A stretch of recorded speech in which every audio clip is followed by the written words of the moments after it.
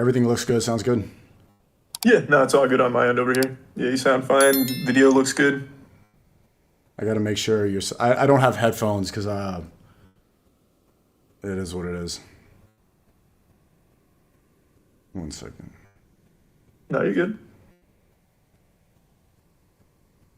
You know, I met somebody that that knows you when I went to do the Jinxie podcast. Oh yeah, at Jinxie's place. Nah, Panera Bread. At Panera Bread. Luckily, I mean, I'm not saying this to like be a dick, but he was like, "Yo, I'm a fan of you." Like, it was like he had like some cancer thing outside Panera Bread, and he's like, Moist Critical didn't donate anything. Maybe he was just trying to get a sale, and then when he said that, I'm like, "Yeah, bro, clips not mags," and then I gave him $100. Nice. That's a sweet tip. Yeah, I hope it wasn't a scam. I doubt it. I'm pretty trusting of people, especially like out at places. I just don't think people have a reason to lie.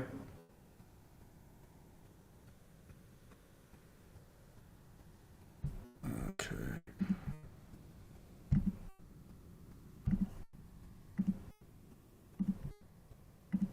This is the most scuffed setup I've had in a long time. It's whatever, bro. I'll just do it like this.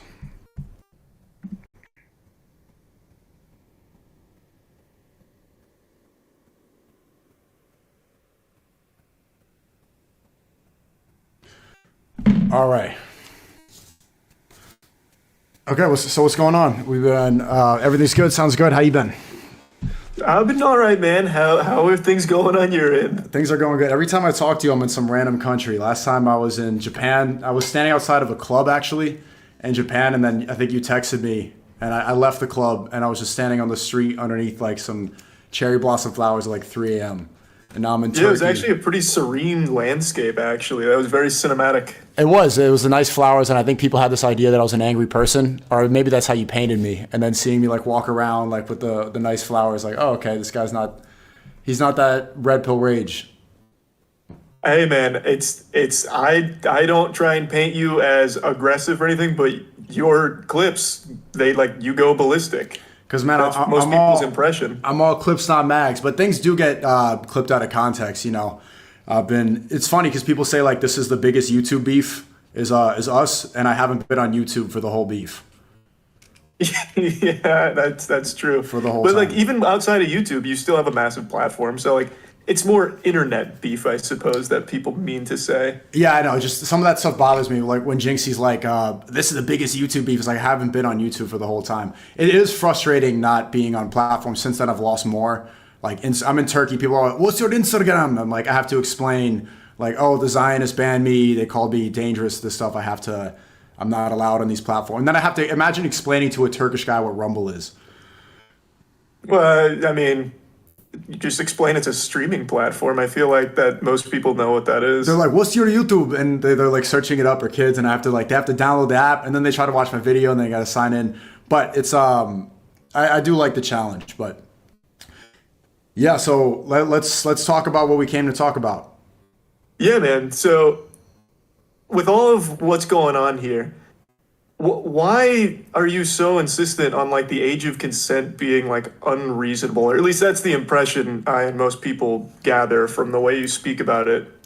That's a valid question, and I want to first ask like, what's your issue with my opinion on the age of consent, age of marriage? Because I feel like age of consent should just be an accepted number, and I think the accepted one is 18. Like regardless of where you talk about in the world, I feel like once you start talking about someone under 18, you're basically just talking like a predator. Like I feel like 18 is a pretty well-established number for most sensible people. At 18, you're going to college, you're living your own life now, you're outside of your family nest. Anything under that, you're still a kid. Okay. You know, it's not 18 in most of the United States where we both live, right? Yeah, but that refers to like Romeo and Juliet laws where if you're like 19 and with a 16-year-old, it's not technically illegal, but you're not a 19-year-old, right? So why would you be arguing for like a 16, you know? First off, I'm not arguing to lower the age of consent. I don't believe in the age of consent. We can get there. I want to establish some terms first. Okay. But Yeah, I mean, it's not even just with Romeo and Juliet laws. There's a lot of states where it's 16 regardless of Romeo and Juliet. And then you go to Europe, most countries are 16. Japan, I think they just changed it. It was like 13 or 14, and now it's 16. Brazil, it's 14. I saw that from a Nelk Boys video. They were joking around about how they should, like, when in Rome, they're in Brazil, so they might as well sleep with a 14-year-old, right? Or across the world, 18, I want to see, like, why do you think 18 is the age of consent? Because that right now is the one that makes the most sense. I guess to piggyback off what you're saying, so if you're traveling right now, if you go to Europe, are you going to be comfortable like hooking up with a 16-year-old? Like just because it's legal there, would that make you feel comfortable? No, I don't hook up anymore. I'm not saying that you do, but I'm saying if you were, single and looking for someone, would you feel comfortable with it being a 16-year-old if it's in Europe versus US? I wouldn't do that. Like, I would not have sex before. I think sex, like, out of wedlock altogether is something that we should not encourage anymore. And having the age of consent, having that idea encourages people to have premarital sex, right? Just that term, age of consent, means you're consenting to something that we shouldn't be doing. So no, I wouldn't feel comfortable doing that. Okay, so then instead of let's take it away from like premarital sex. Would you feel comfortable marrying a 16-year-old? Like, would you meet a 16-year-old with romantic intent if you're in Europe and maybe marry a 16-year-old? Nothing sexual. I probably wouldn't personally, because I don't think that I'd be on the same mental playing field. I like to have intellectual conversations. I like to be with women that are around my same age, because then I can have conversations. I like to relate to them. I think there'd be too much of a gap. But other people, like, if they're able to get along, then I don't see why that's so much of a problem. But why don't you see that as a problem? So for you, you're recognizing like this person's much younger than me. It is a kid. Like you are talking to. Okay, so let's define these terms. Let's in high school. Before we even get into let's define these terms before we even get into this conversation. What is a child? I would use the age of consent. Under 18 would be a kid in my eyes. So a 17-year-old who's 364 days, that's a kid? Yep, I'm gonna use very hard set terms. If it is under 18, even if it's 17, 364, that's still a kid. That's a kid. Okay, now I think it's important to have these hard lines in the sand where it doesn't have this kind of wiggle room. Okay, why does that define kid? As I said earlier, at 18, at that point, you're going out of high school, you're going to college, you're living on your own, you're no longer, a child under your parents' roof, for the most part, extenuating circumstances, of course. But at that age, you are starting to become independent. You are no longer just in your parents' household a kid. You are now going off into the world on your own. You do admit that varies for most people, right? A lot of people don't move out of their parents' homes until they're 25, 26, 27. A lot of people don't. There's nothing wrong with that. A lot of people graduate high school 16. A lot of people graduate high school 20. It's a huge variable. So to set that in stone as that this is when you're a kid and this is you're an adult, that doesn't apply to most people. So why would you define a kid and an adult if it doesn't apply to most people? Because it needs to be defined. Otherwise, you can get into this really gray area where you, like a lot of the things you say, can be misconstrued as you wanting to have sex with a 15, 16-year-old. Who construed that? A lot of people, because, I mean, I don't think anybody clips thinks that I played in the video, you were saying way. like the age of maturity, the age of development, and then you use 16 and 17 in that clip for the age of marriage. The definition of an adult is 18 years old. Yeah, I think that's a pretty fine establishment right there. Anything under 18 would classify as a kid. I think that's important. Okay, but you're getting that from what? From personal experience, from the government, from the law? Because that's legally in America, that's when you become an adult, correct? Yeah, legally. So you're following the government's definition of an adult.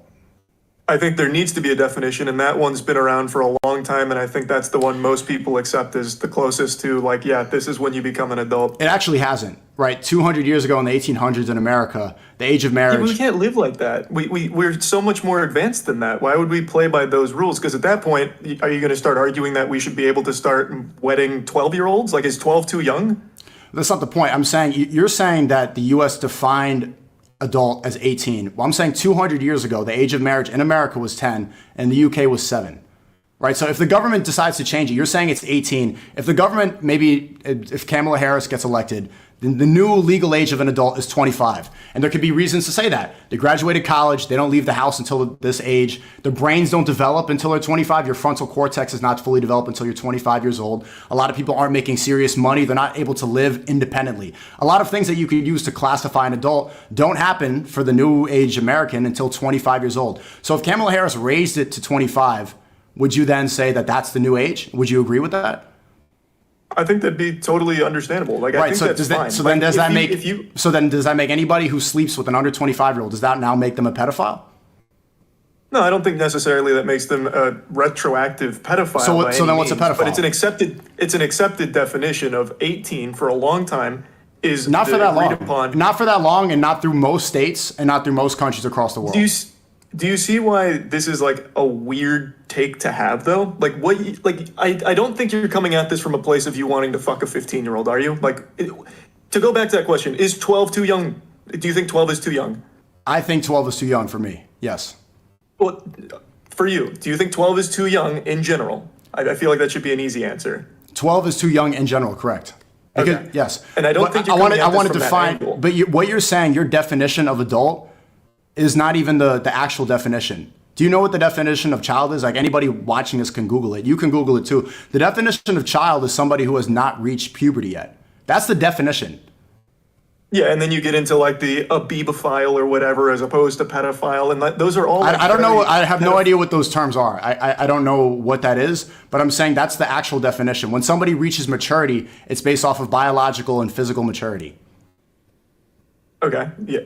Right. Yeah. So it varies for everybody. Adulthood is not something that you can set in stone because it's different for the entire world. Right? I moved out when I was 14. A lot of people don't move out until they're 25. I went through puberty when I was 17. A lot of people went through puberty when they were 13, 14, 15. It changes for everybody. So for you to say that this is the set in stone age and say you're a pedophile if it's under 18, and then if you're over 18, you're fine. Well, then that's a weird line that doesn't make sense. So you're going to say this person is a terrible person if they're 17 years old, 364 days, and right after that, they're good to go. Well, it changes for everybody. So we have to have something, a definition. We have to be realistic with everybody. Well, we don't. But you're saying but that's not even the case in the country we live in. Why argue against it? If you don't want the age of consent to be lowered, why are you making arguments that the same people who do make? Right now, what you're saying is kind of what NAMBLA used to say, if you're familiar with NAMBLA. I have no idea what this is. NAMBLA was the North American Man-Boy Lover Association. They were because these people want to have sex to take advantage, and they don't abide by the rules of marriage. They don't have any sort of morality. They just want to have. I'm arguing for this because I believe in marriage. Sex should only be within wedlock. That's why I'm talking about this. Why, if you're arguing, we can take sex out of it. Why, when you're arguing for marriage, do you want it to drop? Like, okay, 16. When did I say? Just because I don't believe in the age of consent does not mean that I want it to drop. Like, see, that's where the internet can go apply that. Just because I'm saying. Well, no. No. Because you're saying the definition of an adult is 18. I'm saying that's an arbitrary number, and that makes no sense. We should encourage marriage when people reach maturity. That makes much more logical sense. That's even more vague, though. But also, you directly. It's vague because it's different for everybody. When someone can legally drive, they should be able to legally marry. You did say that to me. Right. When somebody is legally ready to drive, the same thing. I think adults should drive cars. That's why I told you that. Yeah, but 15 and 16-year-olds can drive cars. You said when someone can legally drive. Across the world, 15 and 16-year-olds can have sex too.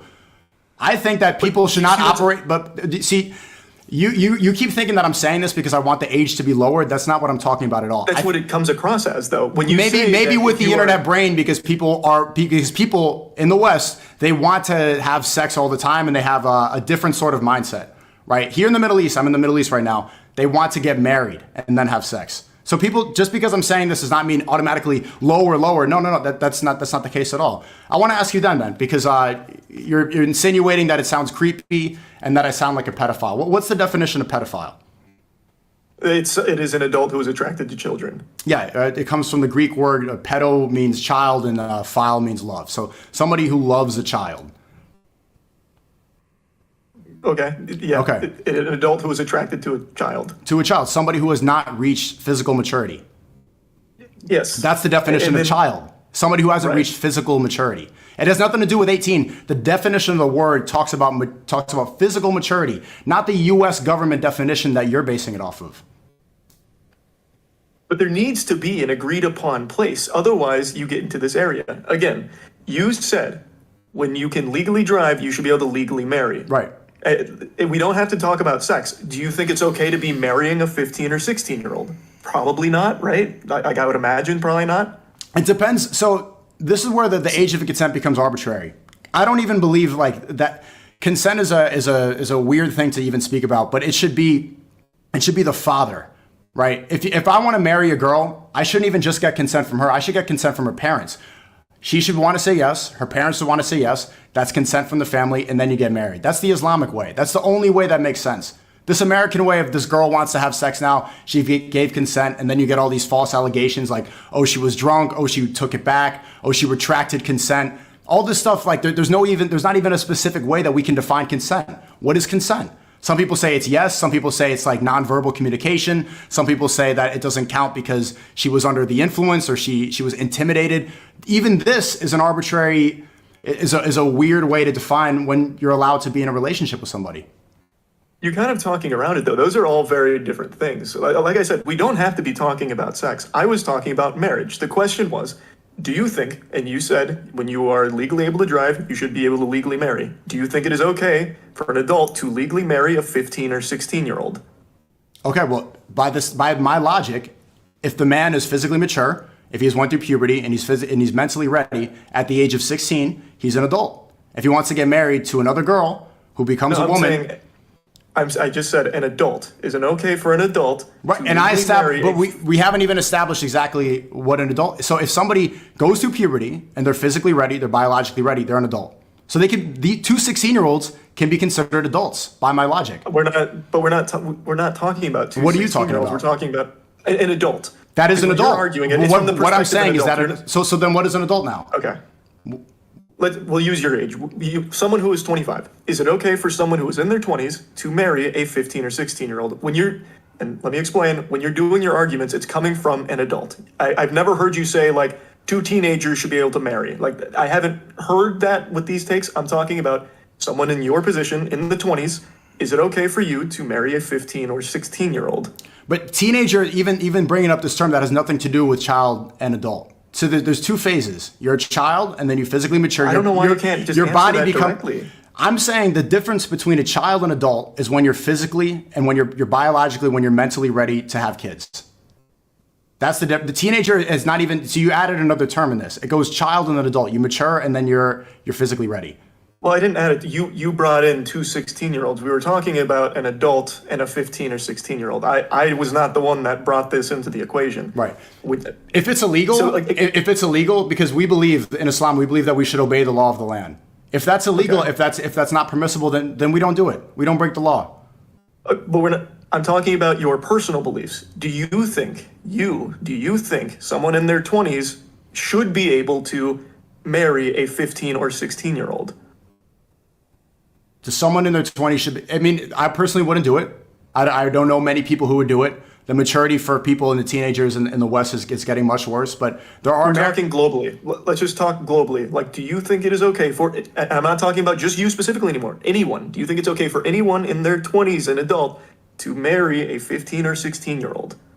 A 21-year-old, if there was a marriage where the father consented and the daughter consented, and it was both good on both families and they wanted to do it, why am I going to get involved? Why should we get the government involved? Well, why would I tell them if everybody's consenting, if everybody's okay with it, if the parents are okay with it, if nobody's being harmed, if it's going to be okay, if they're both abiding by the rules and they're not hurting each other, why not? But they're still, like, they're at best a sophomore in high school. They can't consent to something like that. Like, do you think okay, so now it's sophomore in high school versus senior in high school. What's the difference? Like, what's the difference maturity-wise? I'm just saying, like, I'm giving you a perspective on where that age would be in life. Like, they can't consent to something like that. That's probably you're bringing up an outlier that's probably not going to happen as much. I'm saying that these are arbitrary reasons to say, like, a sophomore versus a senior in high school. How much different were you really maturity wise? It wasn't that much of a difference. The reason that you keep saying 18 is because in California, where they post Hollywood movies, It's 18. And so everybody across the world, this is the standard that we believe in. This is the correct age, exactly on the dot. And if it's anything under that, are you going to say here that if a 21-year-old got married to a 17-year-old who was almost 18, is that 21-year-old a pedophile? I would say that is a morally bad thing to do for sure. Not morally bad. Not morally bad. I wouldn't call them a pedophile. So when does somebody become a pedophile? I would say when you have this position, you're not answering the question. I'm explaining it. Okay. When you are in your 20s and you start preying upon someone who is still a child, a 15, 16, 14, anything under 18, a 21 and a 17-year-old. But you still haven't specifically defined what a child is. I did. So then why? Okay, there you go. So if pedophile is love of children, and your definition of adult starts at 18, if the 21-year-old marries a 17-year-old who's turning 18 tomorrow, he is a pedophile based off your definition. As I said, if he would wait, he would not be. Then well, not wait. Based off your definition, that person's in that position. There is no reason to not wait for the legally established, agreed upon definition of when you stop being a child. Okay, so now we get into the question of whether the pedophile thing, is that a moral answer or a legal answer? Because it seems like morally, it's pretty much, okay, it's almost there. That morally, that's not a pedophile. Legally, it is. But those are two different things.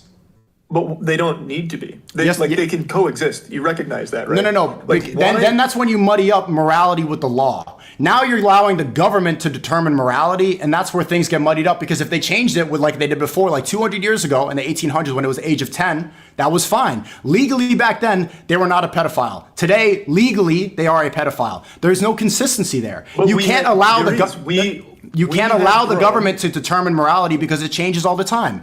Tomorrow, if the U.S. government legalized bestiality, if the government legalized incest, based off your logic, there'd be no reason why that's wrong. Can I ask you, Moise, do you think that incest is wrong?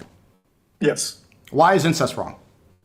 There is under no circumstances any excuse for anyone of the same bloodline to be romantic like that. By no means at all. Why?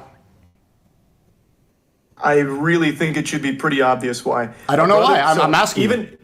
I know where you're going with this because I've heard this argument from another streamer before about like the ethics of incest. If they don't have a kid and thus don't pass down like bad genes that lead to a bad child. I've heard this before. But I want to hear your answer, because are we going with legal or are we going to follow some sort of morality, sort of consistent morality? Why is incest wrong? Incest is wrong because I believe that no family dynamic should ever include a sexual relation. Why? I don't think that. Because it is not healthy. It is a bad thing to do. It is a horrible thing to subject someone to. But why is it horrible? Because who told you that? It's what I believe. And also, if you do have a child with your own kin, the child suffers. Okay, but say it's two gay brothers. Chris Tyson and other Chris Tyson and Chris. If they're two brothers and they decide to be in a no, genuine question. It's what you believe in. I want to figure out where your beliefs come from. You personally believe that. My beliefs come from a place of what I believe to be moral, where I don't believe that anyone in the same family has any position to be romantic with one another. I don't think that's a your healthy morality dynamic. Comes from yourself? My morality comes from like the world around me. I don't have. Okay, so if the morality comes from the world around you, then by your logic, if you lived in America in the 1800s where the age of 10 was okay, and where the age of 7 was okay in England just 200 years ago, if you followed the world around you, that would be okay. That was fine. And it's not now because we've evolved past then. Like Right. We are significantly further along to recognize this was a bad thing. People evolve. Here, we'll go even stupider with this. So your morality is ever changing. It changes with the people. Morality is changing. Like you are not born and then stay the same the entire time. As you take in more information, as you grow, so does your understanding of the world. That's how it should be. Let's see where this goes. Let's see where this change. Okay, let's say we continue this and morality is ever changing. And then you, Moist Critical, you're living in America, and now everyone around you now believes incest is okay, as long as you don't have a child that's going to come out deformed. Then I would disagree with it. So your morality does not come from those around you. It comes from somewhere. If your morality comes from around you, you would agree with everybody that's there. You would agree with the government. You would agree with the law of the land. Where would you get? Everyone has their own individuality. Individuality has nothing to do with morals. Your personal, it does, because your morals are formed from your personal experiences and from what you take in around you from the people around you. Okay, but if you take it in from the people around you, then incest would be okay if everybody was doing it. If you personally didn't agree with it, it wouldn't be. Like, if you want, like, I don't know why you're doing the argument a little incorrectly, but I know where you're trying to go. But the point is, like, the fact of the matter is, people will always have their own perspectives on things, unless, of course, you just follow what you are told 100% of the time. Like, for you, you're pushing back against the age of consent because you don't like being told that this is what it is based on this. You believe that, well, actually, there's a couple other extenuating circumstances in these cases. That's not what I believe in. My belief comes from something that's consistent. It comes from the Islamic way. It comes from the Islamic way because nothing else makes sense. The Western way is always adapting, and now we allow people to change their genders, something that was admonishable only 10 years ago. See, you're following the ever-changing morality. Only 10 years ago, a man becoming a woman was a mental illness. It was something that was shamed upon. 10 years ago, if Chris Tyson was going on a Mr. Beast video and he was there dressed up like a girl, and he was saying that I'm taking puberty blockers, hormone blockers, everybody would admonish him. In a lot of places, he would be excommunicated. He would say, absolutely, I do not want kids to take hormone blockers and change themselves forever. But today, that's allowed. Today that's pushed. Today that's okay. And then everybody else kind of falls into suit. There are a small minority of people in the West, people that believe in God, they say that this is absolutely wrong, and then they get banned for it. You can't follow the people that are around you, the ever-changing morality. You can't follow a line of questioning. You keep going off onto these tangents. Look, at the end of the day, man, it's not a tangent. You can believe whatever you want to believe, but the point is, people are always going. No. You cannot believe just whatever you want to believe. You cannot. You are doing. If you believe bestiality is wrong, you should not be in society. If you believe incest is okay, you should not be within the community. You should be excommunicated. These are things that there's some certain morality that should supersede the government. That should supersede something. The government should not. The age of consent for you? It's not the age of consent. It's you should stay on topic here. Because I'm staying on topic. What you are doing is you are deflecting to other topics. You have still not directly said that you think it is a bad thing for an adult to marry a child. Like, you are still unable to say that. Now, but you haven't even defined child. I have. My definition is anything under 18. That's exactly what a child is. Yeah, I think that is a great line in the sand. If you are under 18, you are a child. It's not a great line in the sand. But that's not even the definition of child. You're going off of your own definition. Who cares? Who cares? Like, who cares? Yes. Why? If 18 is the established point, you are out of high school going to college. If that is the point where everyone has agreed you're an adult past this point, why argue against it? Why argue? Because if the government decides to push the age of high school, if they try to lower it, if they said that you can vote at a different age, then your morality changes based off of the law. And I'm saying that you need to have a consistent morality that does not change with the government and that does not change with the people that live in your country. It has to supersede that. You can't just say because of high school, because of college, this is the set in stone age forever.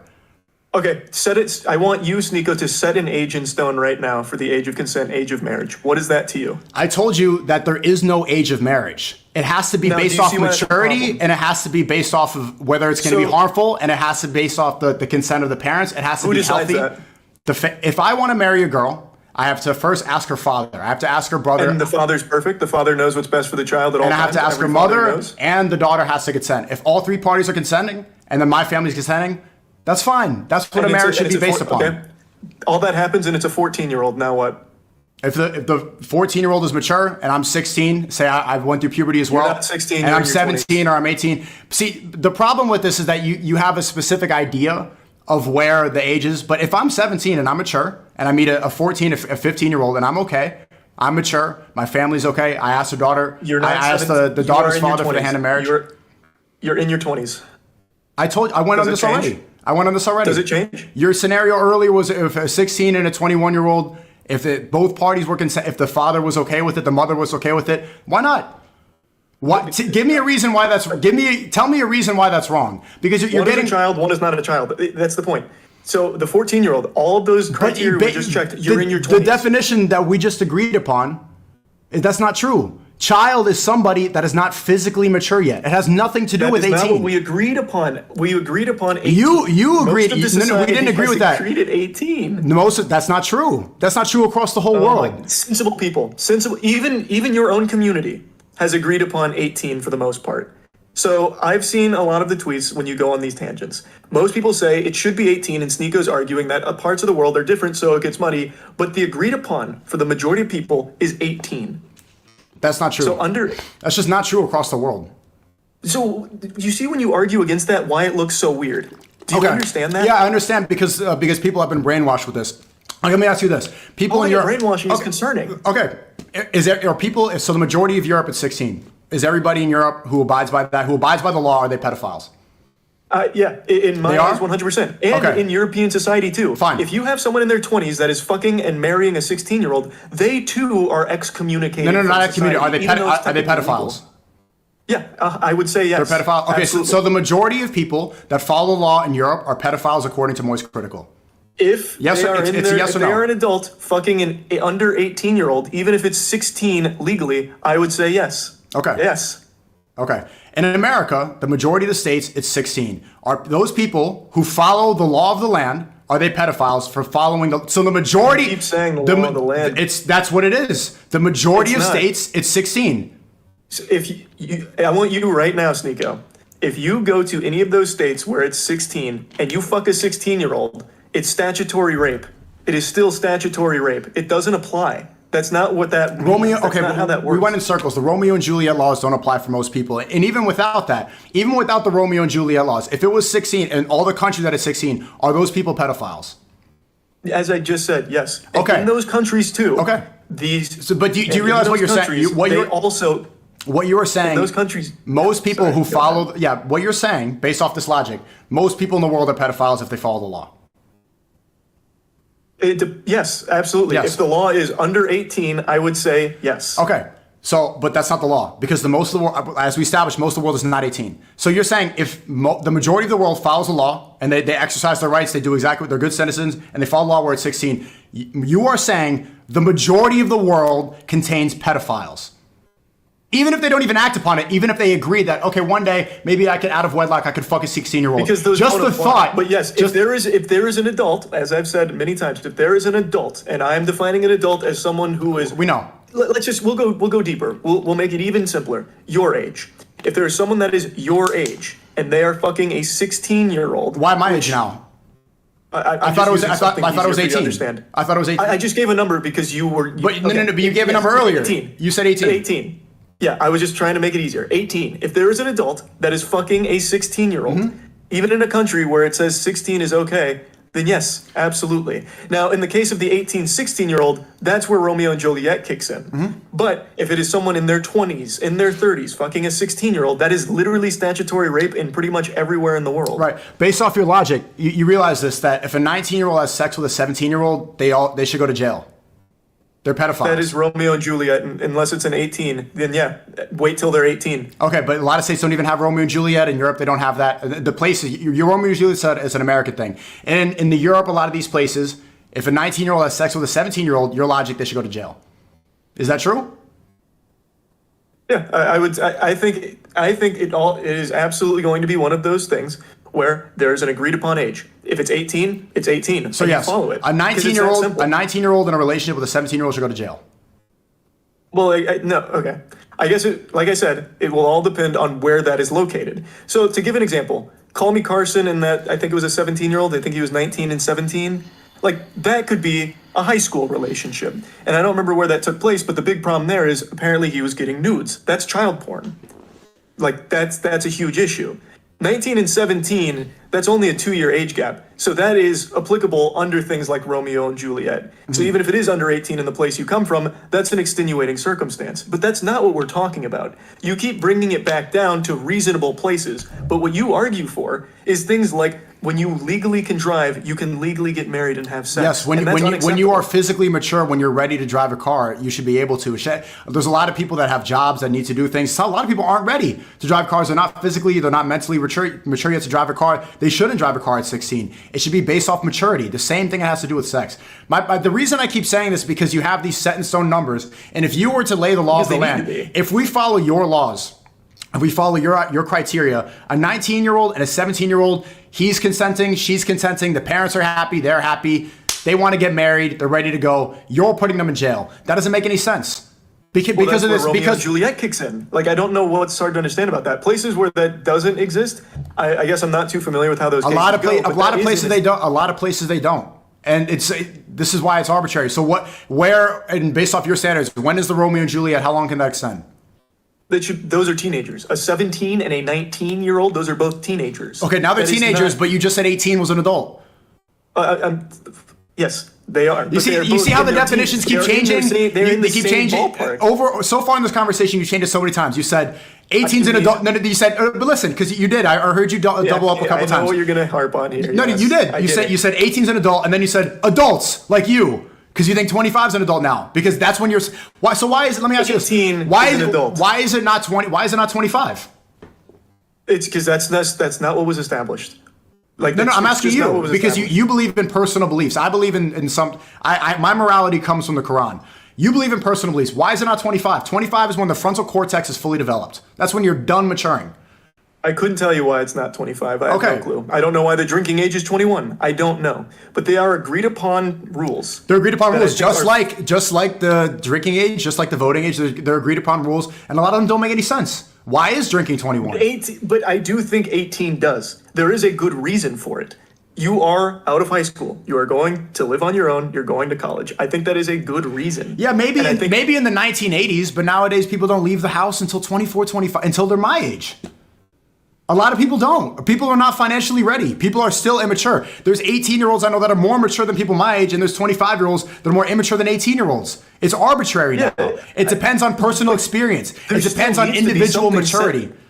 But there needs to be something defined in your rule here. And I'm saying there is something defined. I'm saying there is. A 14-year-old, in your definition, could literally marry an adult. That's a problem. In your world, a 14-year-old can marry an adult. Yeah, in my world, two 14-year-olds could be adults. I'm telling you, why do you see why that's weird? Two 14-year-olds, you don't think that two 14-year-olds could be married?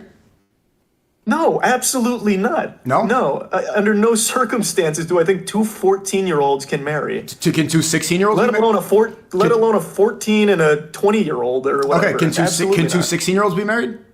No, I don't think two 16-year-olds. Why is it wrong if so a 16-year-old, because the age of consent is across the world, so many places 16, if they can go have frivolous sex with a lot of people, if they can go fuck around, if they can do deviant things, if they can change their gender, why can they not get married?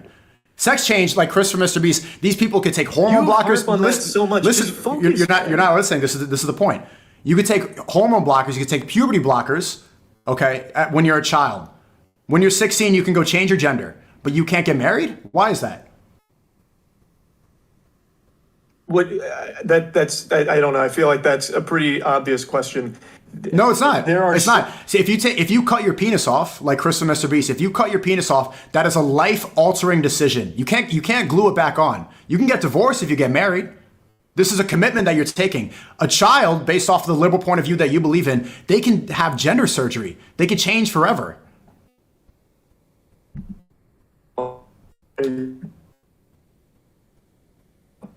He lagged out.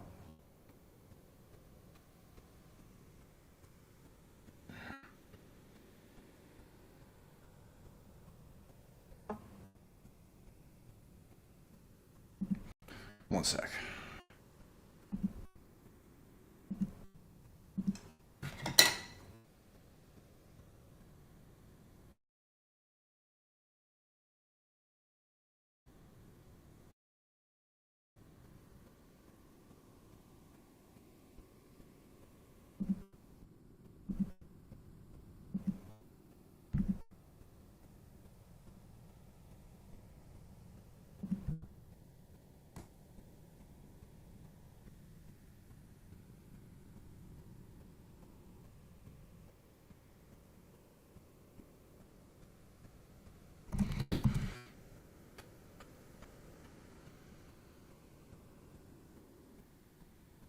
Guys, can you hear me?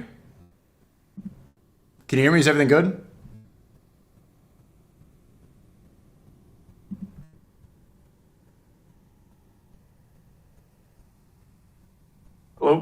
Hey, you back?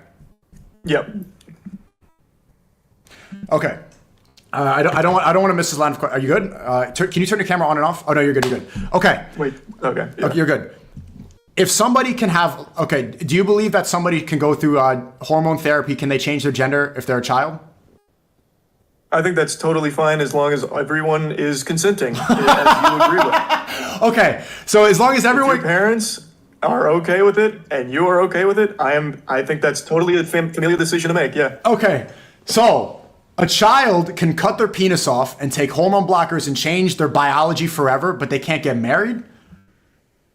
Oh, that's a decision that now extends beyond the family because now you're bringing in a different party. So if you have someone that's your age coming in saying, I want to marry that child, I don't think that can happen under any circumstance. So, no. But it's still a personal decision. You're still deciding. Because there's take the other party out of the equation. It's a personal decision. If If I'm 16 and I personally want to marry this girl, she's beautiful. She's 21 years old. Her family wants to do it. My family wants to do it. You're saying I can't do that. We're both consenting. I'm ready to go. I'm physically mature, but I'm not allowed to marry because Moy says that woman's a pedophile. But if then the next day I leave it, I'm depressed, I want to cut my penis off, I can go right into the clinic, snip it off, and start taking HRT like Chris Tyson. That's a society that makes sense to you? It is. I believe everyone has I believe everyone has the right to do with their body what they want to do. Okay, 100%. So everyone has the right to do with their body, but not when it comes to a sacred marriage where they have kids, where they add to society. That's no longer just you. That is your body. Bringing someone in. Okay, you're still bringing in the doctor to use the scissors to snip off your penis. He's not there for the rest of your life. He's not constantly there at your fucking house monitoring you. You don't need to be there. You're not glued to your wife. You're not there like Siamese twins. You are a 16-year-old. You are entirely reliant on this adult that you've now brought in. No, you're not. You could tell parents, maybe I'm making my own money. I'm not reliant. If I'm 16 and I marry a 21-year-old and I'm making a lot of money and I'm doing well and I'm independent, I'm not reliant upon her. Not only that, the person that you just put through transgender therapy, now they need to go to therapy once a week. Now they need to go to the pharmacist once a week. Look how many people are involved now. Now they're going to therapy groups. Now they're online. They're making YouTube videos. They're in a Mr. Beast challenge. This person is relying on so many people. And they also have... You're cutting out again. You're cutting out. Chad, is it me or him?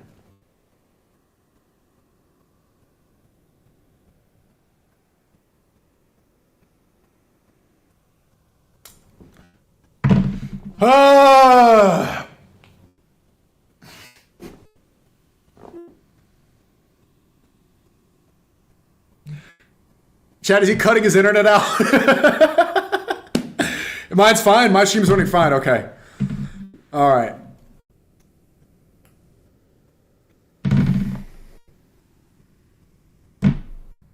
I'm not lagging at all. I don't know, man. Moist! Let me call him back.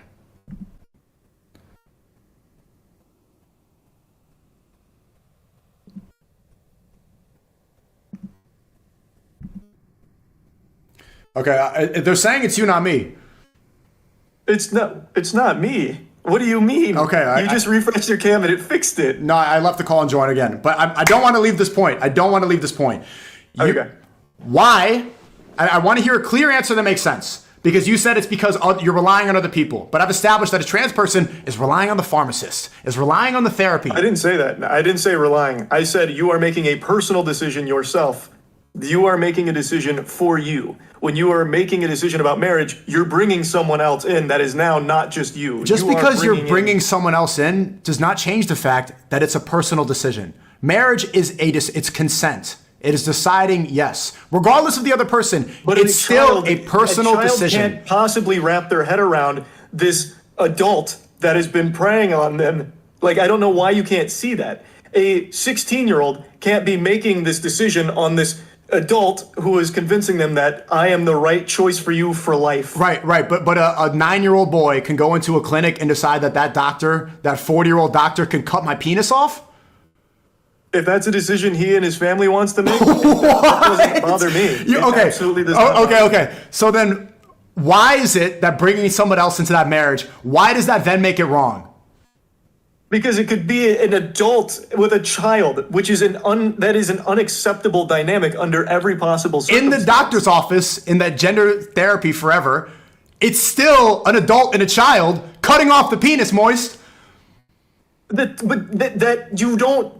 are not living with that fucking doctor. You have made a decision. You're living with the decision of that doctor to cut the penis off. It's still living with the decision of another person too. And that's life. You live with decisions. Some people might regret it, sure. But with this marriage with an adult, that is a decision that is now, once they are in your life, it can be out of your hands. You can have this adult come in and just start beating the shit out of you. You can have all kinds of things.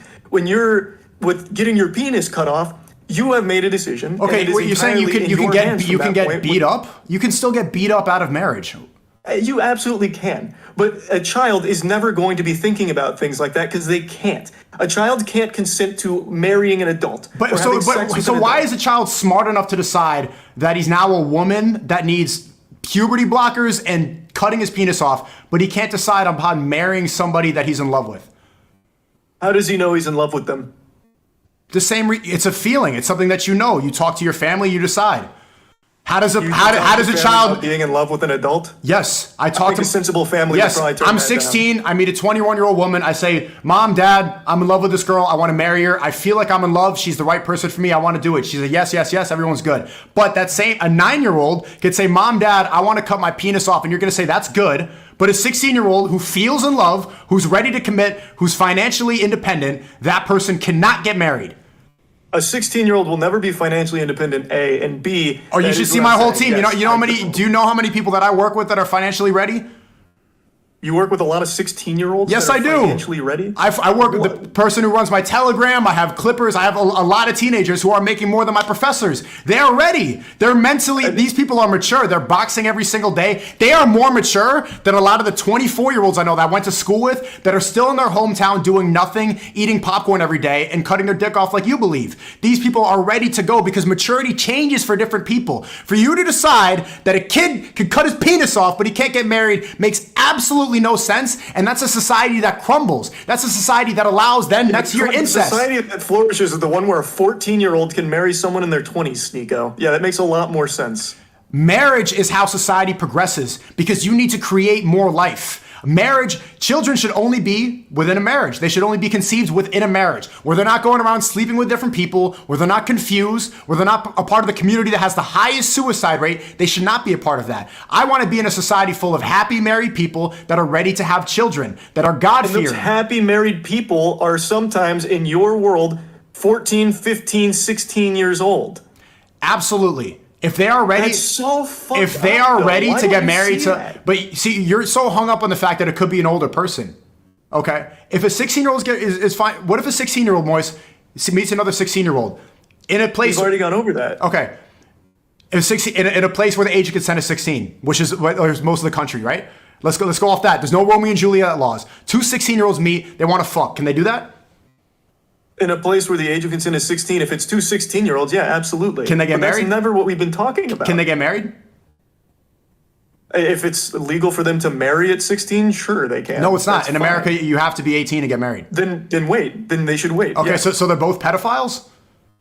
What the fuck? No, there's no adult in that situation. They're both the same age. The point this is where it goes back. The point I'm making is that you cannot follow the law. You cannot rely upon the government on these arbitrary numbers. The reason you believe in 18 is because you live in America right now where the age is 18. If you lived you do too, though. No, I don't. You just said it. You wouldn't. So you don't believe it's at 18. So you're gonna go fuck a 15-year-old? This is not my personal preference, Moise. That has nothing to do with my personal preference. Well, answer that question. You just said you don't. Are you gonna go fuck a 15-year-old in a place where you can? That is not my. I don't want to have. Just say yes or no. Just no. Say yes or no. I do not have sex out of wedlock. I've repeated this before. My point is, had plenty of sex out of wedlock. When you were sexually active, would you have gone and fucked a 15-year-old? Absolutely not.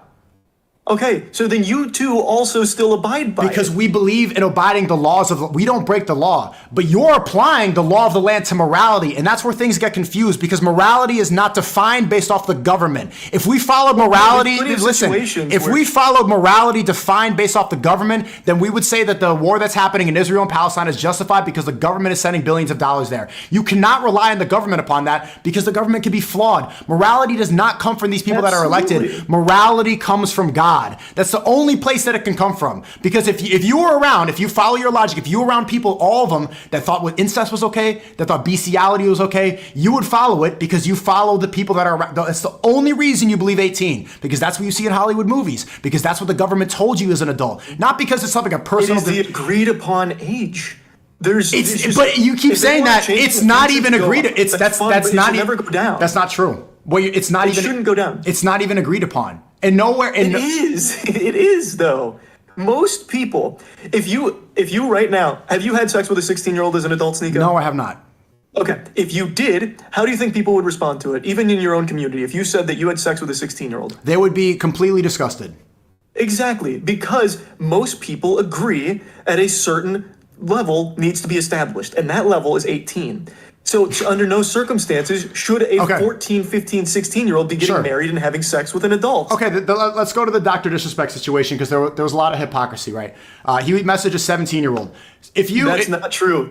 Show me the evidence of him messaging a 17-year-old. I haven't seen any evidence. See, all the streamers all the streamers within your community, they were so quick to admonish Dr. Disrespect without seeing any evidence at all. We saw Chris Tyson, and then they waited 3 days like you to post a video.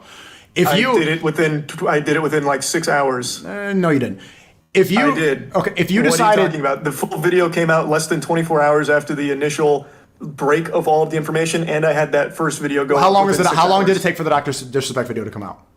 Over 24 hours. Did it? How long did it take for you to tweet? And in the first video, how long did it take for you to tweet times how there's no concrete evidence of who he was talking to. How long did it take for you to tweet? I waited till his second response, so that was 3 days later. It was 3 days later. You didn't tweet right away? Nope. Okay, then you were that outlier, and most streamers, all of them, they waited. They didn't say anything. They wanted the Mr. Beast collab, but that's besides the point. Most critical, if you DM'd a girl that was 17 years old, 364 days, should everybody be disgusted with you? I think that would be pretty disgusting, yeah. I don't think you should be communicating with someone under 18 no matter what. Okay, if you want to... It's not... Is that disgusting? Yeah, I think it's disgusting. You wait a day. Like Cody Ko having sex with Hannah when she's 17, I think that's disgusting. Okay, say she's 17 years old, 364 days. He waits one more day. Is he still disgusting? I still think in that position, yeah. I think that's still a huge power dynamic issue that you're getting into with that one. But wait. That's disgusting. But I thought you said 18 was an adult. Well, yeah, it is. Like, you're not going to jail. But okay, so now it's disgusting for two adults to have sex? It's disgusting for someone to be using this kind of position in the example you're giving. That's a power dynamic issue. But so Cody Ko waits one more day, then they have sex, and he's still disgusting. But it's two adults. Why is that disgusting? People are still like, I would be upset hearing that. Cody Ko was in a different position than Tana at the time, and he was also in a much different place. And even if he waited till 18, while it's not illegal, it still wouldn't be a good thing. It's not something to celebrate. Not celebrate, but you think it's disgusting. You think it's reprehensible. I think it would be a bad thing, for sure. Yeah, I don't think it would be a good thing. Is he a pedophile? No, he would not be a pedophile. Okay. And I also... Okay, he's not a pedophile. The day before, 17, 364 days, is he a pedophile? No, I think yes. Yes? Let's just we're going to use a agreed upon definition. If you don't wait till 18, you will we'll just do pedophile. There you go. People like to argue a beefophile or whatever it's called, but let's just say if you fuck someone under 18, you are a pedophile. You're a pedophile. Yeah. So this is just like the word misogynistic. I get called a misogynistic all the time, right? I was just in France recently, and there was a girl literally massaging my head. She's 27 years old. She's massaging my hair standing on the street, and a soy boy comes up to me with earrings. He says, "I hate you. You're a misogynist." He says, "I hate you." And he doesn't know, and I ask him, like, what does misogynist mean? He doesn't know. Right? The same reason that your definition of pedophile does not even follow the actual definition of the word is the same thing when people throw around the term misogynist and they don't know what it means. That's what happens when you get to throw around... As I just said, I know it's not the definition of the word, but we're just using terms so we can all be on the same page. Okay, but words have meanings for a reason. You can't just make up a definition of a word. It's a beefophile. If you have sex with someone under 18 but over 12, you're a beebophile or whatever it's called. Okay, so he's not a pedophile anymore. You just change it. So now he's a beebophile? Well... I'd still use just that word. It's bad. Yeah. If you are having sex with like a 16, 17-year-old, it's bad pedophile behavior. Okay, so it's not it's not a beebophile anymore, it's a pedophile. You're talking about terms. The correct term is a beebophile. I want to figure out because Moise, we can't have a discussion if we don't define terms. You were the one that immediately got mad that I used pedophile incorrectly to just do a blanket term for Exactly. under 18. I didn't get mad, but I'm pointing out, if we define a term and then you change the definition of the term within the conversation, then the conversation I'm not makes changing the term. You got upset because it's not the strict definition of pedophile. It is someone that hasn't gone through puberty. But we're using just this term to refer to anyone under 18. Okay, so we're But using you were upset words. it wasn't a textbook definition. So we're using words, and we don't care about their meaning anymore. You're doing the same thing. No, I'm following. No, I'm not trying to do a gotcha. I'm following your line of logic. We're using It's a not word. it's not a gotcha, it's just not a Cody good point. Cody Co's a pedophile based off your logic. Cody Co's a pedophile even though he's not a pedophile. We're using that term, yeah. He had sex with a 17-year-old. It's not. We're not just pedophile, using. We're not sure. using the term. It's It's either. statutory rape. It's statutory rape. That's not what I'm not talking about. Statutory. I'm asking you if is he. That's the legal term. It's statutory rape, having sex with a 17-year-old after you're an adult. So you change the term again. It was first beebophile, now pedophile, now statutory rape. Which one? See, the reason that I'm having this discussion with you is you can't use arbitrary words that have no meaning to apply to somebody, because that's how you cancel somebody. That's how you just say things around, and that's how you get to shame somebody, ruin their reputation. And that's when words lose all meaning. And if we lose the meaning of words, then society makes no sense. Then nothing makes any sense. Then kids can cut their Nothing dicks is- off. but You you're no, doing the Moist. same You're thing. not understanding what I'm saying. You need to have words. Need to have meanings, or else everything do. crumbles. Or else And right now- the very fabric of society does not make sense if we're using words that don't have meaning. We are. Age of consent has meaning. It's 18, and you are the one that's trying to redefine it. You're going back. You just said that he's a pedophile, but he's not a pedophile. It's statutory rape, but And he's a you're pedophile. dodging what I'm saying. But you're, The core I'm not issue dodging. that I'm I not wanted to dodging. talk about was You're, that, and you're you keep calling it. dodging You're it. calling him a pedophile because it fits, but he's not because it's a bad word, because it's morally bad. But he's not a pedophile because it's this day. No, the words you're using you do not keep make making- sense. You talk in circles. I'm not talking in circles. You wanted one term to encompass what I believe under 18. And since I used pedophile and it's not the textbook definition, I said the textbook one would be in a beebophile, or statutory rape is the charge of what it would be. It's a crime. Okay. Do words need to have definitions? Yes, and so does the age of consent. When we use the English language, should the words that we use match the definition of the word? Yes. Yes, you're not doing that. What you don't want. Statutory rape, then. We won't use colloquialism. There you go. It's So statutory rape. within this conversation, you change. Statutory rape. Cody Co is no longer a pedophile. He's a statutory rapist. Is that correct? Yeah. Is he a beebophile still, or just a statutory rapist? Statutory rape. Okay, so he's not a beebophile. No, we won't use that term. It's not we won't you're saying we won't use because you're operating within a bubble of cancel culture. Do you need No, to? it's not cancel culture. It's just, it's a 17. Do you think him fucking a 17-year-old's a big deal? No, I don't. I think it's bad. I don't think he should have sex out of wedlock. I don't think that's something to be. I don't think that's like incredible. I don't think that's But do I think that like she was? I think she was physically mature. I don't think that she was like traumatized from it. I think she's clout chasing, going at every single podcast. Do I think that he's a pedophile? No. She looked like she was mature. She looked like she definitely went through puberty. Definitely wasn't the first person she had sex with, and maybe it was in a state where the age was 16. So legally, based off the based no. Morally, based off the definition, no. It was in Florida, so isn't it? What is the age there? 17? 18. You sure? I'm almost positive. See, you don't even know. I'll So check. now you're trying to think, wait, is he a pedophile or not? It's either she's a child or she's not. These are very simple definitions that we need to follow. And if we follow, you're Googling it, if we follow your line of thinking, that's when things get crazy. That's when kids can cut their penises off. That's when I'm a woman right now. Kids can marry at 14 and 15 Right. in your ideal world. You know what's so silly about the situation is when you talked about Chris Tyson. Did you see the number one viral clip I saw? And I know you saw it. Did you see it? Which one? People were getting angry at you that you misgendered Chris Tyson. I didn't misgender anybody though. I only referred to Ava by her name. I heard that. I heard misgendering. I saw the clip that went viral. It was they. Well, yeah, I used they, but I only used her name, and I used they when referring to most people in general. I say they a lot. And when I was at the Mr. Beast thing, Ava was referred to by they by one of the staff, so I just played it safe and said Ava. And I didn't want to offend anybody because I am not transphobic. Like, I never have been. I don't have hate in my heart. They're calling you transphobic. I know. The people that live within your frame of thinking, the Western civilization mind, that hive mind, they're calling you a transphobe now for calling Chris pedophile Tyson a they. What do you think about that? It hurts. I don't like to see it, but it is what it is. I should have looked into the preferred pronouns more. I just made an assumption that we'll just be safe and use Ava's name. Like that's think to go beyond that. That points out the problem, the flaw of thinking of Western civilization, this liberal mind. When somebody gets exposed for messaging children and saying, like, this guy was exposed for liking lolly porn. Dr. Disrespect. Yeah, Dr. Disrespect, that's same thing. What he did was wrong. Both are wrong. Well, you defended him, though. No, I didn't. You still, even in this conversation, I never defended Dr. Disrespect. Never. What did I say that defended him? What I said was I'm pointing out the flaw. Everybody's so quick to hate him, but then Chris Tyson comes along and all those people are silent. No, right? Even before. No. I never defended him. No, I never defended him. What he's doing is wrong. He's a married man. He shouldn't be doing that. I said that he should not be doing that, and what he did was wrong. But you said that the 17-year-old thing is not a big deal at all. Right? Yeah, I don't. You made up. It's not. It's not. But it's bad. He should not. He should not do it. Does that make him a pedophile? No. My point is, Chris Tyson, what he did is absolutely wrong. Like what Dr. Disrespect is wrong. The point is, Chris Tyson gets exposed for messaging actual children, and the woke mob that you're controlled by, they get mad at you for misgendering instead of the fact that this guy is actually messaging children.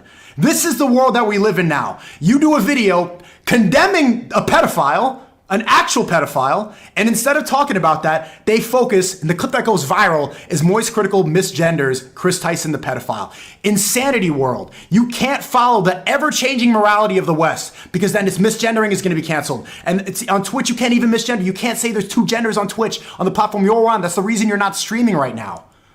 This is the problem. You need to have consistent morality. I just wanted to have a conversation with you again. That's all. I wasn't going to stream it or anything. I know, but I'm saying this conversation. If you said that's why I wasn't, but. Well, if you had this conversation on Twitch, you would get in trouble. The point is, if the ever-changing rules of this Western thing where they keep adapting, love is love, first it's gays, then it's LGBT, then it's LGBTQIA, and then it's just accept them, and then it's cut their penises off, and then it's take hormones, and then it's kids can take hormones, and then it's kids can cut their dicks off, and then they're parading through the streets, and then they're waving their dicks out in the park in public. We can do this same song and dance with your ideal world, too. You're not setting anything defined.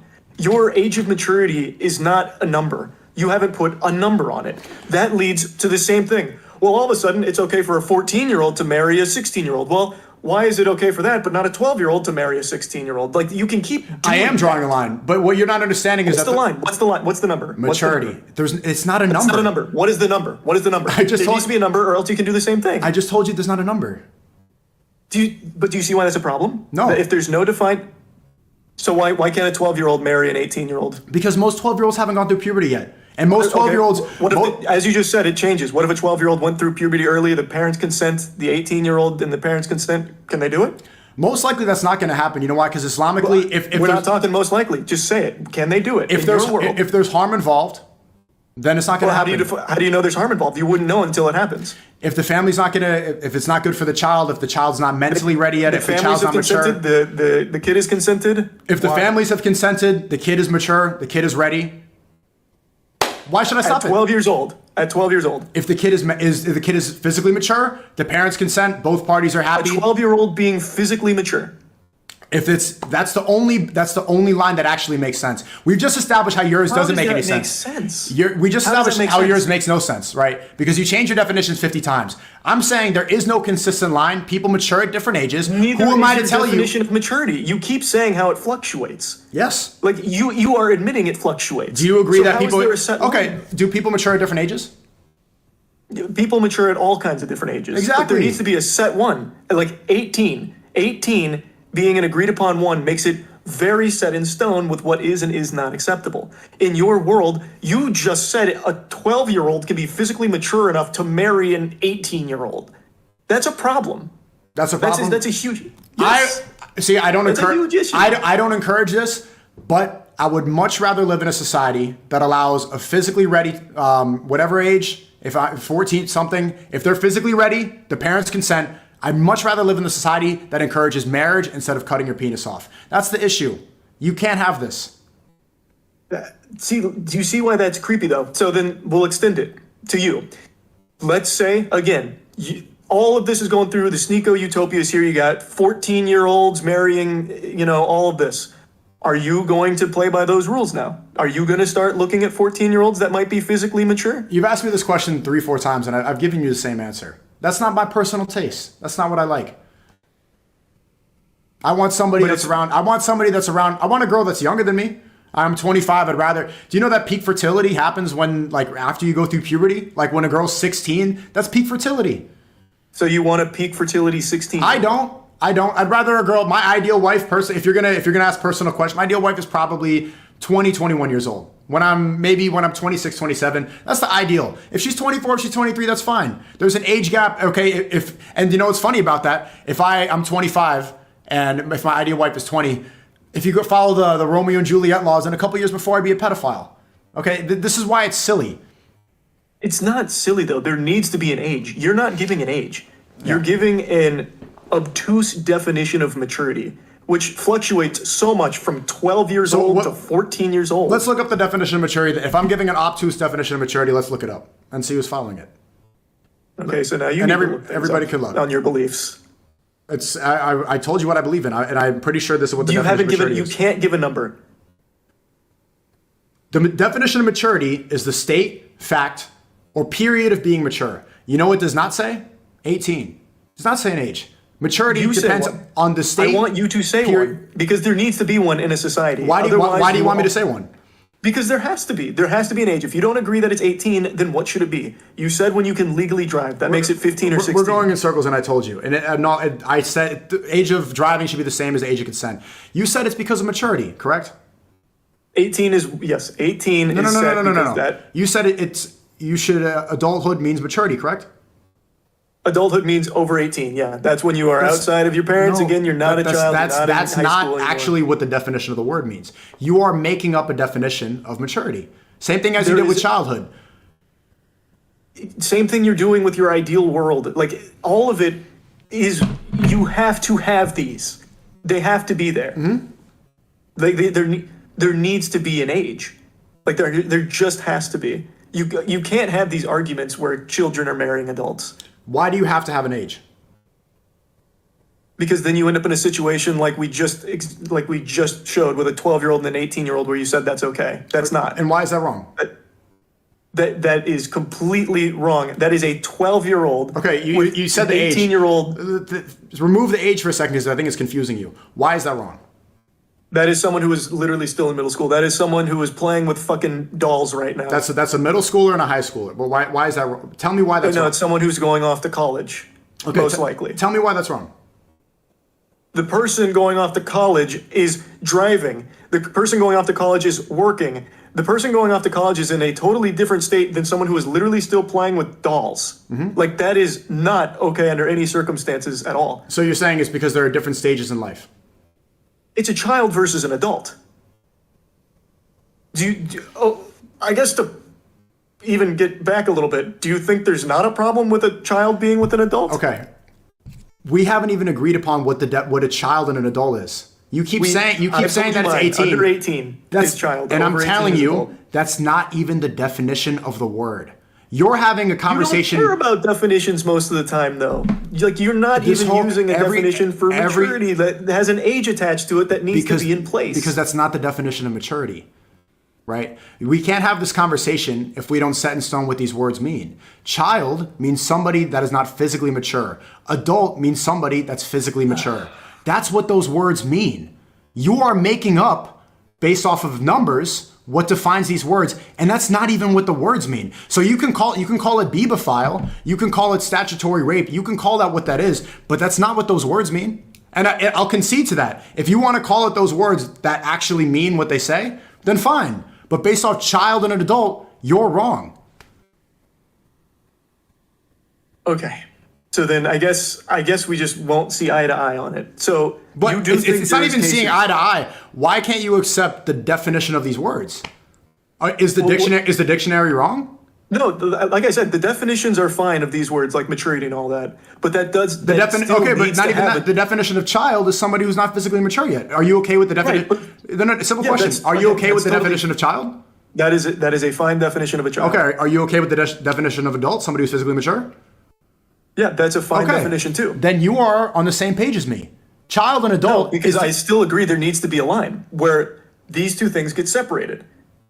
There needs to be a place where this one is a child, this one is an adult. But then you're being hypocritical. You contradicted yourself, because if now you're agreeing that a child, what separates a child and adult is physical maturity, then it's puberty. And early in this conversation, you said before 18, if someone has sex with someone before 18, they're a pedophile. After 18, they're good. Now you're not saying that. You're going in circles. So it's either when did I contradict the definition of pedophile is child lover. Right? We can get rid of pedophile. The definition, we define that. Okay, so we define 3 terms. Child, somebody not physically mature. Adult, somebody physically mature. Pedophile, child lover. Okay? Now, based off those definitions, 18 has nothing to do with it. There's no numbers. But there needs to be. That's the point I'm making. There needs to be. You can't leave these things up to ambiguous, well, this person and their family consented to marrying this 13-year-old and their family consented, so it's fine. Because it's not. It can't be. Do you concede that you've changed your definition of all these words in this conversation? Probably. This has been so all over the place, I don't know where we're at. So there's a very good chance. Well, you started off by saying, and you said it so many times in this conversation, that 18 means an adult and before 18 is child. Now you're saying it's physical maturity. No, I've still stood strong. 18, adult, under 18, child. Is anybody else hearing this? Like that. You just changed your opinion in the span of 10 seconds. I've never faltered in the span on of that. 10 seconds. If you want to define child as maturity, I just defined these and you agreed. I said child child is not physically mature. Adult is physically mature. Pedophile is child lover. You agreed. Then I brought up 18 and then you changed it. Now 18 is adult. Exclusive. That's not mutually. Those definitions are fine, but that you still need to classify in society what is and is not an adult, where that maturity is on a number. Okay. You have to do that. The number has nothing to do with physical maturity, the definition that you just agreed upon. It 100% does in terms of this relationship between a child and a fucking adult. It does. I don't even know what you think a child is anymore. Is it somebody physically mature or somebody under 18? In society. But if you want to define child as puberty, that's fine, because that is the textbook definition of a child. Okay, and you agreed that's what the definition is. Yes, that is a fine definition. But you can still fall under 18 and be a child. Okay. That is the point. Fair. You are under 18, you are a child, you fall into I understand what you're saying, and now I can understand your difference between legal and morality, right? That there's a difference between legal and morals, right? Is Dr. Disrespect messaging, I don't know if he messaged a 17-year-old, it's fine. Let's use this hypothetical. He messages a 17-year-old. Is he a pedophile? As we've gone in circles. I would say it's a bad thing, and if we're going to You're not answering the question. No. It's a simple question. Yes, I would say you are going to a child. You're not making sense. Going to a child. You don't know what this person is. You just said it's somebody physically mature. It's a minor.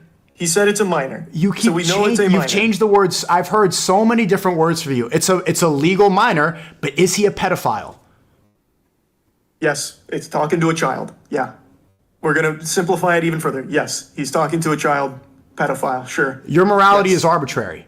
It depends on nothing that makes it doesn't make physical sense, because you just said it's based on maturity, and now it has to do with age. Those are two separate things. I never said based on there's maturity. No consistency. I said there always needs to be a line. You can define a child based on puberty and adult based on maturity. That's fine, but there needs to be a line where this line over it is adult, under it is child. That's crucial. That's not even what you believe in.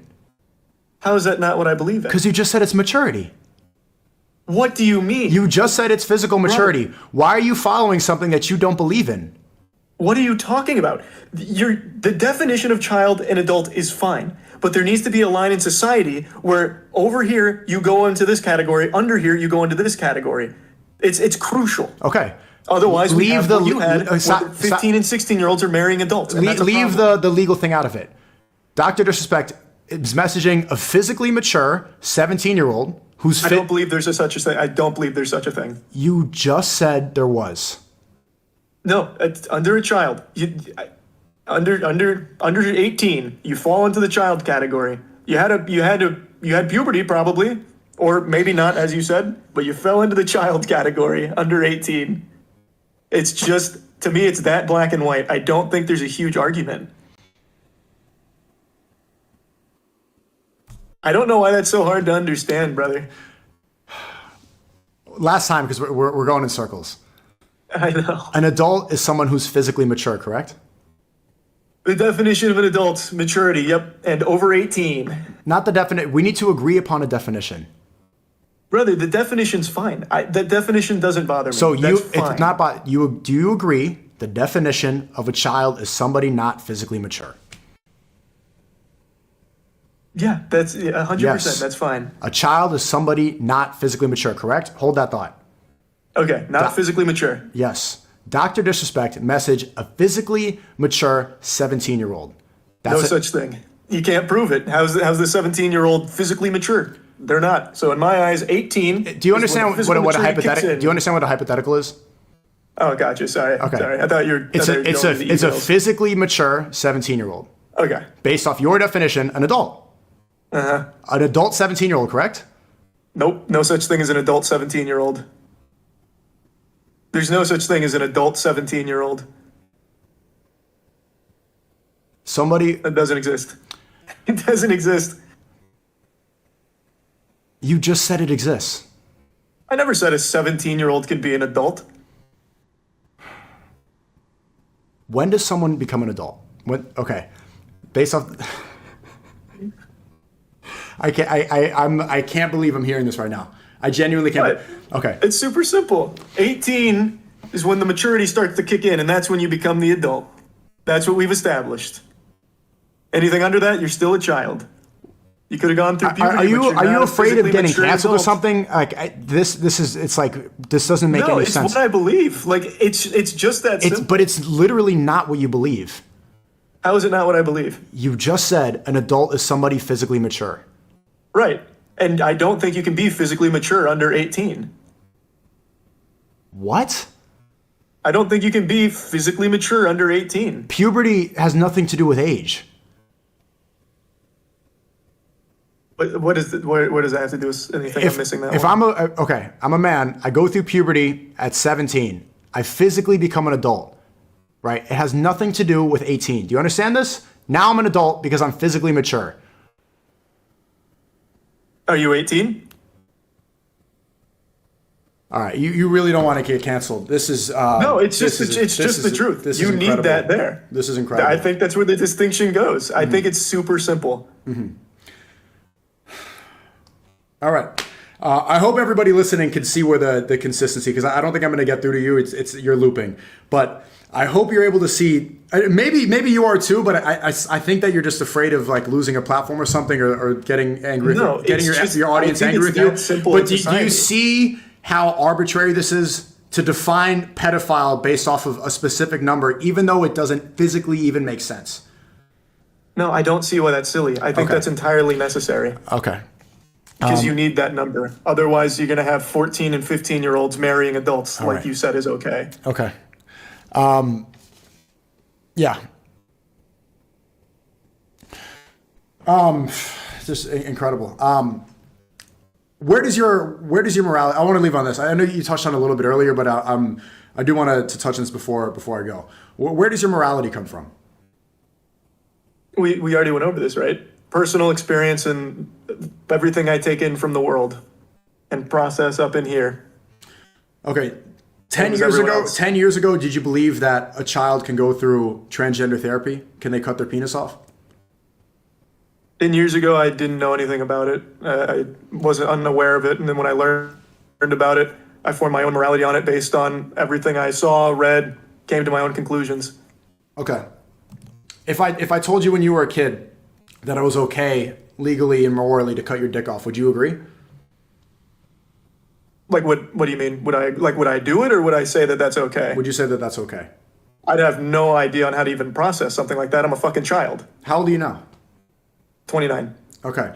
When you were 10 years ago, like, and you had heard about it, because this was still bubbling. There was, I think Caitlyn Jenner was first popping up. This was like the talk of the town. If I told you 10 years ago, try to remember that Trump was running for president, 2014. What's happened? Like, Obama's still in office, right? I tell you it's okay to cut kids' penises off. You saying that's cool? So 10 years ago? Yeah. I'd say let me look into it, and probably if it's a decision they came to with professionals and their family, I'd say yeah. You say that's gonna go? I'd say you have the right to make that decision for yourself. Yeah. Can you? I don't even know how to get through to like the people like you sometimes. Why? Because why is it okay? Why? Okay, I'm not trying to be up. Why do you think a kid can consent to that, but they can't consent to marriage? Why can a kid consent? We're going in circles. I just said when it comes to a marriage, it's no longer just a personal decision. It's not. You take on a whole We've new also person, established that whole a person's family. transgender surgery is also not a personal decision. It is. It is a decision you are making. You're also saying I do to the marriage, which is a personal decision. And then you are bringing in an entirely new family dynamic from this adult. And why does that then make it wrong? Because other people are involved. Because this is an adult. This is a predator who is coming into your life. A predator? Yeah, if you are marrying an adult as a child, that's a predator. Okay. And it's not predatory for the doctor to lure a kid into an office and cut his penis off? Oh, he's luring kids into the office now? Yeah, with what, there's like advertisements. Chris Tyson from, maybe a kid saw your collab with Mr. Beast. He got inspired by Chris Tyson. He gets lured in because Chris Tyson... Maybe a 24-year-old watched your streams like, oh, you know what? This 15-year-old's pretty mature. I'm going to go ahead and start trying to talk to them. Do you think that's cool? No, that's not cool. You're supposed to talk to the father before you get married.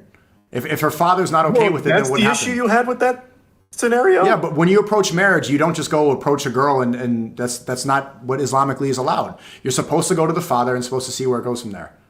So that's never what I said. 24-year-old talks to the father of a 15-year-old and gets his permission. Now it's cool? Get to the father and say, like, am I interested in marrying your physically matured, your adult daughter? Okay? Is she okay with it? 15-year-old, ask the mother, 15-year-old daughter. Get the consensus. Yes, and if he's okay with it, she's okay with it. I think that's fine. That's fine. Like that, I just don't see how we'll ever see eye to eye on that. Like, to me, that is the most alarming shit. Okay. To even view someone of that age as physically mature is concerning. Or like the potential to be physically mature at 15 is very concerning. Then you think so, like, by your morality, all of human history, everybody was a pedophile. In the 1800s in America, the age was 10. In the UK, 200 years ago, the age was 7. Yeah, yep, 100%. So everybody, 7 and 10-year-olds, yeah. So everybody in human history was a pedophile up until 10 years ago.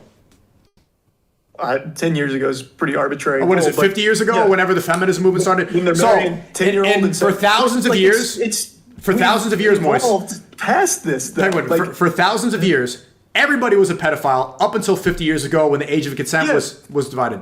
Yes, and also people used to eat people more often, like cannibals. What, you're going to go on like cannibals? Like, it's not like things were great back then. It's not like we had it all figured out back then. Yeah, there was a lot of bad shit. But in successful societies, like the UK is a Christian country, was a Christian country in the 1800s. The United States was a Christian country in the 1800s, and all societies in Greece and the Roman Empire, successful societies that colonized, that thrived, that had lots of families, that invented things. These people, all those people were pedophiles.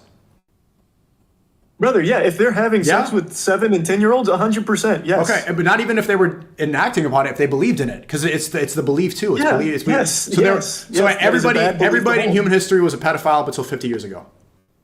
If they subscribed to the belief that it was okay to do that, yeah. Which they did. People evolved to recognize how bad that is. They did. Yes. Like if you look back on it retroactively, that is a horrible thing. So everybody look back on everybody in the UK is a bad thing, and incest is a bad thing. Like we would look back on these things and be like, "Hey, that was bad." Like we know that's bad now.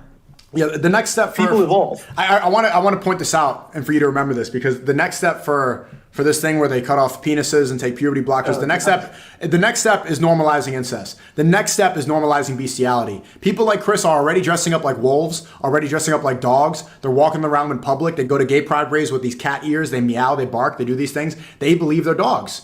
A lot of these people, they accept them. They call them she-wolves, she-this, all this stuff. They identify as a wolf. Because if you can believe and identify that I'm a woman now, if I believe it, why can I not be a wolf? That's the next step, is bestiality. Then the next step is incest. These things should not be allowed. We should hold down something. There should be something that's consistent. The only thing that's consistent throughout history that makes sense is God. It has to go back to something consistent, something real, or else it's ever adapting and ever changing. Because 200 years ago, I really want you to remember this. In the 1800s in the UK, the judge that laid down the law in the UK said that the marriage for a woman is the age of 7. That's what they said, and everybody abided by that. Everybody believed in it. The society thrived. Everybody was okay. Nobody admonished that. That wasn't a problem. And then up until now, you're saying all these people were pedophiles. These are people that should be in jail. They're disgusting. They're horrible people. They should be admonished. If they were all in jail, there would be nothing going on. This is why you can't follow the ever adapting morality. It can't change every 10 years, or one decade you can cut your dick off and the next decade you can't. You can't adapt this all the time. There needs to be something consistent. It all has to go back to God. If it doesn't, then you're going to let the government control that. And the government right now, they're controlled by Zionists. I don't know if you've seen Netanyahu right now. Netanyahu just walked into Congress and he told them all, oh, 29/11s, we need more money. We need more money to continue bombing Palestine over and over again. Everybody got up and clapped. Everybody in the government, all the people that control the age of consent, that say that 16 is okay, that say that Romeo and Juliet, that 18 is okay. They also think that bombing innocent civilians in Gaza is okay. You cannot follow the government for a consistent set of morality. They are only followed by greed. All they believe in is money. All they believe in is personal gain. These are corrupt people who don't have their best interests, because all humans are flawed. I'm flawed. You're flawed. We've seen our flaws. We all know them. The only thing that's not flawed is God. God is the perfect being. The perfect supreme being that we have to follow. Nothing else can give us morality. There was a lot in there. Again, we can follow God, but there needs to be an agreed upon consistency, which you don't provide. I am. Which was the whole subject. The agreed here. upon consistency is physical maturity. That's not a number, though. Like, you can't actually calculate physical maturity. I don't think I'm going to get through to you that, but what you don't understand is that something that's consistent is how do you then, physical maturity is consistent. That's something that's consistent. What does it look like? What does it look like? Post puberty. That's it. What does that look like? What does that look like? What does an adult look like? Looks like me. Looks like you. Yeah. We've went through puberty. I know you're an adult because you've went through puberty. I know I'm an adult because I went through puberty. I see a child. I know that's a child. That's a child has not went through puberty yet. That's a kid. I'm very aware. It's very simple. But you said like a 12-year-old could be physically mature. Like you said, a 15-year-old. They're mostly not. They're mostly not. And even a child that's now become an adult at 12, 13, something like that, would I think that they're mentally ready? I personally, most of the time, I would not think so. Would their parents think that child is mentally ready? Most of the time, I wouldn't think so. I don't think the parents would want that for a kid 12. I think they would want them to develop more. Because you should follow the morality of the parents. The parents are going to care for that kid way more than the government. Why are you going to let the government be in charge of your kids? The government's saying it's okay to cut the kids' dicks off. The parents just say, no, this is going to harm it. You're not going to do it. Clearly, it's going to be harmed. The parents are the one that are going to care about the kid way more than anybody in charge. All these Zionists that get in front of the Congress. But that's neither here nor there. Again, who should take care of a child? The parents or the government? Absolutely. I am a big proponent of the government should not have a say in how people live their lives. Like, I don't think they should be intruding into people's personal freedoms to make the decisions. But then you should let go of the age of consent.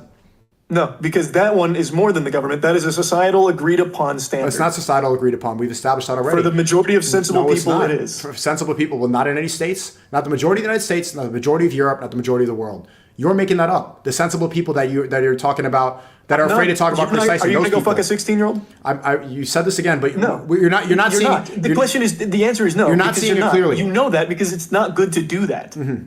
But you would for an 18-year-old, a 19-year-old. Like, you've made that clear. Like, you also recognize that. It's more than a government thing. You also abide by it. Okay. Because it is an agreed upon standard. But what you're not seeing is that if you don't think that the government should intrude, that the parents should be the ones leading the child, that we should have, like, God-fearing people, it sounds like you agree with that, if we should have married couples, if we want to have more children to procreate and develop a better society and have healthy children who are not harmed, then the government should not be involved. They should not say that these two people cannot get married because of the age of 18.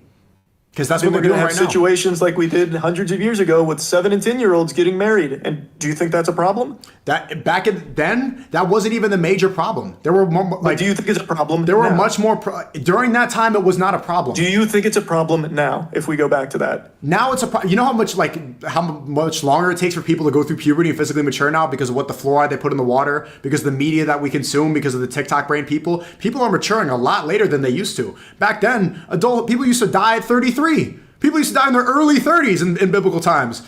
And then the times of the Quran. Life was over quickly. Now it's delayed. People live longer. We have more medicine. We have longer things. People live longer and they mature much later because they're putting goy slop all the time. People are sitting inside chronically. People, they don't have the same maturity level. So at that time, it was normal. Who am I to say that everybody then were terrible people? That makes no sense. They were living fine. They continued society. They colonized. They created things. They invented things. They were thriving at that time. For me to say like all these people are terrible, cancel the past. You don't have cancel the Roman Empire. You can say that it was a terrible thing. You can say it's a bad thing, which you just did. It is a bad thing. We recognize that it's a bad thing. Based off of today's standards created by the government, yes. Based off of mine, it's based on what we know and how much we know now. It is a bad thing for a child to be with an adult. I agree. Right. Again, you get it. You know what's funny? This all brings me back to our cuties debate from last year. Is it still your favorite movie? No, it was never my favorite movie. That was clickbait. But the reason that we debated about it is because you didn't finish the movie, right? The girls started off in your world, in the world where people can cut their penises off, where girls are on TikTok at a young age, where they're doing disgusting things, where liberalism flourishes. At the end of the movie, the girls return to Islam. They find God. That same girl who's doing degenerate acts, who probably believed in transgenderism, this disgusting thing, she put on a hijab, she put her head to the floor and she prayed. And then we saw actual resolution. We saw the only way that she was going to find peace and prosperity, the only way she was going to be in a world that makes sense is under a God-fearing world. And then she changed. That's why I like the movie. You never understood the problem. It was never the message of the movie. No, I understand your problem. Literal, actual children. I understand your problem. I understand the problem. I agree with, and I agreed with you then. I agree with you now. But that's what I see is the only solution to this degeneracy in the West. Because everybody that's going to watch the debate, they're going to agree with the part that you thinking a child could cut his dick off is absolutely disgusting. You're going to see the response to that, and then you might change your opinion on it as well. You can't have this ever-developing morality because then you get this thing. I think you're going to see the same thing when you made an argument that in an extenuating circumstance, a 12-year-old can be physically mature and marry an adult. Like, I think you're going to see a response to that that's not the one you're expecting, because that's not an okay thing. There's never going to be a physically mature 12-year-old, a physically mature 15-year-old. But there were, for all of human history, there were. And not even that long ago. They weren't. I read to you UK law. The UK juror, William Blackwell, said a woman can get married at the age of 7, sign it into law, and that happened. We can't be using these old laws because there was also old laws where you could beat the shit out of your wife and face no repercussion because she's your property. What law Do you agree with that? What law was that? I'm giving an example. Like you could do that. Mm-hmm. Your wife was your property. Exactly. Slavery had We're laws. agreeing that laws can be wrong. Exactly. Yeah, those laws can be wrong. 100%. That's why you need to follow God's law. That's the only consistent law. And that's what I follow, and that's what the people that follow this, that's what most people follow. That's what people should, not most people in the West anymore. That's what most sensible people that believe in two genders, that you can't cut your, this is what people believe. They follow God's law. And they would agree. It should not be the age of consent. It should be the age of marriage. People should not be having frivolous sex. They should not be sleeping around doing degenerate things. They should not be messaging boys when they're married. They shouldn't do any of this stuff. They should get married, have kids, and make a better society. So then, just to put a bow on the whole thing, age of marriage. How do you determine that? So someone in your position, age of marriage is now the law. Who does he start talking to? The parents of what age? When is it physically mature? Physically mature, again, it depends on the person. That's just you see why that's such an, I don't know why I don't see the way that's such an issue. Like Predators that Chris Hansen sat down with said the same thing. Right, but this 13-year-old is physically mature. But you see, this issue, in my worldview, this is eradicated. Because pedophiles, predators, they only exist in a society that allows the age of consent, that encourages people to have sex out of wedlock. In a society, in a world where you're only supposed to pursue people in search of marriage, that's eradicated. Because these people, these predators, you're saying that, yes it is. What? A predatory thing is you're using a girl and you're throwing her away. You're taking advantage of her. You're manipulating her. You're selling her a dream. Marrying a child. It's the same thing. That's still predatory. But it's not predatory. It's not predatory if the parents agree to it, they agree to it, and they say, yes, it's okay. Now you're going to take care. You're going to have a happy marriage. That's actually not predatory at all. Pedophiles and predators only exist when you encourage sex out of wedlock. It's not a problem when you encourage marriage.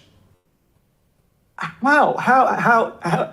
how is it not a problem for someone that's in their 20s to be marrying a 14-year-old if everyone consents? How is that not a problem? What parent is going to let their child be handed off to a predator? There's plenty of bad parents. You think every parent's great? Of course Especially not. if that adult comes from like a wealthy background or has a good job. That happens a lot. Of course there's outliers. But who's going to care more? And you agreed to this earlier. Who's going to care more about that child? The parents or the government? The parents, for 100%. sure. I agree with that. I'm gonna trust the parents over the government any day. If the parents agree that if the parents agree that this adult is ready, if they say that this marriage is going to be good, and I agree upon this, and I think it's healthy, I think they're ready, 100%. I will take their consent over the government's consent any day. I don't think I'll ever be able to agree with that if there's no line in the sand. Right, because you think that kids can cut their dicks off. What? Sorry. Right, because you think kids can cut their dicks off. Like, we have fundamentally different worldview. And I'm telling, do you believe in God, Moise? Yeah, I actually grew up very religious. I was baptized twice. I come from a very religious background. I'm not so much anymore, but I do come from a background in it. Why not anymore? If you're seeing disgusting things, I mean, if you're not a Catholic anymore, then why do you think a man can become a woman? That's nothing biblical. I was a Baptist, not a Catholic, but it's because I believe that a lot of the old worldview is outdated and ever-changing. And I believe that all spirituality preaches love and tolerance. One of your big things is love speech, but most of what you spew is hatred towards other people. I don't spew any hatred. That's not true. Like, even half of your spiels here are targeted to people that you have fundamental disagreements with. It's not like you're coming at them. Disagreement is not hate. No, but it's coming from a place of hate. You're not just disagreeing. You're calling them like monsters, basically. Like you people that encourage children to cut their penises off and take hormone blockers. Those are bad people. Those are bad people. Do I hate them? No. I spread love. I want them to come to God. I want them to find something that makes sense. I do not want them to put out negativity into the world. I don't hate anybody.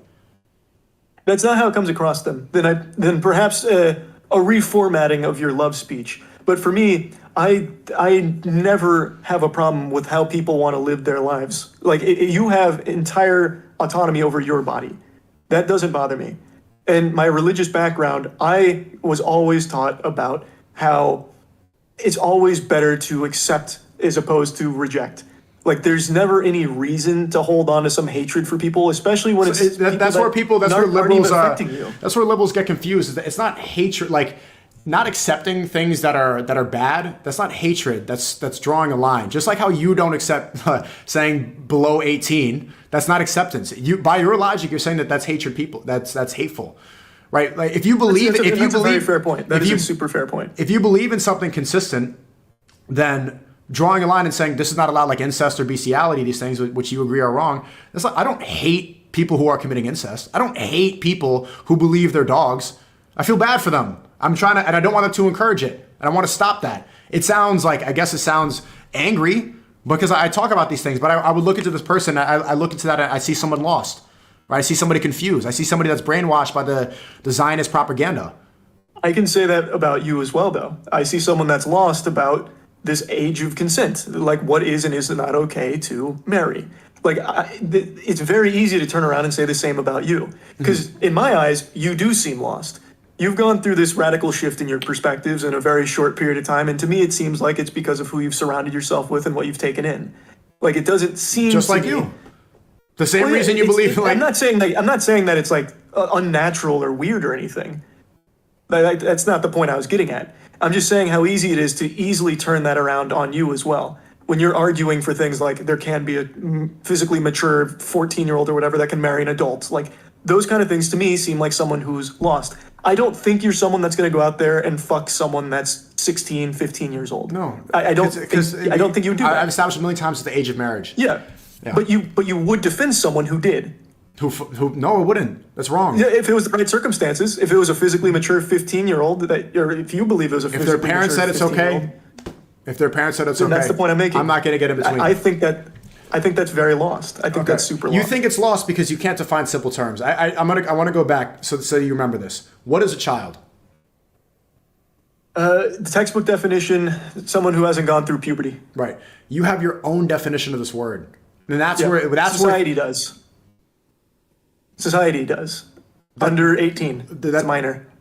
That's not the definition of the word. That's the legal defined thing of adult. That's it's not even. I don't even know where they legally define that as an adult. They just say that doesn't legally. It doesn't even say you're an adult. They just say you can vote at that age, and they say you can. That you're saying that's the age of consent, even though it's 16 most places. You could vote at 18, but other than that, there's no law that says you're an adult at 18. You've made that up. It's what everyone in most places has agreed upon. And I've said, we've established a million times, throughout the United States, it's not true. Throughout Europe, that's not true. Again, those are You're saying, but what you're saying exist for the Romeo and Juliet laws. But what you're saying societally, it is 18. No, but what you're saying is objectively wrong. In most places, that's not true. Like, if you look at the map, that is not true. Japan having the 13-year-old age of consent till they change it. There's plenty of places that don't. I get that. But if someone goes to Japan and fucks a 13-year-old, you're not going to be happy with them, are you? No, because that's yeah, exactly. You're not supposed to do that. But it's legal there. But it's legal there. You're missing the point. I don't think that you follow the moral ideas of laws. I've established that as well. You're saying most people agree that it's 18. That is factually wrong. Most people agree. You are agreeing. You would not be happy if someone went and married a 13-year-old or fucked a 13-year-old in Japan, even if it's legal. You wouldn't be happy. But I don't think you would have any issue if that person was 18. Mm-hmm. There is just something that people have accepted, and that's 18. You're not realizing, like, you have to concede to this point. You're saying most people agree it's 18 throughout human history. I get that. Listen, throughout human history and throughout the world that we are currently in, that is factually wrong. Right, and I do understand that. Okay, so but you cannot. So 18. So why do you believe that it's 18? Because you're saying it's most people, and I just told you that's wrong. So why is it 18? Because it is what we have all, for the most part, agreed upon. No, well, stop saying something that's wrong. That's not true. That's not true. It is. Again, if you came out and said you fucked a 16-year-old, your community wouldn't like it either. If you came out and said you fucked an 18-year-old, your community wouldn't care. There is a difference. There is a internet cancel culture difference. Is not how you judge right from wrong. Okay, if you have to show me a statistic where it says 18 most people agree with, because across the world throughout human history that's not true. The reason you believe that is because in California, you know that in Hollywood, that's where California, one of the rare places it's 18. Do you know that, right? So in movies, they say it's 18. The age of consent is 18. That gets pushed everywhere, right? Hollywood dominates the world. Do you know who controls Hollywood? Oh, here we go. I already knew where this was going, but you're not. No, it's a simple question. But this is why you believe that it's most people. Who controls Hollywood? No, that's not why. It's because people have accepted that. People? Everyone What people? In sensible society, for the most part, have accepted that this is the line. This is the number. Where? And there needs to be one. Where is that? Where are these people? In your chat right now. My chat is the majority. My chat's the majority of the world. I'm just giving an example. You can see it. Okay. You can see it on the internet. There is statutory on the internet associated, and you go to jail for having sex with under 18 as an like an adult. On the internet. No, and in society. Where in society? Statutory rape. Where in society? Literally everywhere. Statutory rape. An adult having sex with a child. Nope. Not true. 16 most places. The reason that people push this narrative. You'll still go to jail if you have sex with a 16-year-old as an adult, even in places where the age of consent. As an adult, you said the age of 18 is an adult. 19 has sex with a 16-year-old. That's fine. There, your definition just changed right there. Now an adult is past 25. You just change it. Okay. So most places that's not true. Okay. 18 is not the agreed upon age anywhere. The reason is because of Hollywood. Hollywood movies say that. Holy shit. Do you know who controls Hollywood? Moist Critical. Oh my God! It has nothing to do with Hollywood, brother. It is. That's the reason Western Americans, liberalized Americans, believe that is because of Hollywood. Because if you said that across the world in Europe, they'd be like 18. That's not true. I'm in Europe right now. They don't think that across from like liberal Westerners like you. You're the only people that push that, and you got to get out of your internet bubble because that's not true. It's just not true. It's not true. You see this happen in other parts of the world too, like in Europe. If you have an adult that is having sex with a 16-year-old, it is frowned upon as well. It is still a problem. It is still an issue. Like it is still everywhere. Mm-hmm. Like it doesn't matter really where. Like there are parts in the world where I'm sure it's not, but that's not parts where people are celebrating. Again, what you're saying is wrong because you change your definition of adult again. You said adult was somebody physically mature, and now it's not. Right, and if if it follows the age of consent, In Europe, it's 16. Then why would it be wrong? Based off your thing. Okay. It is still. I think the people, it's almost impossible to get through what you're saying in looping. Can you tell me, do you know who controls Hollywood, who pushed this narrative? I know where you're going with it. You're going to say it's all controlled by the Zionists, right? Do you think that's wrong? I do think it's wrong, yeah. Why is that wrong? Because I don't think there's a secret Zionist agenda that controls the entire world. It's actually not secret at all. They boast about it. And you're the one that can see between the lines. You're onto them? No, it's something that they openly talk about. You know, AIPAC, the biggest lobby in America, 98% of their endorsed politicians win elections. They put that on their website. They talk about it all the time. Zionists, they openly talk about how they control. It's not a secret. Why do you think that they do that? Okay, so follow my line of questioning. Why do you think the Zionists that boast about it, that control Hollywood as well, if you look at the list of these people, the directors, the producers, all these people, it always goes back to the same place. That's why Harvey Weinstein got accepted for having sexual blackmail things. That's why the Epstein Island thing, they had connections to all these Hollywood directors and all these people. They blackmail these people sexually to push a certain, so why is that? Well, just general corruption. Corruption exists in all of its forms, man. True. There's not some kind True, of but it's predominant, but it's predominantly it's just Zionist. corruption. It's literally corruption, which is prevalent everywhere. And you should know, like, corruption. Yeah. Mm-hmm. Why? Okay, so Zionists do predominantly control Hollywood. That's just a fact. That's just something, again, that there's no point in arguing. That's something that's true. You could look at all the Hollywood directors. Why do you think that they would want to push that in America? They're all the way, like, the Zionists started in Israel. Why would Israel care about America's age of consent? I have no idea. Couldn't tell you. Yeah, there's no reason why. Like, why specifically? Because this narrative, it works so well that you believe in it, and you're saying that most people believe in it, even though that's not true.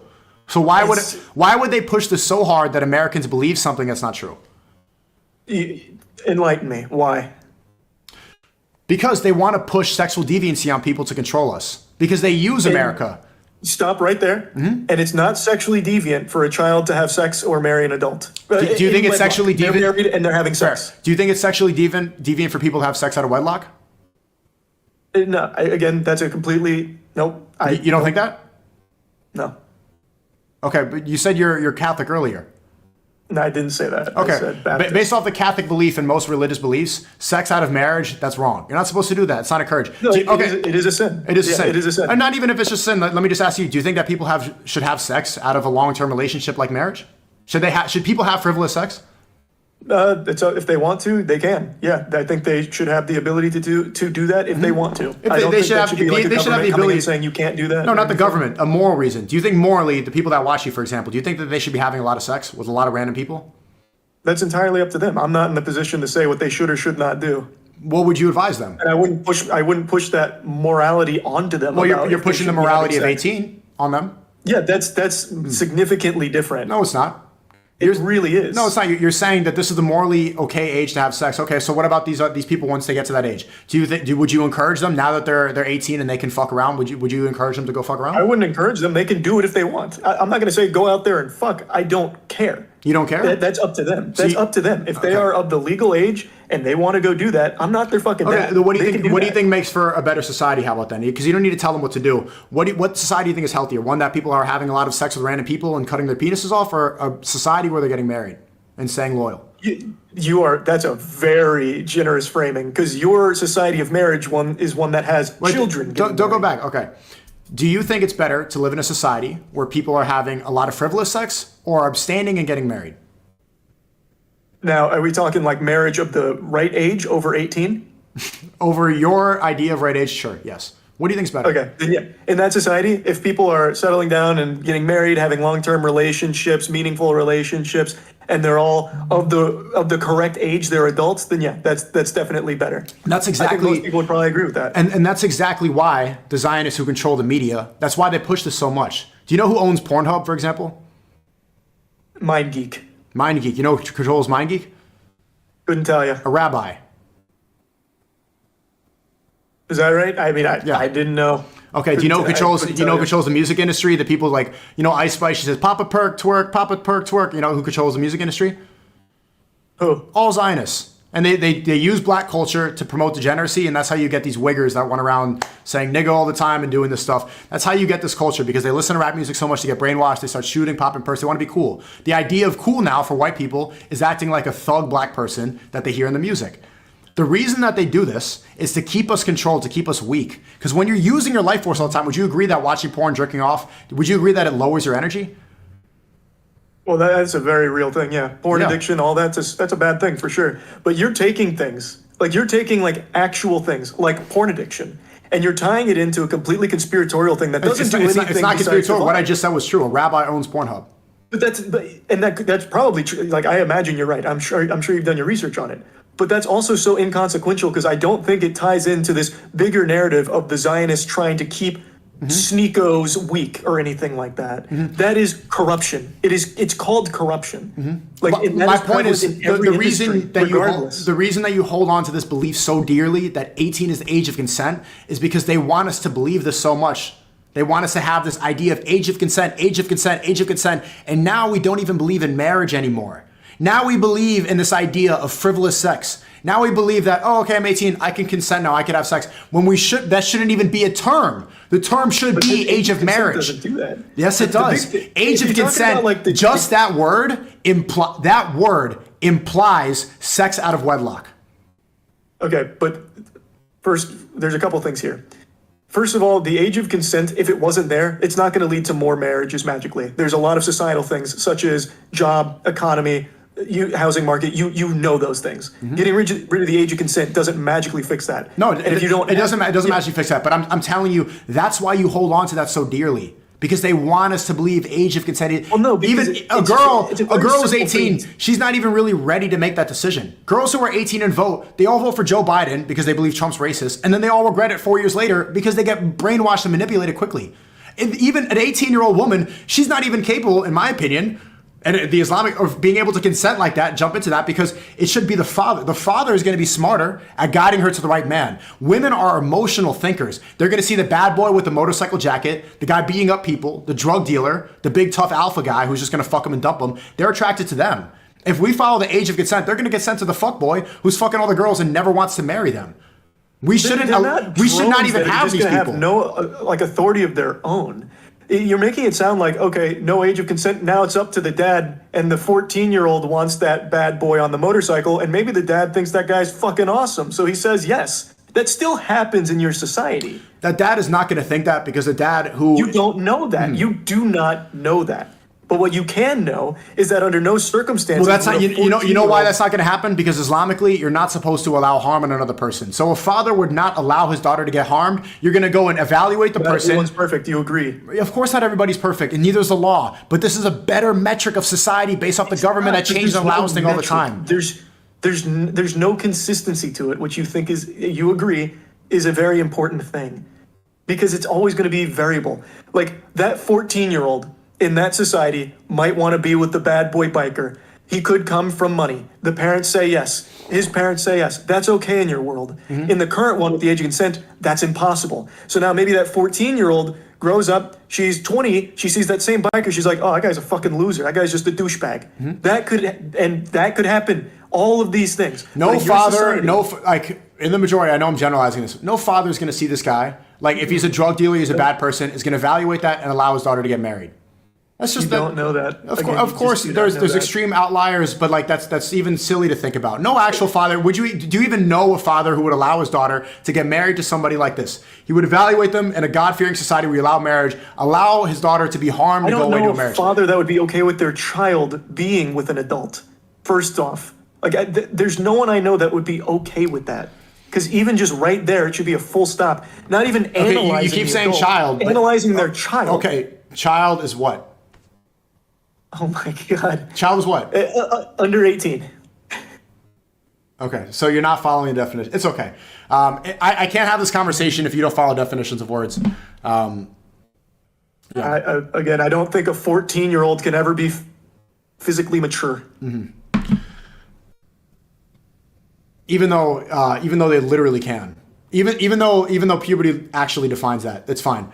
I don't Nope, I don't believe so. So I okay, don't so believe a you have these. 14-year-old will So ever be- okay, fine. Then you don't think your beliefs come from the Zionists that control the media, the government, and control America. Where do you get your beliefs from? We're just going in circles, man. We've gone over this so much. Where? Again, from my own experiences, from everything I see, and formulating my own thoughts on it. I was 14 once. I actually had a mustache when I was 14. Would you have looked at me and said I was physically mature enough to get married? If you were physically mature, if you were mature, yes, I would. Okay. Really? When I was 14. Yeah. If you were 14 and you were ready to go and you met another 14-year-old, yes, I would. No. We're talking adults. You keep going back to that. That is adult. I met. I told you my definition. I told you the 14-year-old definition. adult. The definition. Okay. If you went through puberty, you're an adult. That's the definition of adult. So yes, if you're an adult and you had a mustache, you're ready to get married, fine. Okay. Okay. You so get your beliefs. 14-year-old adult. We're going in marries a circles. 14-year-old adult. What is the benefit to society? A 14. How does that help your society? What? 2 14-year-olds just got married in your society. How is that helpful? They stay away from the Zionist degeneracy. They stop watching porn. They stop having sex out of wedlock. They stop, going to parties they shouldn't go to. They're maybe not drinking. They're in a healthy relationship. They're staying away from all this stuff. They're building with each other. They're having a marriage. They're praying together. They're focusing on building a family together in the future. This is much better for society. So I want to ask you. You said you get your morals from your personal experiences and the people around you. Everybody does. That's how everyone formulates. their So own your perspective morality and their is own based morals. off the people around you?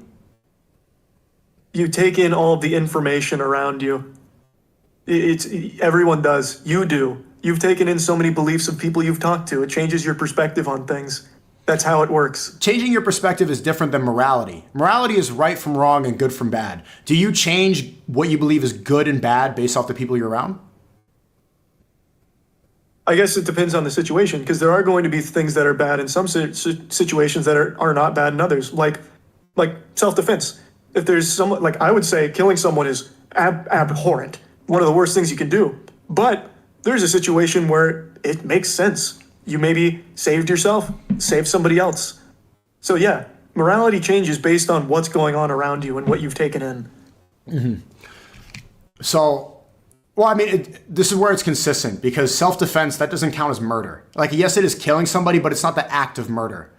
But right? killing, to me, is morally bad. But there are times where it's not, like in self-defense. Of course, that makes sense. But Yeah. So where else in a scenario where good, because that's not based off of your personal experiences. That's just something that makes sense, and that's also It's still based off the things around me, which you seem to have an issue with. It's not based off of what's around you. That's been consistent throughout history, and even in the Quran it says that you're allowed to defend yourself. Like, you're supposed to defend yourself. That's not cold-blooded murder. Is there any situation where cold-blooded murder? I said you change what's good and bad. I understand that I've changed my perspective on things, but good and bad. Is your good and bad able to change? Some things will never change about what I view as good and bad. But there are, again, some that will, like in the case of self-defense. Because I would say killing is always bad until it's not, like in self-defense. But there are things that would never change. For example, I'll give you one that will never change. Cold-blooded murder. You kill someone in cold blood, completely innocent person, that's never going to change, no matter what happens. Because it harms someone. You shouldn't harm other people. Yeah, someone has just died here. A completely innocent person is now dead. So why can a child physically harm himself? I knew that was coming. So why could a child cut his penis off and harm himself? Again, that's entirely the decision, and this falls right in line with my beliefs, that people can make their own choices for their own bodies. If I decide to say, man, it's clips, not mags, and I decide to shoot you, that's a personal decision. Doesn't change the fact that it's wrong. You've taken it out on me. You've killed me. And from a personal decision. That's looking at it from a very naive angle. You said you didn't make a decision for yourself. You made a decision to kill me. It's still for myself to feel better. I mean, I guess that's still a personal decision. So why is it okay for a kid to cut his dick off? He and his family, or he and she and that family, is making that decision for that child's life. If that's the path they want to go down, it's like choosing a fucking sport. You can do what you want to do. You can do what you want to do? Yeah, that is not harming anybody. It literally harms their body. Their body changes physically. They have the highest suicide rate out of any demographic. That is their decision to make. It is their choice.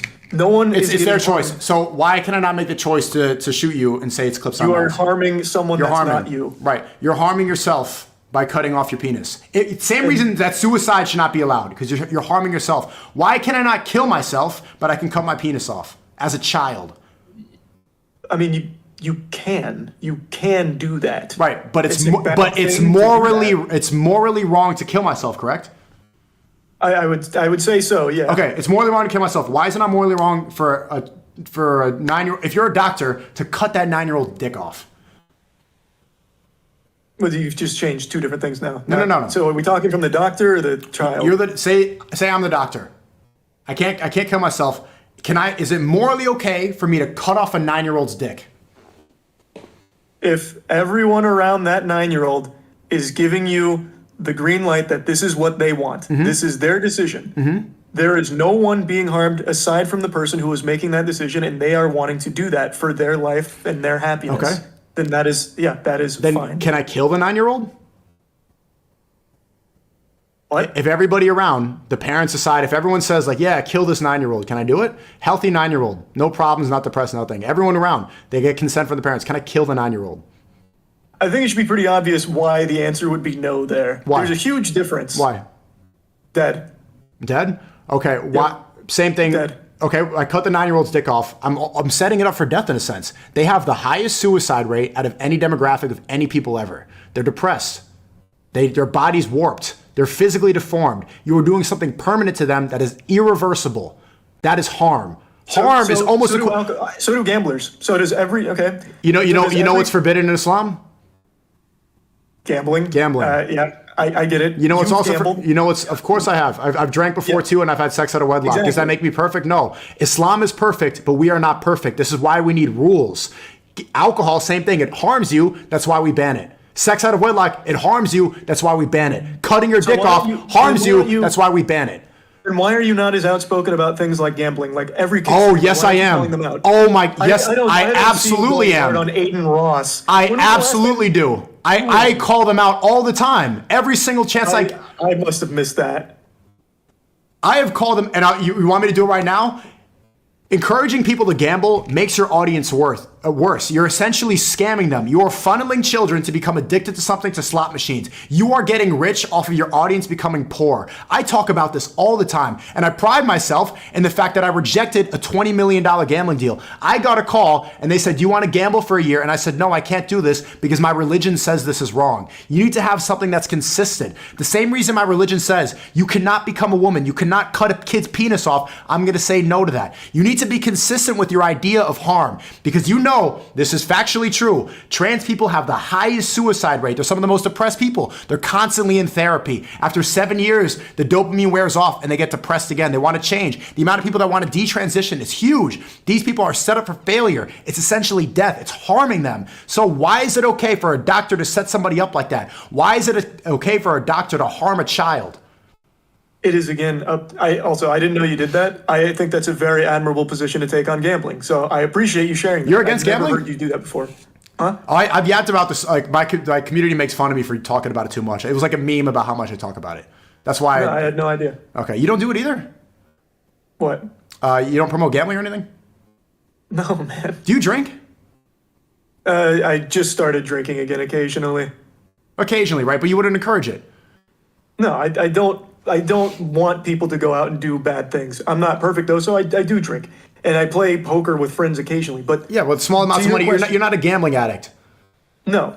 But the big thing that that's really good, bro. This is why I took this call, because I see, and this is why I don't hate, like, some people think I hate you and I don't. Like I see, like, there's a good person, bro. But the trans stuff, like, this is actually harming people, and this is why I was right so long ago. What's even worse than Chris, like, messaging 13-year-old boys and being addicted to porn and all this stuff, is encouraging people to do this, to follow suit. It's wrong. It's only been right for 10 years. We can't change human history and say that this new idea of kids taking HRT and permanent damage to their body is okay. We can't change morality like that fast. That damages society. Even Mr. Beast, like a guy that you like a lot, and I think even then I don't hate him. I think he's a good person. But the amount amount of people that are becoming trans because they see their favorite creator, Chris. They see their favorite YouTuber, his best friend, Chris, is becoming trans too. I'm going to do it. Snip. The amount of ripple effect that has on the world, it almost supersedes the positive things he's doing when he's digging up wells. And I don't want him to do this. And this is why I knew I was right when I've been calling this out nonstop for a year. What Chris is doing is objectively bad for society, and everybody needs to be condemning it. There's no excuse for this disgusting trans stuff. A man cannot become a woman. It's a very simple reality that you and I know. No, I just disagree with that, though. I really do. I 100% disagree with that. Why? I've already told you why. I truly believe that people can make their own decisions. I wouldn't encourage gambling and drinking, but if someone gambles and drinks, I don't hate them for it. And I don't think they're worse for society. It's not about hate. It's not about hate, but it's morally wrong. Okay, I won't use the word hate. I don't view them. It's not about hate. It's morally wrong. The same reason it's morally wrong to kill yourself or kill somebody. It's morally wrong to tell someone you could become a woman, because that's wrong. It has no factual basis. Like, I can say the same thing about you, and I do say this. I think it is morally wrong to be saying that in some circumstances, 12, 13, 14, 15-year-olds can get married to adults. But you don't even believe that? You don't even believe that because you said 15 times. Yes, I do. You don't even believe that because you said a child is somebody not physically mature, an adult is somebody mature. The textbook definition of a child is through puberty. However, anything under 18, as I've said a million times, is a child. We've also established why that's silly. We've also established why silly that is. Physically mature 12, 13, 14, 15-year-old. But 17, they could be physically mature? I'm giving examples. No, 17 as well, no. 17, they can't be physically mature? Okay. Nope, What you're saying, what you believe is literally incorrect and factually wrong, because they can. They can, and that's just true. There's no point in going in circles. Maybe we can go from here, man. I appreciated this, and I don't dislike you. I want to say that I do think that you look at the trending page and you follow an opinion, and then that's when you make your video. I think you follow the whatever popular, because you don't want to get canceled. And that's why guys like me who have strong opinions about something, that's why we get banned everywhere. I'm banned on Instagram, I'm banned on YouTube, I'm banned on TikTok, I'm banned on all these places because I have hard set in stone stuff. The stuff you believe in is already kind of the consensus of the entire world. Because I think you're afraid of cancel culture. And I think that's why you took long to talk about Chris Isaac, because like the biggest YouTuber on the platform is literally promoting some of the most demonic ideology possible. Provably wrong. I actually was faster to that than Dr. Disrespect. But the point is, I'm just a normal guy, and I give my opinions on things. I don't follow anything. In my eyes, you follow a crowd. You follow a contrarian Islam. Belief system. It's not contrarian. The same way. It's not contrarian. Right now I'm in Turkey. I think you just follow the contrarian. It's not contrarian. Right now I'm in Turkey and I'm happier than I've been in a long time. Can't you see like how much happier I get? I don't know. My community can. When I'm in Florida, when I'm around Shaitan, when I'm around this like cut your dick off world, I get angry. When I'm here, when I'm around my people, I was in the masjid today. It was Juma prayer. I went to Hagia Sophia. When I'm around Muslims, I'm not a contrarian. I agree with them. I put my head to the floor at the same time with them. I recite Surah Fatiha at the same time as them. I'm one of a lot of people who believe in the same thing. Islam is the fastest growing religion. It's one of the biggest religions in the world. I'm not a contrarian to them at all. I admit and I submit to Allah, and I say that this is the only religion that's true. I believe in this completely, and whatever God says, I will follow. That's not contrarian. I follow God. I'm a slave to God. I'm a servant for God. So then why are you the only one that keeps getting banned when so many people follow this religion? You know who else gets banned? That follow you know what's funny? Like well. other people, other religious, like outspoken religious people. Nick Fuentes is an outspoken Catholic, banned everywhere. Everywhere. What did he say? What did he do? You know what's funny? Chris Tyson, who you believe is a confirmed pedophile, still allowed on Instagram, still allowed on YouTube. Mr. Beast, who platform still allowed on YouTube. Number one, still going to be trending everywhere. Listen. Alex Jones, Christian, very public about it, banned everywhere. Andrew Tate, Muslim, banned everywhere. All the people that get banned are God-fearing. They don't want us to believe in God, Moise. They want us to be sad and sloppy and slow and taking in the vaccines and doing everything that I got banned. Everything that I got banned for is now true. I said that the vaccine causes myocarditis in 2022, and now it does. I said they rigged the election against Trump in 2020. You can now say that. When I said it, you couldn't say it. That were the two strikes I got. Instagram, they said, I don't know. They didn't even give me a message. TikTok, they don't even give me a message. They say hateful ideology. They don't even explain why. They push the clips that are negative so people like you think I'm hateful. I'm telling you, the people like you are supposed to believe I'm hateful because they want to push you as far away from God. Even though you were baptized and you grew up Catholic, you should go back to your religion, man. I really hope you do. You keep saying Catholic. I was never Catholic. Point is, though, Christian. Before, I think we're about to wrap based on the way you're talking. Nick Fuentes, you just dropped that name. Are you a big supporter of Nick Fuentes? He's going to be the next president. He's going to be a future president of the United States of America. It's inevitable. So for someone that is all about love, he is. Do you think he spreads love? 100%. He doesn't even agree with your existence. He doesn't like race mixing. Mm-hmm. Not liking race mixing. He doesn't hate me. He does. He actually does, though. No, he doesn't. I know he's a good friend of mine. We're friends. No, brother, he is vocal about being against race mixing. He wants to continue the white race because the Zionists are trying to destroy the white race. They encourage. I understand his point of view 100%. Do I agree with his views completely? No. Does he agree with my views completely? No. We're different religions. This person is the future president of America because white people are being decimated right now. All of Europe is being completely diluted very quickly. In America, the immigrants are flooding through. Like there's no sense of a white identity anymore. You're white. You're not. Are you white? Yeah. You're not even allowed to say white power. Isn't that crazy? I would never want to. Isn't that wild? Black people get a movie called... No, it's not wild. You know what black people get? Wakanda forever! Black Lives Matter! Black Power! Black Pride! They are allowed to say that. They brainwash white people to be ashamed. Chris Tyson is so ashamed of being a white person who has so much privilege, he chops his penis off to become a minority. I'm telling you, the reason that people like Nick Fuentes get called a hateful person all the time is because people, the atheists, we're supposed to believe that. If you listen to his rhetoric, he's a pure Catholic. You know what Catholics believe? Love everybody. Love speech. Where'd I get that idea? At Ye 24, working with Nick and Ye. Love speech. That's a Christian belief.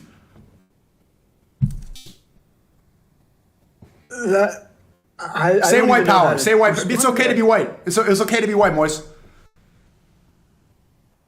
That was a shocking segment there. I feel like that just contradicts what you claim. Like saying white power. Well, yeah, that for one, and B. Why is it hateful to say white? Why is that hateful to say white power? What do you mean? We don't even have to go down. This is a simple question. You can say black power, Wakanda forever. White power has connotations in history where people would be legitimately racist and kill people of color. Mm-hmm. Like white power is not. It's not like an identity thing. Right. That's a historical awful thing. Are you proud to be white? What? Are you proud to be white? I don't care. Like my skin color doesn't matter. Skin color has never been something that matters to me. I view all people the same way. Are you proud to be American? I think that's how. Yeah. Again, I am fine with all these things. I'm proud of all these things. You're proud. So are you proud to be white? Yeah, like I just said, it's totally like I think that's fine. Being white, I'm happy about it. The same way I view everyone else's skin color. There's nothing like there's no like saying white power isn't just saying like, oh, it's cool to be white. You are literally drawing on historical hatred. That's not what that means. Him being an advocate for white power is he doesn't even say white power. Race mixing, Sneako. Right. It's a totally separate. He doesn't hate race mixing, or else I would. He is vocal about hating race mixing. That's just not true. He doesn't hate it. It is. It's not true, brother. He has said it multiple times. No, he hasn't. He doesn't say he hates race. He doesn't encourage it. No, he outright bemoans it. He does not. He doesn't. He says white people should not race mix so they can continue the white race, and I agree with that. If you don't see the same reason Japanese people should continue to have Japanese children and they should be proud to be Japanese, all this stuff. Same reason white people should have pride in their identity, and it's okay. If you know who says all the time, black people like, it's man, I want to have kids. In the identity, it's actual hatred. It's not hatred. Is it hateful to want to have kids that look? Is it hateful to want to have kids that look like you? No, that's not what he's saying either. That's why I'm saying it's not just like a proud identity. Show me the clip. Actual hatred. Show me the clip where he says, "I hate race mixing." You can just type it in right now, but type here, it in. Show me. He is very open against race mixing. Against is not hate. You just change your definition. It's the same. No, it's not. So you can be against. Okay, he disagrees with race mixing, and you think that's okay? Disagrees. Exactly. I think that's fine. Why? Because you can have your opinion as long as it's not hateful. If he wants to further hit the white race and all this stuff, if he wants to have nationalistic beliefs, fine, go ahead. I'm not going to tell you stop. Same reason I believe Japanese people should continue to ban. If you can find a clip where he says hate. Nick Fuentes said race mixing should be reported to the FBI. That seems a little more than a disagreement. That's clearly a joke, bro. That's clearly a joke. Oh, now it's a joke when there's a clip of it. Okay. Okay. Okay. You're gonna really sit here and say that he unironically believes that race mixing should be reported to the FBI. He is. No. Be real. Because that's so obviously facetious, and this is why clips and headlines and the It just showcases this is how why much he fake dislikes Zionist it. news like controls the minds of people. Do you actually believe that he thinks people should call the FBI and say I'm reporting race mixing? Do you believe that, or was he being facetious? He's being exaggeratory for his hatred. Okay, he's making a joke. Based on how much he dislikes race mixing, Sneako, it's not just a disagreement. Okay, well, that's not a Catholic belief, and if you look at his bio, it says Catholic, it says America first, right? And the Catholic belief, and which he would submit to, and if you ask him, he would submit to it. He said, "I'm a Catholic first." He believes you should love everyone. There's no hatred. Love speech. Love everybody. He doesn't love everyone. Okay, That's all right. I'm telling you, he does. I mean, if you ask, why not just ask instead of believing headlines from fake Zionist news? Why don't you just ask him? It's just his own show. Why don't you call him and ask him then? Okay. You would? I'd talk to him, I guess, but I'd have nothing to say to him, man. Well, Like, for you, I wanted to understand where you were coming from with the age of consent. For Nick Fuentes, I know where he's coming from. There's nothing to learn. With you, There's nothing to learn. Well, I just taught you something. I just taught you something. I just taught you something. You thought he hated race mixing, and I just proved He does. You just didn't disprove it. Well, show me the proof. I'll start linking articles. You'll link articles. Show me a clip of him saying it. Race mixing is a normal thing run by Jews media. Like, there's so many clips. Where about does he him say talking about race he mixing. hates race mixing? So he needs to say that verbatim. He can't just talk about it. You're not allowed to put words in his mouth. What's that? You can't put words in his mouth. So he needs to say the word hate. Yeah. Okay. Yeah. All right. That makes sense then. Mm-hmm. Okay. That seems like a lot of.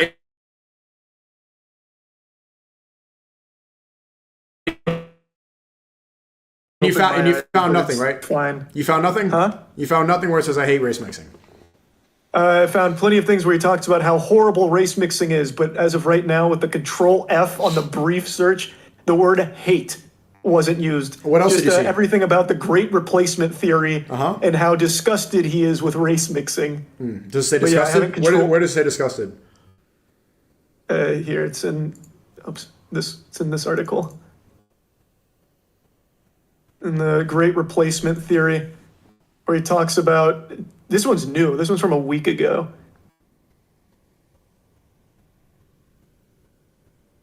Doesn't exist, does it? Right here. This is the one about the supporting the white identity. Can you read the hatred? Can you read the hatred to me?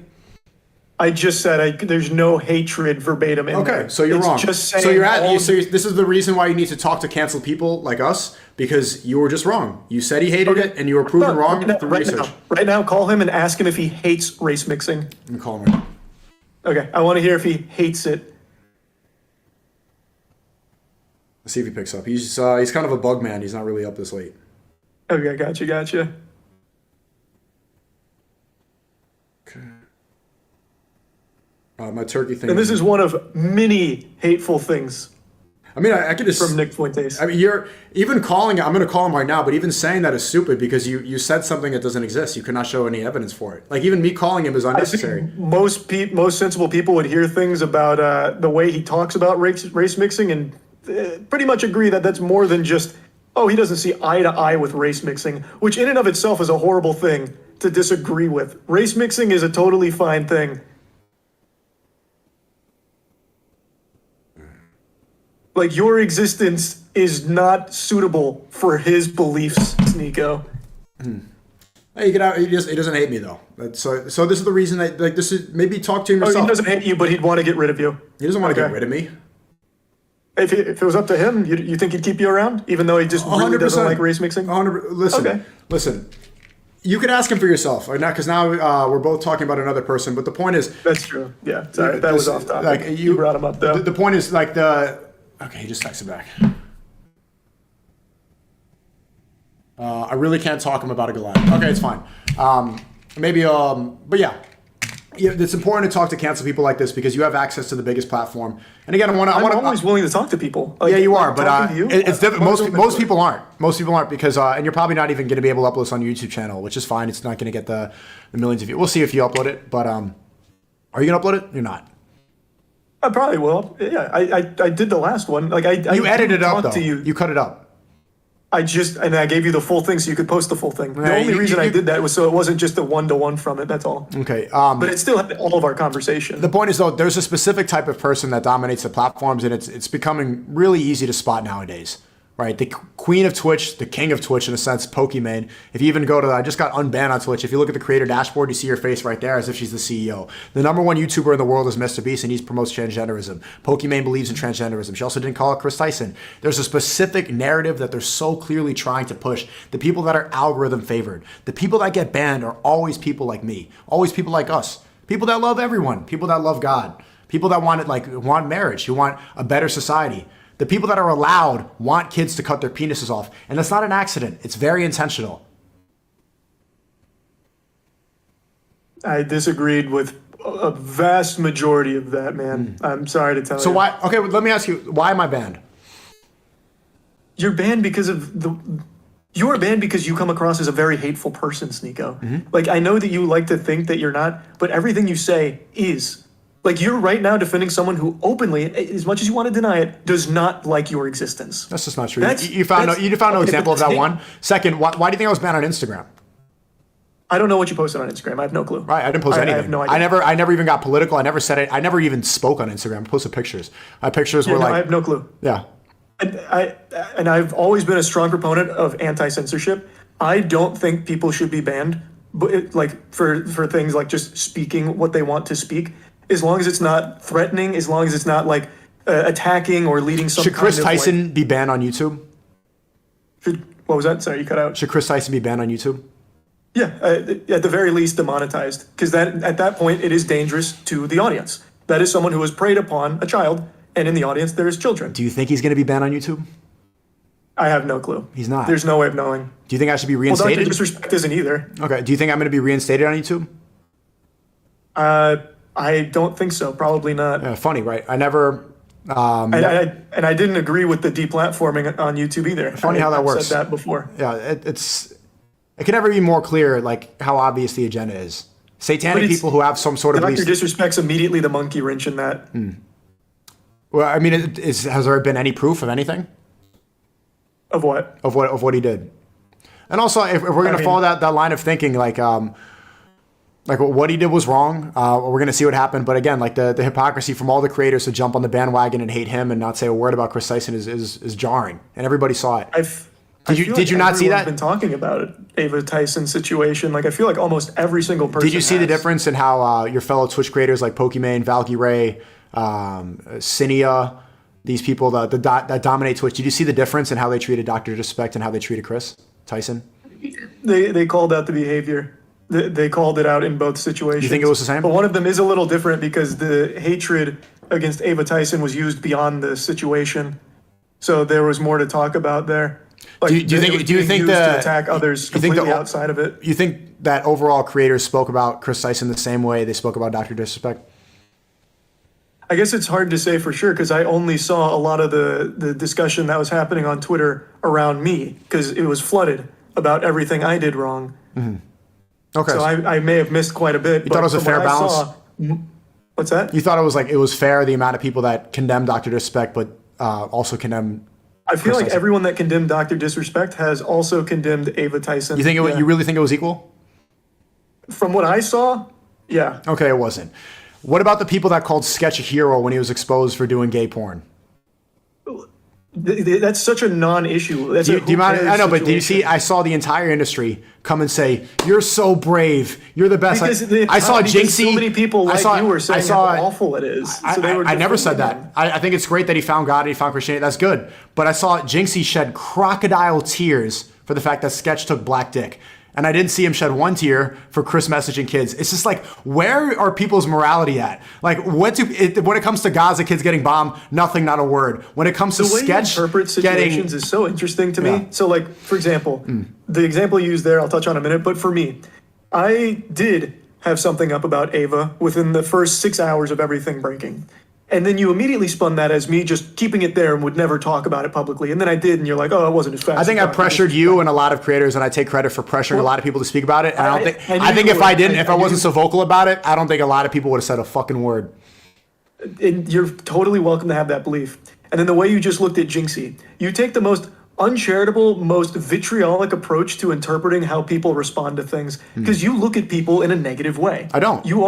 You do. I don't. I saw he posted a crocodile tear on TikTok. He posted a Snapchat. He posted a YouTube video. He cried on Twitch. Everywhere he could sketch, like there was on every single social media. His best friend was getting attacked by everyone else until people were willing to come forward and defend him. The first where's he getting it? Who attacked him?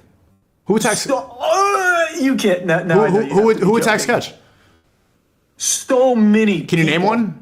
Yeah, Myron. What do you say? I don't remember, but he was in the pile up. Nope. But Okay. there was a ton. I think he called about the hypocrisy. If you can like remember a specific thing. What did he say? Convy. What did Convy say? He said that they should all be shot. Nope, that was 2 months before that. That was a clip out of context. He said that, I think, about when XQC was putting on dresses and talking about how it's okay to kiss guys. Like maybe it was before that. He said that much before. That clip was not there. Convy's been. I talked about it. Convy's been defending Sketch. Really? Yep. Oh, I didn't see that. See? Yes, he is. That Wallahi, just goes he to is. show you. I didn't see all. So of it, what but there was creator? a lot. What creator was dogpiling on Sketch? I just named one. Myron. But you don't even know what he said. I don't remember. How am I going to remember what he said verbatim? I just remembered Sketch crying verbatim and saying, "Sketch, I'm so proud of you." I remember that. Yeah, man. Like, I don't see what's wrong with that. I don't know how it wasn't that long ago. He didn't do anything wrong. The point is, like, if People there got was extremely dogpiling, angry. you would remember specific quotes and you remember something. I really wouldn't. It was like a month ago now. See, there was like I a absolutely fake idea. This is what happened. There was a fake idea that people were dogpiling, but in reality, there were like a couple incels commenting, but every single creator who collabed with them once said, "You're the best! You're the best!" Trophy, just like Caitlyn Jenner won Woman of the Year after killing somebody with his car. Like we start to celebrate these people as if they're so brave for doing what? They didn't even do anything. Are you looking for the dog piles? I want to see it. I'm just going through quite a bit of them. It's just these aren't big accounts that you would know. So it's not big gonna accounts. matter. I I'm trying remember to all find, the like, big biggest accounts one. celebrating it. This is what I'm talking about, right? And all these people collabed with Mr. Beast and stood right next to Chris Tyson celebrating it. There's very clearly an agenda to get kids to cut their dicks off, and I'm tired of it. And I think we're all, and this is what Love Speech about. We're tired of kids cutting their penises off. Tired of it, Moist. We're just not going to see eye to eye on shit, brother. And that's just the way it's got to be, I guess. All right, man. This was all right, man. Clips not It was Max. interesting. Yeah, it was interesting. How long were you yapping for? That was like a 2-hour yap, 2.5-hour yap sesh. Yeah. Hey, let's do it again in a year, huh? The annual yap sesh. The annual Clips versus Mags. All right, that sounds good. But All right. one more time for the one time. I know, for real though. Like, I don't hate you. God bless you and guide you. I think that I do think you have a good heart. So, I hope you keep pushing a positive message and doing the right thing. All right, man. Well, I appreciate it. I hope down the line you'll see that even though you might not recognize it now, there are people you surround yourself with that are hateful. Even if you yourself are not, if it all is just misconstrued, there are people around you that legitimately do come from a very bad place. And I will be quick to believe you if you could show me a shred of evidence. Take it easy. All right, all right, sounds good, man. Whew.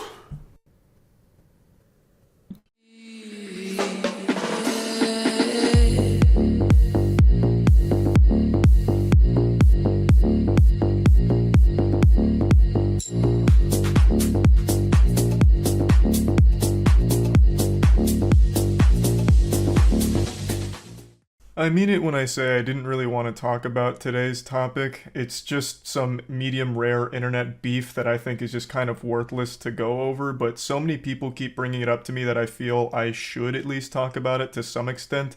So I'll go ahead and cannonball into the septic tank and doggy paddle around for a bit. The main topic involves a banned YouTube creator that I'm sure you've all heard of before. His name is Sneako. A lot of people compared him to like a diet Andrew Tate. He recently got banned, and he still does make content elsewhere. And recently he started targeting me because I made jokes about his friends on the Fresh and Fit podcast, whom I think are beautiful clowns that do some very silly stuff that is entirely entertaining to make fun of.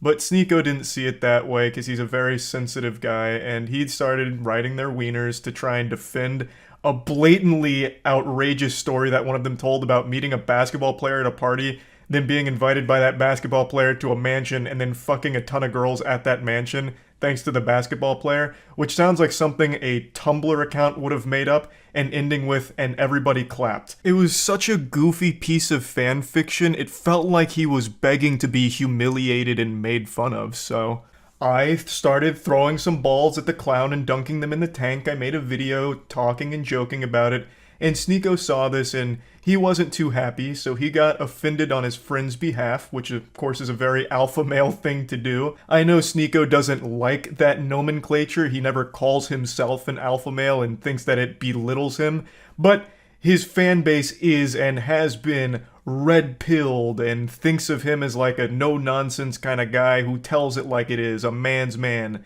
And yet Sneako cries more than a 12-year-old going through puberty and has very public temper tantrums like a child who didn't get the Spider-Man toy they wanted for Christmas. So he was upset because I was making fun of them. He then makes a big rant about me, calling me a bitch, saying all kinds of things. He doesn't really make any points, he just insults my appearance a lot and makes very bold assumptions about me not going outside and shit like that, which of course has nothing to do with anything I was saying, nor does it debunk any of my points. Not that I was even really making points, I was just making jokes about a silly fucking story, and he's taking it as if I just gave a TED Talk on monogamy, because for some reason he somehow gets lost in like this Winter Soldier episode, like this delusional fantasy, where he starts making a statement on monogamy, which of course had nothing to do with the video I made. I'm not gonna say names. Someone texted me. He's in a monogamous relationship. This is his girl.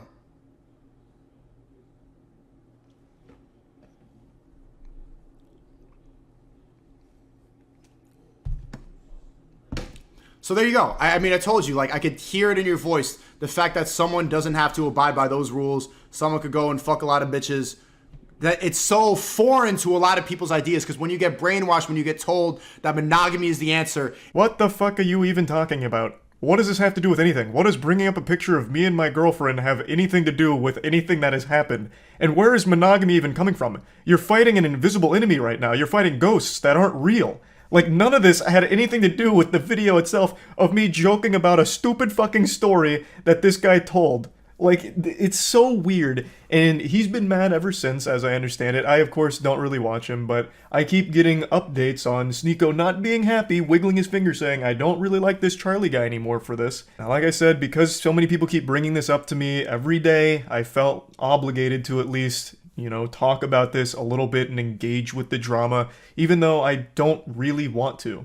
What I do want to talk about, though, is the Black Friday Moist Global merch sale, baby. A lot of great merch on moistglobal.com is a lot of money off right now, so go to moistglobal.com to get some fucking beautiful items, and we even have some really fun, goofy ones that are in stock right now, such as this wonderful Happy Coat, which is kind of like a bathrobe. It's fantastic.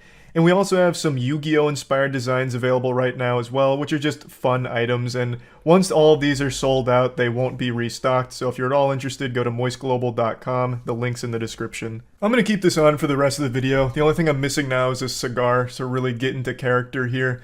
I'm gonna go ahead and talk a little bit more about this. I am pretty familiar with Sneako, probably more so than a lot of his more modern fan base is. I first became aware of his content when he got mad at me a couple years ago because I was criticizing a movie called Cuties.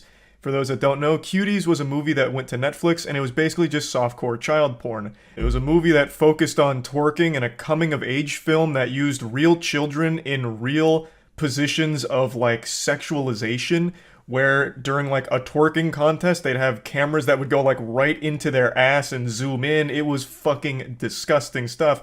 And I made a whole video talking about how fucked up it is that not only does it exist, but Netflix has promoted it and it's on their service. Regardless of what the intention was or what the message aimed to deliver from the director, it completely missed the mark. By using real child actors and doing the things that they did in the film, it became a movie that was only enjoyed by legitimate, real, self-admitted pedophiles. And I made a video talking about how gross that whole situation was, and Sneako made a response to it saying that the outrage around this film is misplaced and it's actually a good movie. Americans are like, this is deplorable. I saw this commentator, Penguinz0, who I actually like. There's not a lot of good commentators, but he's like, this movie is deplorable. There's nothing good about it. There's nothing. And it's like he didn't even watch the movie. It's just like he only saw the clips that were gonna piss him off. Or he just got so triggered by the provocative imagery that he just, deplorable. Come on, man. Like, don't you see the reasons why she's doing what she's doing? Sneako has said multiple times, even in his most recent rant, that he does like my content, though I'm pretty sure he just says that to cushion the blow and, like, tiptoe around it, like, before insulting me. Just in case there's anyone in his chat that likes my content, he wants to make sure to not make them upset, so he makes sure to preface it by saying, well, I actually do like him, but... and then goes on to get super personal about it. This was my first real exposure to Sneako, and it's also the reason I don't care what his opinion is of me, because it's coming from a man who likes cuties. So why the fuck would it matter if he thinks I'm a bitch or anything like that? It legitimately couldn't mean less coming from a guy who openly defends a softcore child porn production. Okay, if I ever wanted to get canceled, this is the video. I saw Cuties last night and it was pretty good. It's a pretty good movie. I went in ready to hate like everybody else. I saw the cover and I got clickbaited. So did you. You got clickbaited. The thing about Cuties is it's not an unrealistic film. Like, yes, it shows children in a sexual way, but this is not unusual now. And the people who are really mad about this aren't Gen Z. Now, the reason I'm showing this isn't just to debate a multiple-year-old Sneako video that he completely ate shit on and had the worst possible take of with this whole cutie situation. The reason I'm showing this is because I haven't liked him since I saw this side of him. I was aware that he made other content, and apparently some of it was pretty good a couple years back, but once I saw this video, it just showed me a really weird guy who it seemed like really just wanted to be contrarian for the sake of it and makes terrible points in defense of this film for some reason. Like, even in your own video, you openly admit right there that yes, it sexualizes children. Full stop, that's not okay. That's a problem. Like, this girl, at one point, she takes a picture of her vagina and posts it on Instagram. Kids naturally just rebel. I like this movie because it's extremely provocative, but it's realistic. A major criticism of this film was that it's child porn, that they were just showing these kids and that it's gonna bring a bunch of pedophiles in. I don't think so. I don't think so. Not more than anything else that's on the internet now, or not more than beauty pageants in America, which still exist and are exactly what you see in the film. Do you go to beauty pageants to watch the kids, Sneako? I certainly hope not. Just because the beauty pageants, which are fucked up, completely agree, just because those exist in the real world doesn't mean that that's justification for this movie. I feel like that should be obvious. You can't use this whataboutism like, oh yeah, Cuties has a lot of sexualization of children, but what about, child beauty pageants? I mean, those are out there in the real world, so what's wrong with Cuties being on Netflix? I won't show you any more from this video, it's dog shit all across the board, but there is one more thing I'd like to highlight. Even when Sneako started to rise to popularity, I didn't pay too much attention because, again, in my mind, he will always be that guy that for some reason fights for this film, which is just fucking weird. So he's always just been kind of a weird person to me that I don't pay too much attention to, but I couldn't help but take notice of one of his more recent viral clips where he openly defends getting cucked. So I wanted to break this down, like, because this was, imagine seeing the girl you love, like, get fucked. You love her? Yeah, I do. I love I love her. I was about to say I love this bitch. I'm like, nah, let me not say that. I love my wifey, my queen. And you allowed the love of your life to get fucked by another man. What happened to the other last? I'm crazy. The first time, as soon as I saw it, like 3 pumps in, I just got up and walked out. I'm just like, I can't do that. Like, feeling traumatic thoughts, like seeing her with another person. It's a lot. But I think it's something everybody should do just to test. You know what? It is a legitimately super sad thing to sit there and listen to because Sneako is very clearly bothered by that whole situation, but is trying to play it off like a deeper message, like, no, this is actually a good thing, and in fact, I recommend every guy out there try letting their girl get fucked by another man. Then you'll know if it's real, if this is the person you want to spend the rest of your life with. It is fucking tragic to listen to. Now, I want to be clear, I have absolutely no problem with open relationships. I think everyone should be completely within the right to handle their relationships however they see fit and whatever makes them happiest. Contrary to what Sneako thinks about me, I have legitimately no issue with open relationships at all. But what Sneako's talking about here isn't so much an open relationship, it's cuckoldry. You have watched your girl get fucked in front of you on at least 2 occasions that he talks about here. And you were right next to her, watching her get fucked, and one time you were so upset about it you had to leave the room after the 3rd pump, you said. You're clearly not really alright with this situation. You're for some reason forcing yourself to be okay with it. Like, I'm not trying to sit here and be an armchair psychologist like you try to do against me during your rants, but it really seems like you don't like it. And yet, for some reason, you're also trying to celebrate it and promote it like a good thing. It's just super sad. Like, if you're fucking other girls and she's fucking other guys, that's one thing, but you being in the same bed that she is fucking another man in and watching her, and then even talking about how, like, upset you were about how much she was moaning and the deep eye contact she was making with the man she was fucking in front of you, like, you're not really okay with it sounds like. So stop trying to pretend to be, and stop trying to make it seem like this is a good, healthy thing for everyone that everyone needs to try. It's just pretty sad. So this is always in the back of my mind when he starts critiquing my relationship, or really any relationship for that matter. Like, what really gives you the right, especially when you're clearly in a very complicated situation in your own mind with your relationship? So, like I said, I didn't really want to talk about this, but he apparently keeps shitting on me and making a big hoopla about it, and people keep bringing it up to me, so I felt like I should at least address it in some capacity. So this is me talking about it, and that's about it. So yeah. I look like a crazy person right now. I just got back from the gym because I needed to blow off some steam. Fair warning, I'm about to start screaming and spitting. This is probably the most emotion you will ever see from me. I'm about to get animated like a Pixar character, red in the face with steam coming out of my ears, because I am infuriated. I am livid. I've made a couple videos bringing you up to speed on a situation I've been dealing with US immigration. In a nutshell, our esports team, Moist Esports, has one of the best Apex rosters in the world right now. We're 2nd place in NA, and we're in a really good position to win the major. But the major is happening on US soil, and the red-blooded patriots at US immigration refuse to let our team come in. Our team is Australian. So we were initially declined and had to pivot, get them to Canada so they could compete in NA this split. And we resubmitted, and our resubmission has just been declined again for legitimately no real reason, because the fucking glue-eating, crack-smoking, coke-snorting, lobotomite morons at US immigration just don't want them in the country for whatever reason they're drumming up here. We have been working with the best lawyers in the industry, the best lawyers on this fucking planet that specialize in this field, and none of them can believe that we've been declined again. They've never had these issues before, so they're as stunned as we are. We even have one of the highest level executives at EA going to bat for us with US immigration, lobbying for us to try and get our team in here because our team is very important to the esport because we are so highly ranked. And even with the goddamn Avengers on our side, US immigration slams the door in our face and turns us away like it's a lacrosse house party in college. They're Australian gamers. We're not trying to sneak in fucking Viltrumite aliens. What is the issue? Gadzooks, I would hate to meet our U.S. immigration agent in real life. It'd be like meeting Voldemort. It'd be like meeting Scrooge. Like an absolute joyless fucking husk of a zombie. It can't even be a real soul. There's no way there's a human being that's handling our case. It's not possible.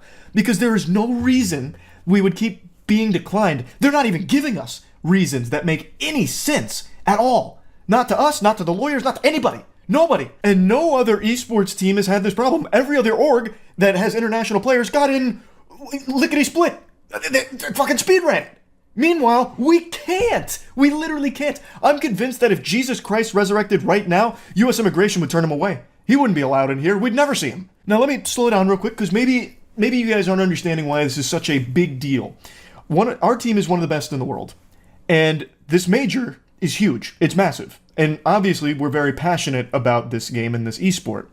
So they need to get into the country to play in this major, because it's an in-person LAN. They can't compete from Canada. It's happening in America, the home of the fucking cheeseburger and the Budweiser. It's happening here. So they need to be here physically to compete in it. No holograms, no force ghosts, no AI, duplicate, replicants, nothing. It's gotta be them, flesh and blood, which is off the table now. I think a lot of people had a bit of confusion with the last video I made about this because the Apex Boys, our team, has been in America before. We've even made videos together with them at our warehouse. But there's a difference because they were only here for like 2 weeks. I think it was even less than 2 weeks. And then the major was overseas. So they weren't here for a long time. This time around, we needed a different process because they were going to play the whole split in NA. So it needed to go through an entirely different procedure to allow them to stay here for that period. And since we keep getting declined, they are now no longer allowed to just come here temporarily. All of that's halted because they're under our Moist Esports blanket. Now they can't come here just for like that 2 weeks or anything. It's totally different. It's all changed, which is why we had to work with so many lawyers to try and get this process moving, and we just kept getting declined. So now they can't come into the country for this major. They couldn't even show up on the day to compete. Plus, they wouldn't want to do that anyway because they want time to practice, obviously. So that leaves us with only one fucking option left, and that's to cut our team. We have to release one of the best teams in the entire Apex circuit, because that's the only way they're going to be allowed in the country. They can come here as long as they're not being represented by us. As long as they are not represented by any org right now, they can come here and compete. So that's our only option, because we obviously want the best for these guys. We want them to shine at the major. So in order to do that, we have to let them go. It's like that fucking scene in Pokemon when Ash sets down the Pikachu and runs away crying. That's us. That is literally what we have to do with our team right now. We have to cut them so that way they can compete at the major. Because we're out of time. We can't resubmit again because this process is abominably fucking slow. Weeks just to get 2 sentences back from the U.S. immigration dinosaurs, the fucking fossils that are just bones and dust in those chairs at the agency there. Like, we can't do this again because we don't have time. The major's right around the corner. So, we are officially releasing the Moist Apex squad. Unfortunately, we got the bad ending to this fucking playthrough here. And it's no fault of our own, by the way. We did everything by the books. We worked with other orgs, too, and so many different lawyers that specialize in this. And we did everything right. And still got slapped by U.S. immigration raid bosses. Ridiculous. So, I actually cooked up a theory. One that a couple of lawyers actually agreed with me on as the most likely culprit for why we kept getting declined and are still currently rejected. Our name. I hypothesized this in the last video I made, but I wasn't entirely subscribing to that belief until now. The name Moist Esports may have had a role in us being rejected, may be the only reason we were rejected. At U.S. immigration, it all falls onto your particular agent. It is entirely their discretion whether or not you are allowed entry into the country with whatever you're submitting and whatever you're doing. You have an individual agent that handles your case. It is highly possible, and according to some lawyers, not unusual, for them to decline things based on very trivial reasoning. And they never conveyed that the name was an issue to us, by the way. That would be something that's so petty that they probably would never put it in writing because it's fucking embarrassing and shameful. But it is possible that the name Moist is the reason why. Because moist is a word that is a little yucky to people, makes them feel a little icky. So whoever was handling our case maybe just really didn't like that word, didn't take us seriously, and said, nope, we won't be dealing with them. Fuck them. And I think that's the most likely possible explanation for this at the moment. Because there's nothing else. There is actually nothing else that could have possibly gone awry in this process on our end. I hope the ghoulish heathen in charge of our case is proud of themselves for this. No, I'm just kidding. I'm just yanking your chain. The only thing I hope for the urinal cake that handled this case is that they get fired. That is the only solace I will find here, is if I learn that at some point whoever took this case is let go from U.S. immigration because the country would be much better for it. I think they are so bad at their job that it borders on being criminal. Like, they should be charged with treason for how poorly they've handled this case. 6 months. 6 months of work. Well, a little less than 6 months. And never once did they give us a real reason for why we were declined. The reasons they gave us were nonsensical. And when we were inquired for more information to rectify those problems, we submitted above and beyond the requirements, and still got declined numerous times. I think this whole experience should be pretty eye-opening to a lot of people out there, to the blatant corruption in U.S. immigration. Like, this is so bad that it's almost comical. Like, if it wasn't so incredibly detrimental to our organization, I would probably find it laughable. Like, that's how awful, horrible it is, and how bad of a state U.S. immigration is in. Like, just take a step back and really analyze this. The best lawyers in the world that specialize in this field in particular were unsuccessful in getting squeaky clean Australian gamers into the country, even when the game they're competing in has the highest level executives saying to U.S. immigration, no, they need to be here, they should be here. All of these extremely powerful parts working together to try and get them into the country, and they couldn't do it multiple times. Now imagine that for someone normal. Just normal, average Joes trying to get into the country and they have to deal with U.S. immigration. What fucking hope is there? What chance do you have? That's going to be like a 20-year process bare minimum. That's inexcusably awful. What a broken fucking machine. The ice cream machines at McDonald's work better than the U.S. immigration process. It's so fucking stupid. I'm actually hitting a full-blown Porky Pig Scatman right now. I'm getting so heated. Like, it's an insult to the word stupid. Moonfall, Madam Web, The Room, that's stupid. This, it's on a whole new level. It's in a different dimension, the fucking sixth dimension of stupidity. It's a whole new ballgame. Like the fucking poop farter that handled our case. It's giving me a headache. I'm actually going caveman braid. I'm becoming Cro-Magnon man right now. Just called him a fart pooper or whatever. Like, it's just, I'm running out of words in the English language to express the frustration at how incompetent this whole process has been on their end. So yeah, anyway, we had to release our Apex team. They will still be competing at the major, God willing, unless the immigration agent himself turns up and fucking puts the kibosh on it himself, forms like a brick wall of meat and won't let them pass, physically imposing himself on them. But anything shy of that, the boys will be on American soil competing at the major, but they are no longer our team. We had to cut them in order for that to happen. We will, of course, still be cheering for them. We, of course, still want them to win because they deserve it. I think they are the best team in Apex, and I'm still very excited to watch them play, but it really fucking hurts that it's not Moist Esports that they're competing under anymore. Thanks, U.S. immigration. Fuck you. Yep, that's really about it. See ya. Heavens to Betsy, what a week, huh, sports fans? Holy Toledo. Yeah, so Moist Critical's in a big oopsie-poopsie situation here. It reminds me of the time in Moonfall when KC Houseman sacrifices himself and dies of cringe to become the moon. Yeah, so, being serious now, since this has become such a big issue, I've been in a lot of drama recently. I'm in hot water, and I'm biting on the fart bubbles that pop up in the bathtub here. It is a lot. So let's start with the most recent one today. My retirement. I didn't know I was retiring. That's news to me. I'm as shocked as all of you are. I had a ton of fun last night playing a game called Clickleding, which is basically like a cuckoldry simulator, but for clicking against like the Lorax in a hotel room.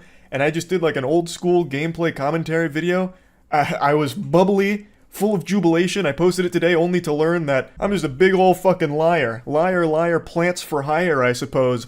Apparently, and I didn't know this until I posted the video, everyone was under the impression that I was quitting the internet. So I started scratching at the hair on my chinny chin chin, wondering, when the fuck did that happen? Was I sleepwalking? Do I have somnambulism? Is this some kind of like, Fight Club situation? But instead of like Tyler Durden, I have fucking Charles Turden here that's just making wrong announcements. It turns out the patient zero behind all of this was a post Jackson made announcing that I would be leaving the podcasts, which is something I thought about periodically for quite a few months now, mainly because I started to recognize that I was becoming the very thing I'd make fun of with being chronically online. Like, I just was always online, and the podcasts were a big proponent of that, and I just kind of wanted to scale back the amount of time I spend online, and I kept Jackson in the loop the whole time here about where my head was at, and last week I told him, hey man, I think this is going to be where I hang up the jersey, you can put it in the rafters, throw it in the dumpster, but I think I'm just going to be, sailing off into the sunset here and just reducing the amount of stuff I do online.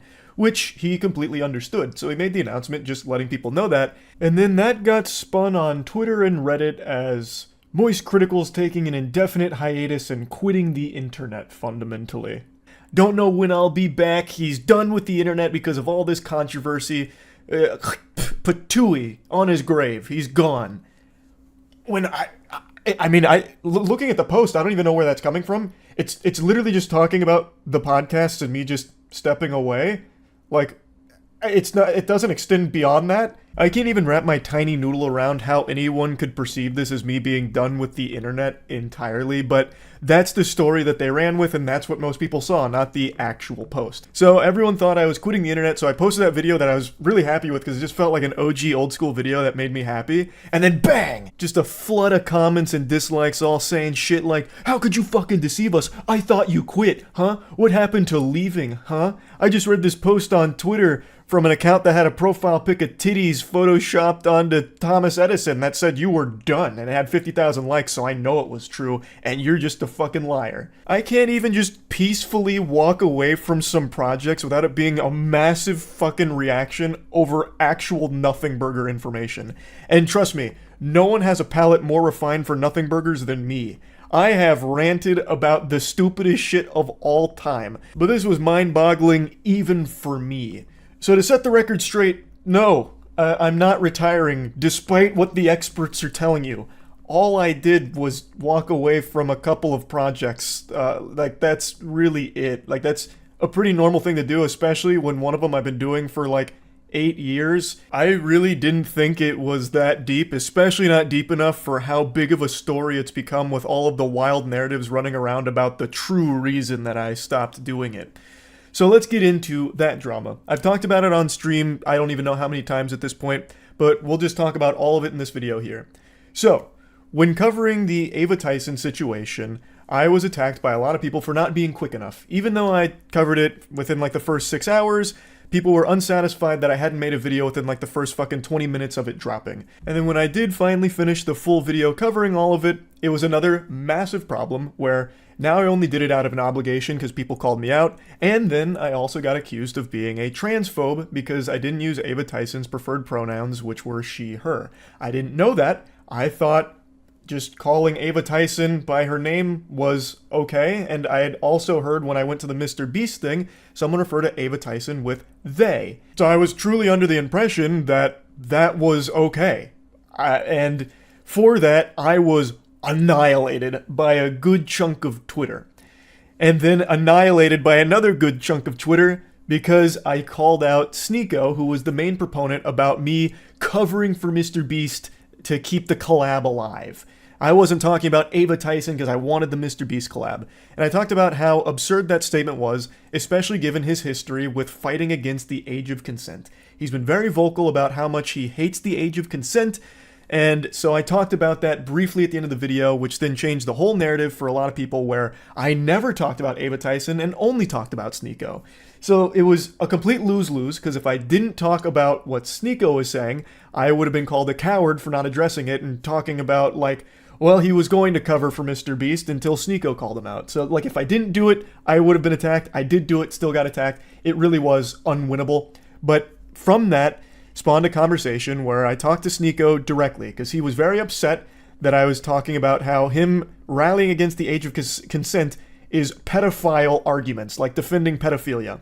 As I've said since the very beginning of this channel, I'm always willing to engage with people I disagree with, and I thought that maybe there was a chance I misunderstood what he was trying to say, even though it's still abhorrent. I thought, okay, maybe he's not actually trying to defend pedophilia, he's like some kind of pseudo-intellectual debate bro who's trying to say something else, so I was willing to hear him out on it, and I talked to him in DMs, and he said he doesn't believe in the age of consent, he believes in the age of marriage, can't assign a number to it, but said that when someone can legally drive, they should be able to marry at the same time, which is literally like a 15 or 16-year-old, because you get your permit at 15, your license at 16, and both are way too young to be marrying. That shit is completely unacceptable. It is downright disgusting. He then said that he was happy to discuss it in a call, which I said I was willing to hear him out on, and he said that he would do it later because he was outside doing an IRL stream in Turkey. So I was willing to hear him out because, again, if this is some kind of crazy misunderstanding, I'd like to know that, because it'd be really fucking scary for someone in his position with his level of influence to be actually advocating for adults marrying and fucking children. That's a huge problem. That's a big fucking problem. So if there was something that he was like trying to say but failing to do so, I was willing to at least hear it. And this is where the infamous debate came from. The debate that people are calling the debate of the century.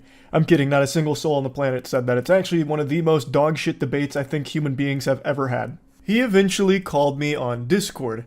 I was under the impression this was just him and I talking. I had no idea this was going to be a debate. I thought he was going to try and explain himself like, hey, no, this isn't actually what I meant. This is what I'm trying to say. I thought this was a conversation between him and I.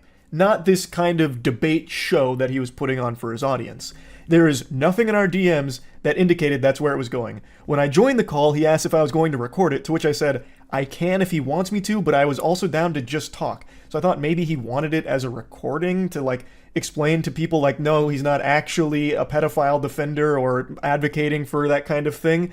So I thought that is why he asked. I didn't know it was because it was being streamed. Especially because one of his last DMs was about how he's doing an outside IRL stream and he would call me after. To me, that says when he's done streaming, that's when we'll talk, not as a part of his stream. I didn't know this was a debate nor a stream until about an hour and 40 into it, roughly somewhere in that ballpark. I am not a debater. I've never claimed to be one. I never want to be a debater. I've always said that I believe conversations are the most productive because debates always devolve into what side can score the most points by explaining their thought process, even if the position is wrong. Whereas a conversation is a very different thing to me. So I didn't even know that's what this was. So obviously, I was unprepared for a fucking debate. So I entered into the Thunderdome and we started talking. I made it clear that I found his statements on the age of consent and children marrying adults being fucking hideous. Absolutely revolting. And then he started arguing about, well, what is a child? We must define a child, you know. It's not actually being under 18. It's all a bunch of hooey. And I really think if you have to start arguing about, well, what technically is a child? You're already way too far gone. Like, that is so fucking weird. And in no uncertain terms, multiple times throughout the debate, Sneako says that he is okay with people that are aged 12, 13, 14, 15, 16 marrying adults that are 18 or older. We're talking globally. Let's just talk globally. Like, do you think it is okay for, I'm not talking about just you specifically anymore, anyone. Do you think it's okay for anyone in their 20s, an adult, to marry a 15 or 16-year-old? A 21-year-old, if there was a marriage where the father consented and the daughter consented, and it was both good on both families and they wanted to do it, why am I going to get involved? Why should we get the government involved? Even get back a little bit. Do you think there's not a problem with a child being with an adult? Okay. We haven't even agreed upon what a child and an adult is. You keep saying that it's 18. Under 18 is child. And I'm telling you, that's not even the definition of the word. What is the number? It needs to be a number, or else you can do the same thing. I just told you there's not a number. Do you see why that's a problem? No. If there's no defined, so why can't a 12-year-old marry an 18-year-old? Because most 12-year-olds haven't gone through puberty yet. And most 12-year-olds... What if, as you just said, it changes. What if a 12-year-old went through puberty early, the parents consent, the 18-year-old and the parents consent? Can they do it? Most likely that's not going to happen. You know why? Because Islamically, if we're not talking most likely, just say it. If the families have consented, the kid is mature, the kid is ready, why should I stop at 12 years old? At 12 years old. If the kid is physically mature, the parents consent, both parties are happy. A 12-year-old being physically mature. If that's the only line that actually makes sense. Again, I don't think a 14-year-old can ever be physically mature. Mm-hmm. Even though they literally can. Even though puberty actually defines that, it's fine. I don't believe so. I was 14 once.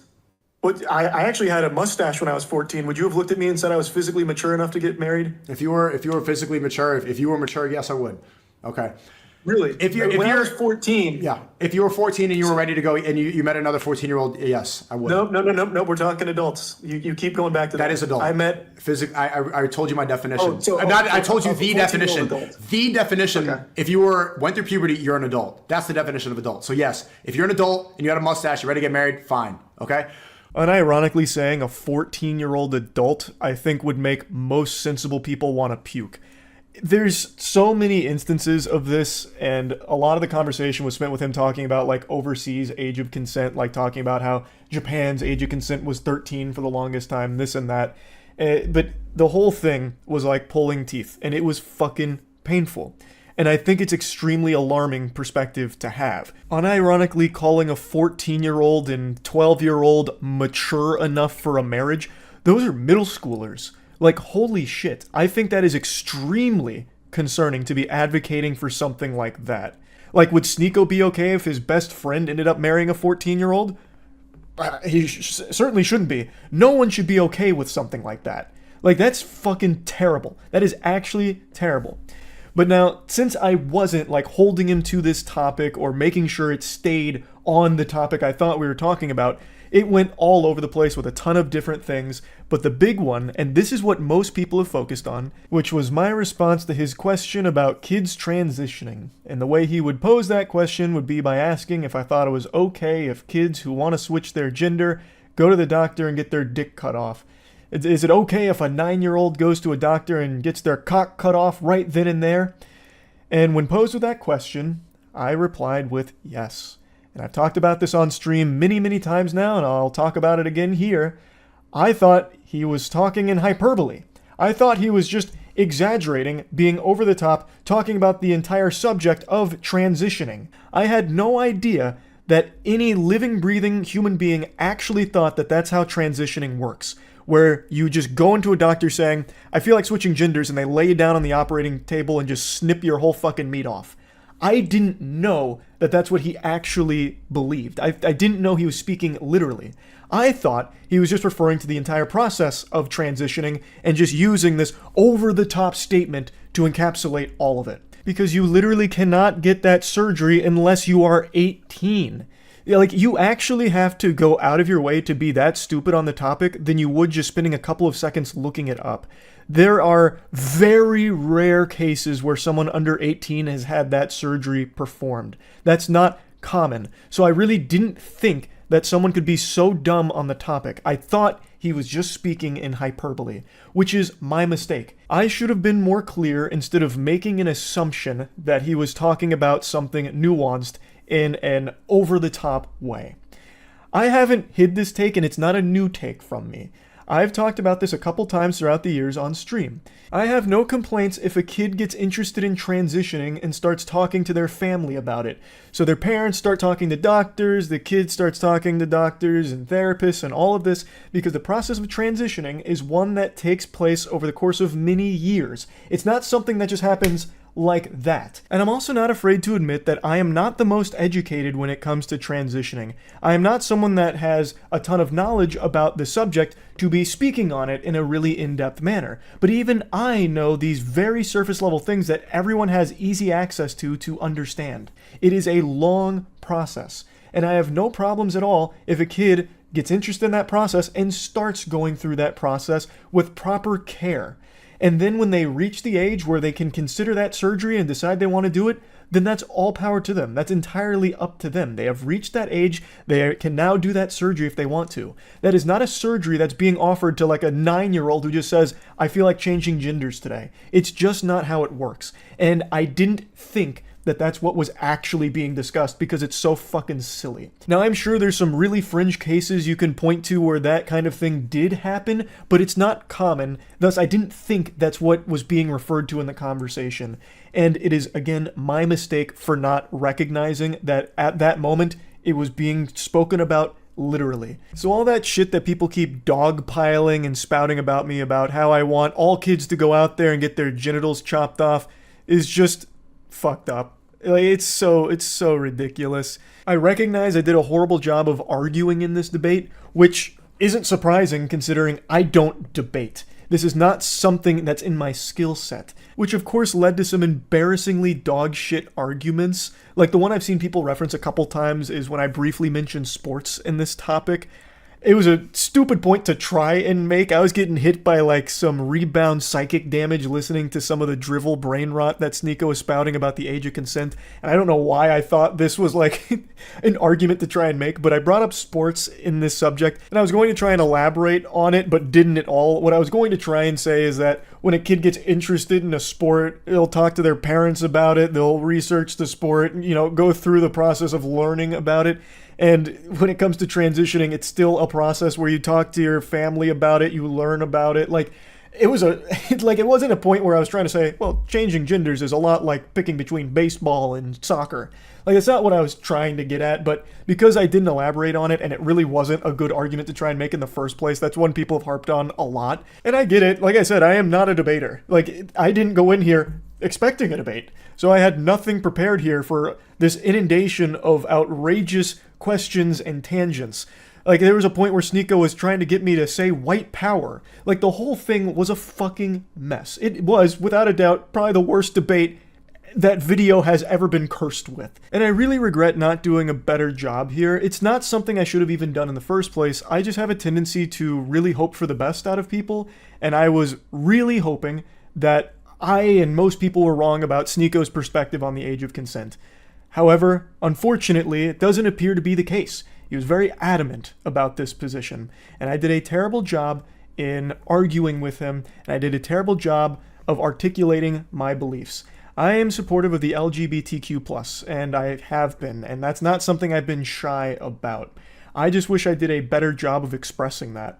To be open and honest here, and I've talked about this a lot, I've always treated my channel kind of like a diary for myself, which is why I just talk about so much different nonsense and so many things that I know a lot of people don't give a fuck about, but some of it's fun for me to talk about, or some of it's just things I care about. So being totally honest, I used to treat the internet as an escape from my dog shit real life.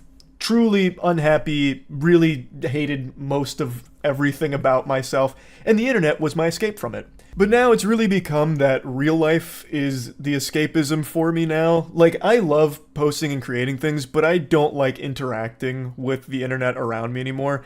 And it's something that I started to realize a couple months ago, and I've talked about it on stream a little bit, how because I've covered so many like drama stories and everything, it's pretty much all that I ever get told about when I'm streaming, and it's become such a massive headache, and it's just constant negativity that I'm fully flooded with, like at all hours. Like, I am in like this human centipede of eating someone's ass while having my ass eaten, with even more things that I'm being demanded to like talk about, where everything just feels like a lose-lose, and it has been for like the last 6 or 8 months, I feel, where if I talk about something, it's a problem. Even if something is cut and dry as like Cody Ko having sex with a 17-year-old being bad, I caught a lot of shit for that too. I'm sure a lot of people probably didn't see that, but man, the amount of emails I got and a lot of the things I was seeing, even something as cut and dry as that was an issue when I talked about it. And then if I don't talk about something, or if I don't talk about something fast enough in the time that some people think is appropriate, I'm then accused of covering up for something for an ulterior evil motive. So it just really feels like a rock and a hard place where, regardless,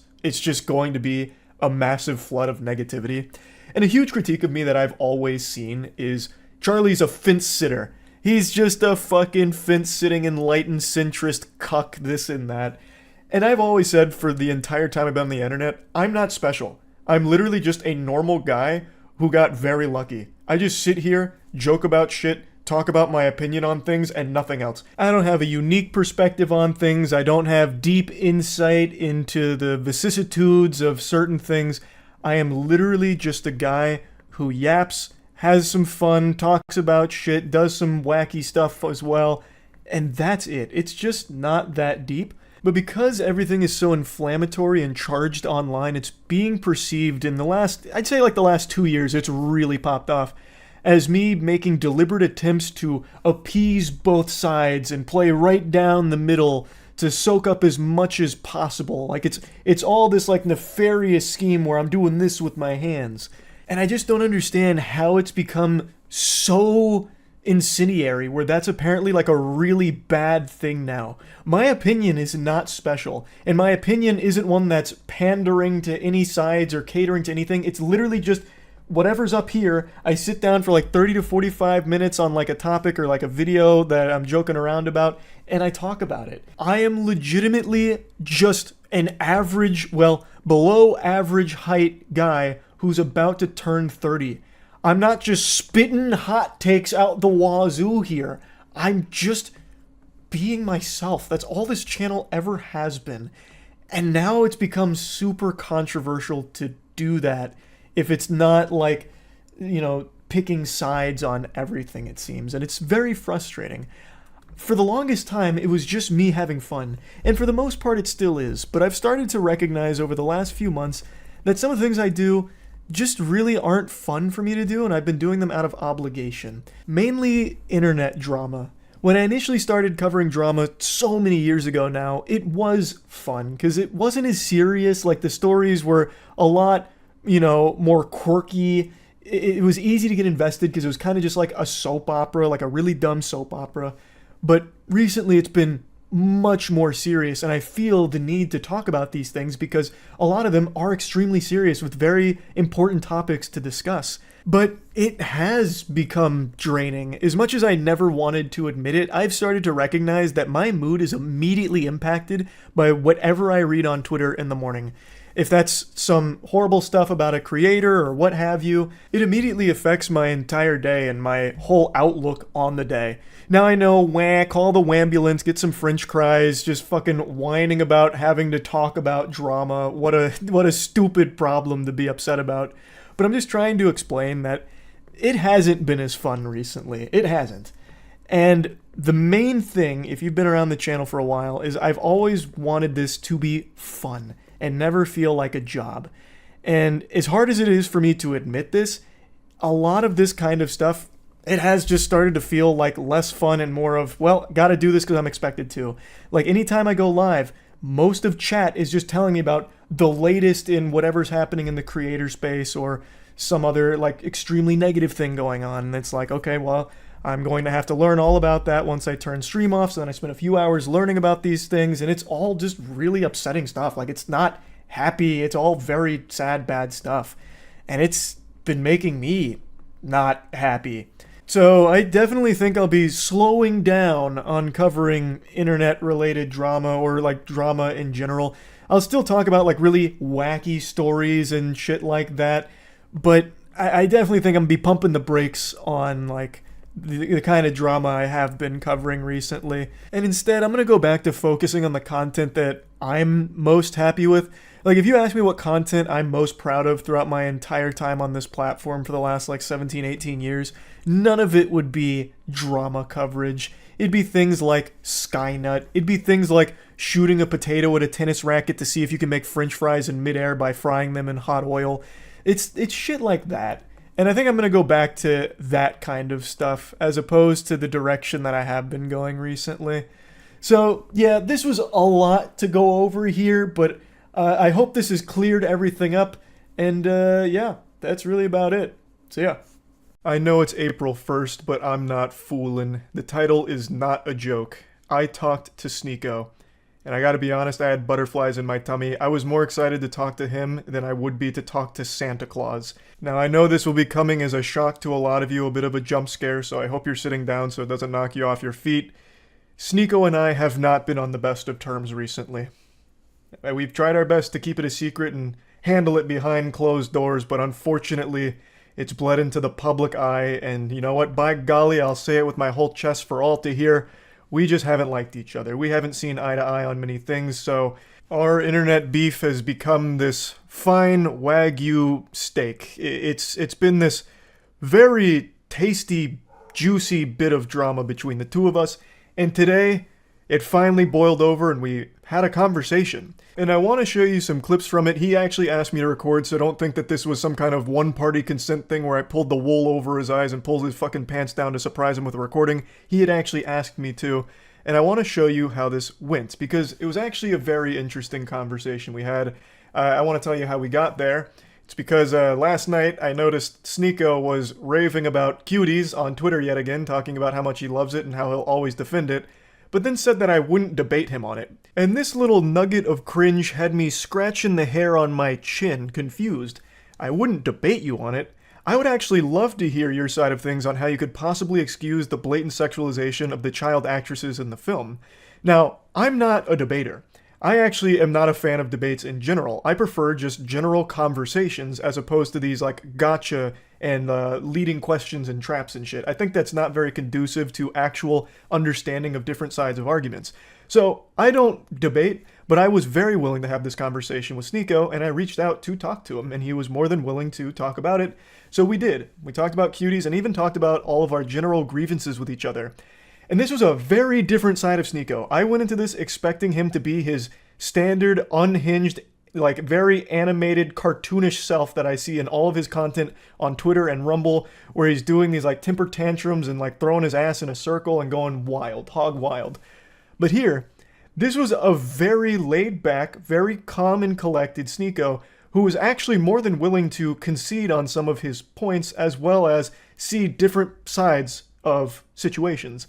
And I didn't expect that. And I'm very appreciative of that pleasant surprise as well, because I went into this with pretty low expectations, but after finishing our talk, I'm actually pretty curious to see where Sneako goes next, because like I mentioned, there are some things that he just fully admitted, like maybe he was guilty of doing similar things that he criticized others for, and that he was going to be repurposing his message and changing things around to make it more conducive to positivity. So overall, the whole conversation went in a totally different direction than I expected. Of course, he's still very passionate about some things, and we still fought on quite a few things, and the reality is there's just a lot of things that I don't see eye to eye to him on with some of the things he talks about. But overall, I really walked away with a very different impression of Sneako from this. Now, I know I'm blue-balling you here, but one more thing that I think is important to mention, he has said that he's wanted to debate me over the last 2 weeks here. He even made this big hullabaloo on Twitter about how I ducked a debate with him on Aiden Ross' stream. Even though he had not replied to any of my DMs at that point, there was no debate scheduled between him and I. So that was just a blatant lie. I think he was just joking around about it and it missed the mark because people actually thought that I was avoiding him.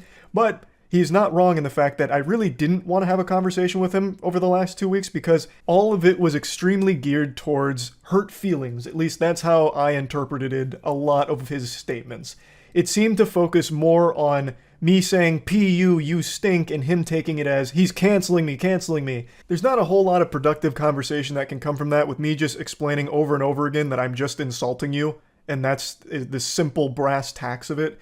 But over the last 48 hours, it really does feel like he's had this come to Jesus moment where he's recognized that I was never canceling him. I was making fun of him. He even issued an apology about bringing up my girlfriend and stuff like that, and has recognized that he has been off the mark on a lot of things recently as well. He also, apologized for being a cuck, which was a wild thing. He talked about how cuckoldry was a mistake. So it looks like he was never okay with it, even though for a time he did say everyone should try it. It looks like he's changed his perspective on that and now looks back on it with a lot of regret, which isn't surprising since those insults were not some of his favorite to keep hearing. So that's not really a discussion we had. I think and have always said, whatever happens between consenting adults in the bedroom is fine. As long as no one's getting fucking hurt, there's no, victims, it's consenting adults, you're good to do whatever makes you happiest. The reason I always talked about the cuckoldry is, one, because fucking hilarious that a lot of his beliefs now go very much against his past of being open to watching his girl get fucked in front of him by multiple men on a couple occasions. And two, it was illustrating a bit of ridiculousness with him being the moral authority on healthy relationships when he himself was in a very confusing one that he wasn't proud of, yet still preaching that people should do it anyway. That was the whole point behind it. I wasn't trying to kink shame like a lot of people started accusing me of. If you want to be a cuckold, then be a proud one and be okay with it and comfortable in your own skin about it. So, it has seemed like he's been more receptive to real talk, and that's what we had. So let me go ahead and show you now. The first thing we talked about was cuties. This discussion with you about cuties since I dropped that video back in 2020. How time flies, man. Well, better late than never. So, have you seen the movie? Yeah, so you mentioned you saw my video, so you know I didn't finish the movie. I physically couldn't. I found it just to be completely repulsive. Haven't you seen a lot of other movies that have repulsed you before? I watch horror movies. I watch movies that are provocative quite a bit. Yeah, but this is something I feel isn't being recognized. There's a difference between being repulsed by fiction, which is like horror movies, that's not real, and being repulsed because there's real children doing sexual things. You can't fake that. The actresses were 11 to 13 years old. They were twerking. There was some very gross scenes in there, and the cameras would zoom in on their chest and their ass and their crotch. That's a very different kind of repulsed. That's what we agree on. I don't agree that those scenes are good. I don't agree with the sexualization of children. I defend the movie because I defend the morality of the movie. And I think that most people that were disgusted have seen those clips or didn't watch the whole movie like you. So that movie was taken out of context quite a bit. People don't really see the moral of the movie, which is defending Islamic values and also pointing out the very real problem that young girls have going on social media and doing these dances. I agree that it's disgusting. I agree that those scenes are repulsive, but I think you could be repulsed by TikTok and pretty much what young girls are doing on social media every single day as well. I think that people outraged at that film should also be outraged at everything that girls are doing now on Instagram, TikTok, and all these apps. Well, see, but here's the thing. So let's break it down to the very bare essentials. Can children consent? Can children consent? No, they can't. We agree.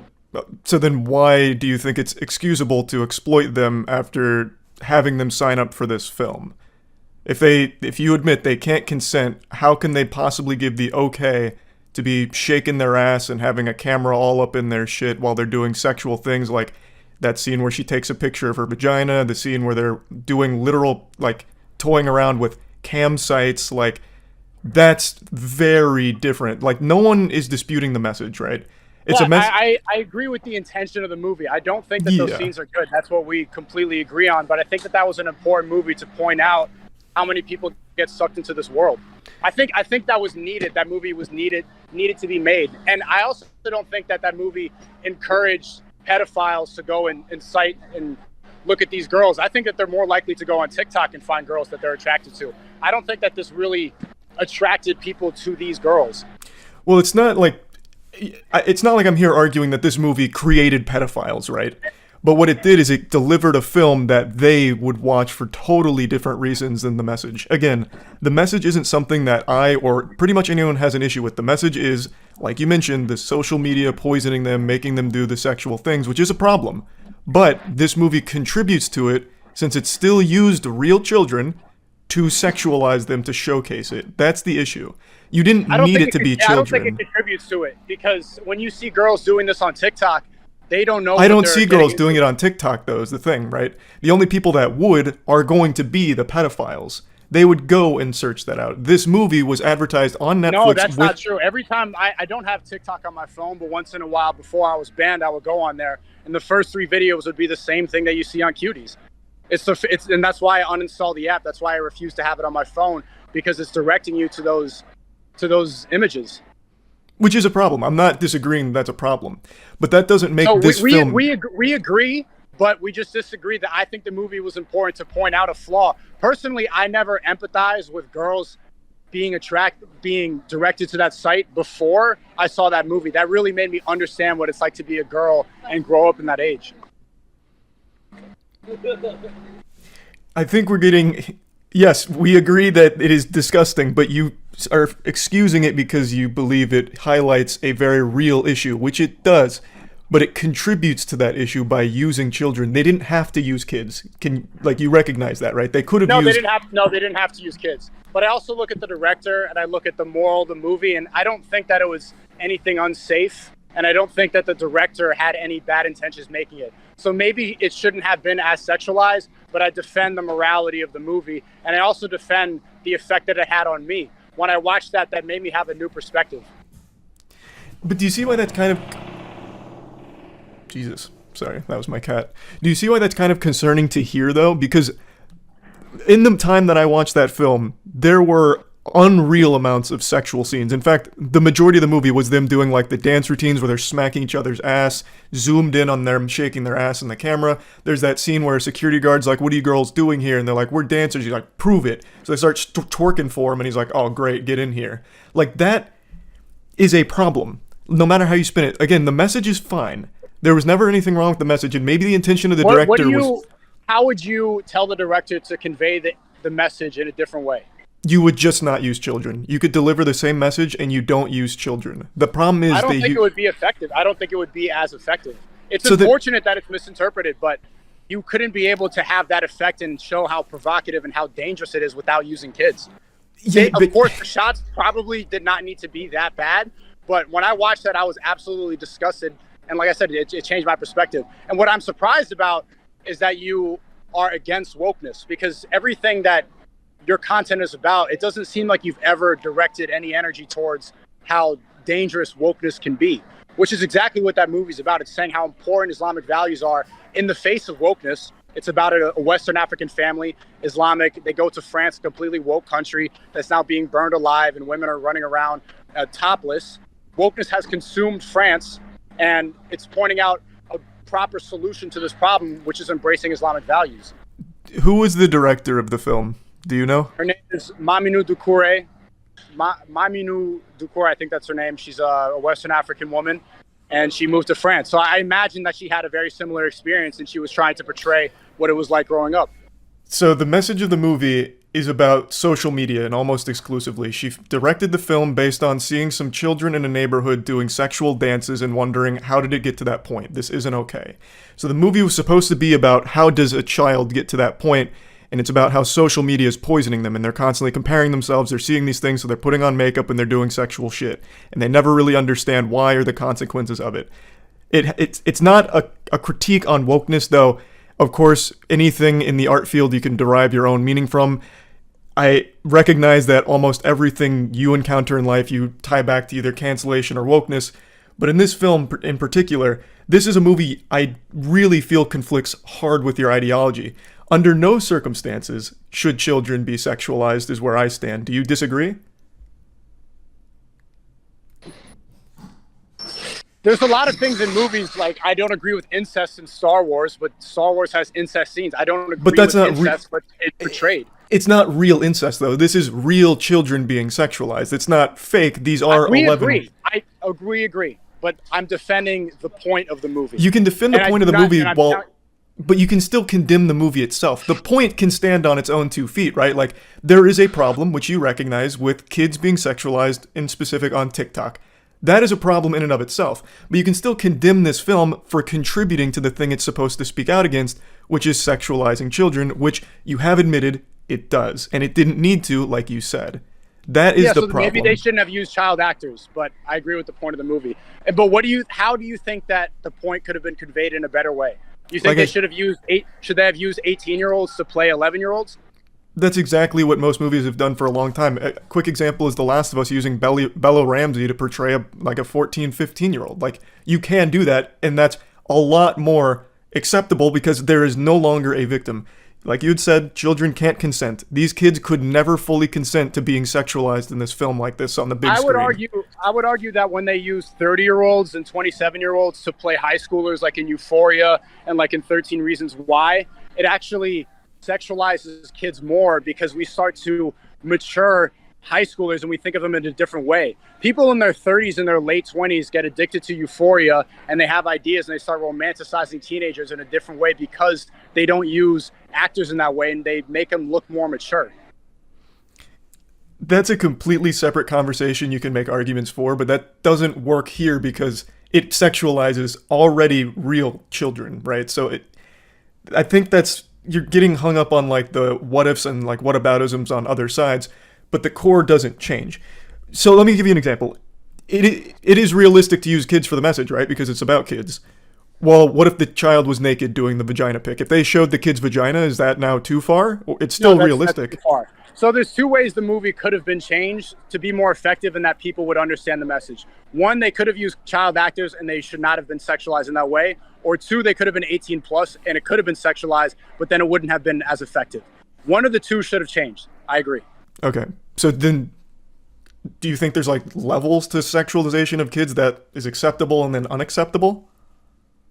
No, it's never acceptable to sexualize children, but Then we agree. So then can we then say, since this film sexualized children, I can't really champion the film. However, the message is okay. Like, I like the message. I agree completely. But the reason I defend that movie is because I think everybody just saw those scenes and looked past the message and looked past the good moral that the director had when making it. That could very well be the case for some people, right? 100%. I would say most people. Most people who hate the movie haven't seen it. Most of the people accusing me of being a pedophile for defending the movie haven't seen it and have no idea what it's about. They've just seen those scenes. But they're also still not wrong for being upset about those scenes. Like, can you I recognize think they that? should be more upset at the problem. I think people should direct that anger instead of calling me a pedophile on the internet. They should look at the system that turns these girls into sexual objects at a young age and be more angry at that. That is the real issue. That is the bigger problem at large. They do, though. It's not mutually exclusive, like where it's one or the other. Do they? Do you? Do I what? Talk about the problem? Do you direct that anger? I see you.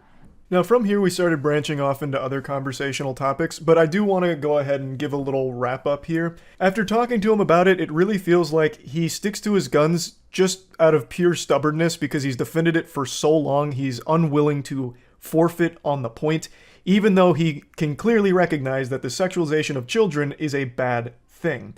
And since the movie sexualizes children, it is full stop a bad thing.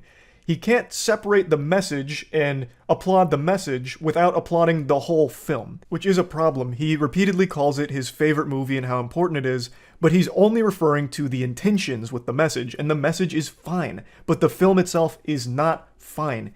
It wanted to speak out against social media, poisoning these children and having them do sexual things, and it's horrible. The film wanted to call that out and point a light at how horrible it is, but doing so, they used real 11 to 13-year-olds and actually sexualized them. Thus, it's a fucking horrible thing that they produced, and by my definition and many people's definition, is child porn. That shouldn't be defended by any means. Now, I wish Sneako would be able to just separate the message from the film, because the message is fine. That is something that you can applaud, but not the film itself. Follow the narrative that's popular on social media, but I don't see you ever directed at the problem. Do you agree that wokeness is one of the biggest problems that corrupts kids nowadays? Define wokeness. Wokeness is the liberal ideology, is feelings over facts. I identify this way because I feel like it is. There's no gender, nothing matters. I do as I want. Everything that's promoted on social media. Do you realize half of what you just described is how you've lived your life for the last year? Like feelings over facts, for example.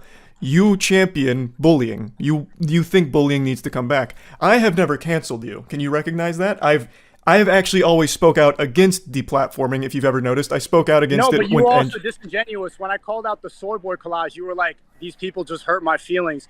Most of those people actively advocated for my cancellation. Nick is not green is the only person. True. That's not true. Ethan Klein celebrated and clapped when I was banned and said, good, finally this misogynist is banned. What happens on the internet, I understand. It's good to have back and forth. Bullying is good because it makes you have to develop your character in a different way. That's not why I was upset. I was upset because a lot of these people were secretly happy or secretly hoping that I was going to get banned because they disagree with my ideology. But then why am I on that list when I've only ever spoke out against deplatforming? That seems like I'm there because I hurt your feelings.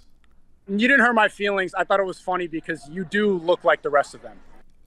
I don't understand how, but we're not here to get into the nitty-gritty, I guess. Now, after talking to Sneako, it became clear that he really lives his life fearful of wokeness. He is constantly haunted by the woke boogeyman, like he's trapped in Luigi's mansion, but every ghost is woke. It's one of those things where every topic we started talking about always tied back to either cancellation or wokeness, which I think is pretty sad to be in that state of, I guess, unease, where he's always feeling as though woke is breathing down his neck. It's haunting his dreams like Freddy Krueger. But I'm going to get into that just a little bit more in a second. I do want to mention that collage where he's claiming it's not people that hurt his feelings, it's people that like advocated for his cancellation and shit, which again, I never did. I have only ever made fun of him and insulted him. Or made fun of one of his friends that he felt the need to pick up the White Knight's armor to defend the honor of. So I, under no circumstances, fit any of his definitions there, except for he thinks I look like the rest of the people there, which I have still not to this day seen a single living, breathing human being that has said there is similarity between anyone on that collage. Fucking 30 people on that collage, and there is no similarity amongst any of them. All types of different backgrounds, faces, hair, everything, beliefs. It's not even fucking close. I don't know what he's seeing there. Maybe he's like face blind, so he sees everyone as like a default RuneScape character on Tutorial Island. I don't know. But anyway, back to the woke topic. I wanted him to define woke, and he gave me his definition of woke. To his credit, that was more than I would have expected, because last time I saw someone try to define woke, it was a fucking disaster. But he clearly does have at least some belief on what wokeness is and what it means to him. Now, he asked me if I think that's the biggest problem facing the youth today.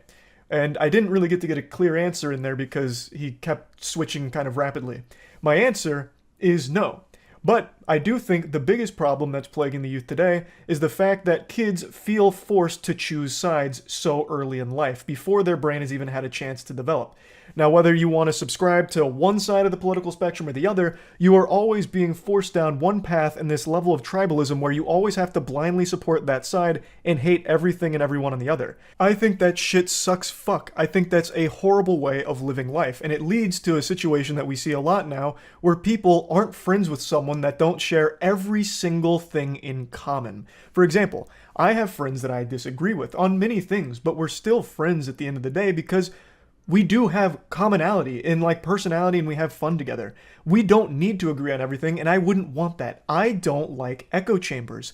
And regardless of if you're on the woke side or the anti-woke side, you put yourself in an echo chamber no matter what. And both sides eat you alive if you so much as critique something about that side.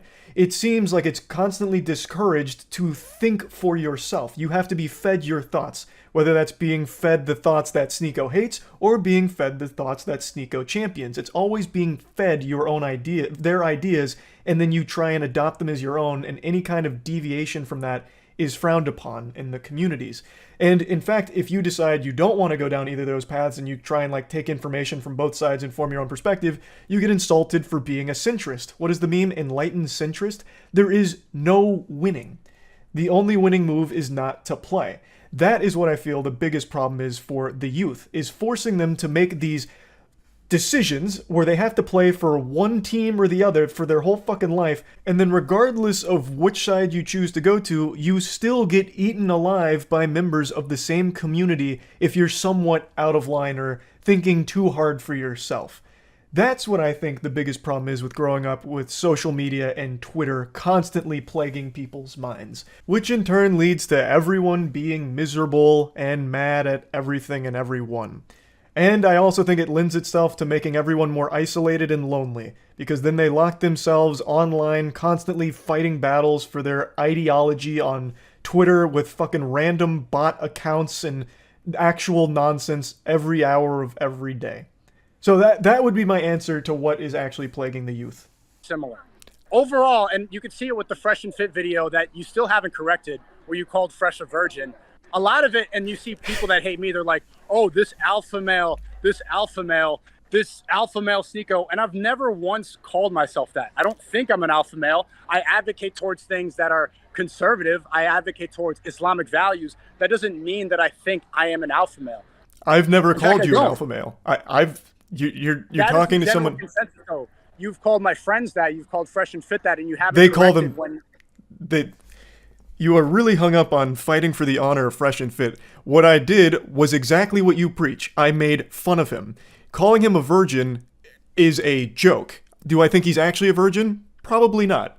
And it's not even a good joke. Like, that's the laziest joke of all time, which is why it wasn't like the crux of it. I just made it as a throwaway statement in the middle of a rant about his ridiculous story. This is something that clearly weighs heavy on the mind of Sneako, where I insulted his friend, and my God, he has not let that go. This has become like his Vietnam, because it really seems to have taken a big toll on his psyche. He believes I owe a retraction and apology for making fun of him and calling out his story. And he says that I was wrong about all of it, even though, I'll play the clip in a moment, further into our conversation, he also admits he doesn't know if he actually fucked the 3 women that he claimed he did. Nobody knows. The story itself is outrageous. What they proved is he had DMs, like a conversation with the NBA player, but that doesn't corroborate the whole story. There is no apology or retraction necessary. It is still such a fucking crazy story he told that probably wouldn't even happen in the most obscure Brazzers porno ever. Because you don't correct your mistakes. You were wrong about Fresh and Fit. You were wrong about Andrew Tate. And you were wrong about the movie Cuties. Okay. Well, I'm glad you tied it back to Cuties, but before we get back to that, I feel like I'm one of the very few people on the internet who corrects himself. Whenever I make a mistake, I do go and make a clarification. For example, I got something wrong with a content creator holding a stand-up competition that was absolute dog shit, and then someone came there and made fun of him, and I didn't know the full context. Once I got the full context, I went back and made a follow-up video to explain it in more depth with more clarity. I always do that. With Fresh and Fit, you really hung up on this idea that he fucked 3 women that night after meeting an NBA player at a bar, and they exchanged Instagram information, and it turns out they were Eskimo bros with the same girl's pussy. Like, it's an outrageous story. Now, whether or not it's true, you haven't proved it either. Were you there watching him fuck? Were you cheering him on? He verified it. He showed the DMs with the basketball player. They did the whole podcast verifying the story. The DMs. You didn't correct it. Okay, so you didn't correct that. They did verify the story. You didn't correct it. Did they have the basketball player? Did they have the basketball player and the 3 girls he fucked come on and be like, "Oh my god, he absolutely plowed the shit out of me. It was the best sex of my life"? Did he have? That would never happen, but he did show the DMs with the basketball player verifying the story and that he did go to the party. Whether or not you want to believe he was with 3 women, I wasn't there either. I guess we're never going to know. But He did get the DMs from the basketball player. To add on to this, if there's even small elements of that story that are somewhat true, I guarantee the whole thing is still embellished because the story he told is a work of fucking Tumblr fan fiction. It is not exactly how it played out under no universe, especially not for him. He is an extremely sensitive guy. He would probably have started crying after the first round of sex instead of going right to the next girl. Like, it is just not something that happened, and even if there is some elements of truth to the story, the whole thing is probably still not 100% accurate, and even still, the whole core of the video is the same. I was making fun of the guy. That would still stay entirely intact. Now, I'm getting carried away with Fresh and Fit here. The conversational topic here was about not correcting things that I've got wrong. And I've actually prided myself on being willing to accept when I'm wrong. I think that's one of the most important qualities a person can have in something that is very unfortunately absent from most people in the current day and age, where everyone has this complete reluctance and this like, ooh, yuckiness, I can't be wrong, I have to be perfect all the time attitude.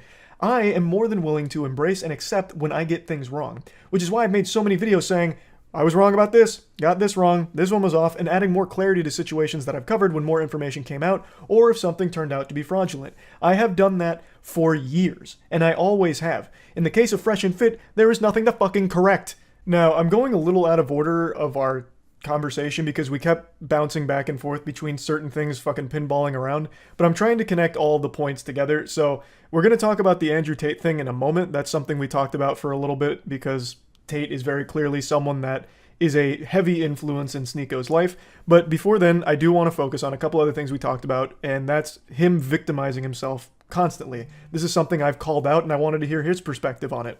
A lot of the things you critique the woke for are ones that you actively partake in. Victimization, that's a big thing with the woke, right? Constantly playing the victim. Do you recognize how often you play the victim in terms of like, I'm being canceled, everyone's against me, you go on your Discord to talk more about it, even this morning talking and naming and shaming people that you think have slighted you as like a cancellation. You do the exact same things. Like, you are also an SJW. That's not victimizing. That's actively pointing out that literally every streamer, the entire internet, all of YouTube reacted to your video. I drop a response where I even apologize for going out of character and getting emotional. And then people...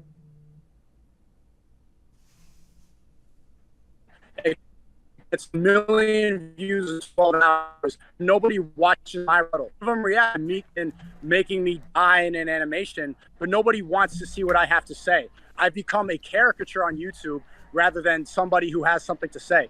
I've become a meme because I am banned. That's not victimizing. That's actively pointing out how strong censorship is and how people on mainstream platforms can run with the narrative when you're not there. The way you just justified it is a way many other people that you call playing the victim would also be able to justify things. The point is, when you are constantly whining and talking about how you're being attacked, it is still being victimized. I tried to point a mirror at him to point out that a lot of the things he criticizes others for is things that he actively does himself, and the one I focused on was victimization, because the way he justifies, playing the victim is justification people have used in the past that he calls out. So I was just trying to illustrate that it's not only hypocritical, but also just kind of silly that he, with all of his beliefs, still plays the victim and whines so much on Twitter. but that point wasn't really landing. We just kept kind of going in a circle about that one, so I don't want to focus on it too much here. It's disingenuous, and now we're having the debate, but you would rather DM and go and make this about drama. Oh, let me go and react and do more drama content rather than have a conversation. But I never and I'm did glad that. You're doing it now. But Who? You have to remember that I didn't start any of this. You reacted to me telling jokes about your friend and then had your audience tell me, and that went on for like 2 weeks. And so eventually I explained why I don't like you. And then when I did that, that was the only time I planned on talking about you. You went on stream with your gun to threaten me, and you kept it up for 3 months, adding me. I didn't do that to threaten you. That was a joke about clips. You actually think I was threatening you? Whether or you're not talk you were about victimized, you're gonna think, okay, you're gonna say victimized, and you're gonna say I'm actively trying to threaten you by saying a clips joke on a stream. I don't think you were actually coming after my life. It doesn't change the fact that for 3 months you continued to carry it on. I wasn't reacting to you. I wasn't even talking about you. This was a quick point that I think he did see my side on. He likes to make the claim that I was farming him for views and AdSense money, which couldn't be further from the truth. I never wanted to talk about Sneako. I never had plans of doing it. He kept poking and prodding me until I did. And then, once I did, he wasn't happy that I was so mean in my response that for 3 months he did carry on this very one-sided beef until, once again, I decided to spit and play in the pig pen, and I made a tweet firing back at him after months of not even mentioning him, and then made a follow-up video. But it was never part of my agenda to do that. And I think after explaining it to him, he did see that he was really the instigator. And I am glad that he did have that, realization after our conversation, that he was willing to accept that. I think that is healthy, that he was open to seeing that, okay, maybe I was wrong and his intention wasn't drama AdSense farming. What do you think that I've said that I don't believe in? So we'll use our beef, for example. You think I'm weak for not taking you up on a boxing fight. But on the same side of that coin, you won't take Brandon Buckingham up on that boxing fight. The whole point was, I don't stand by my beliefs because I won't fight you for it.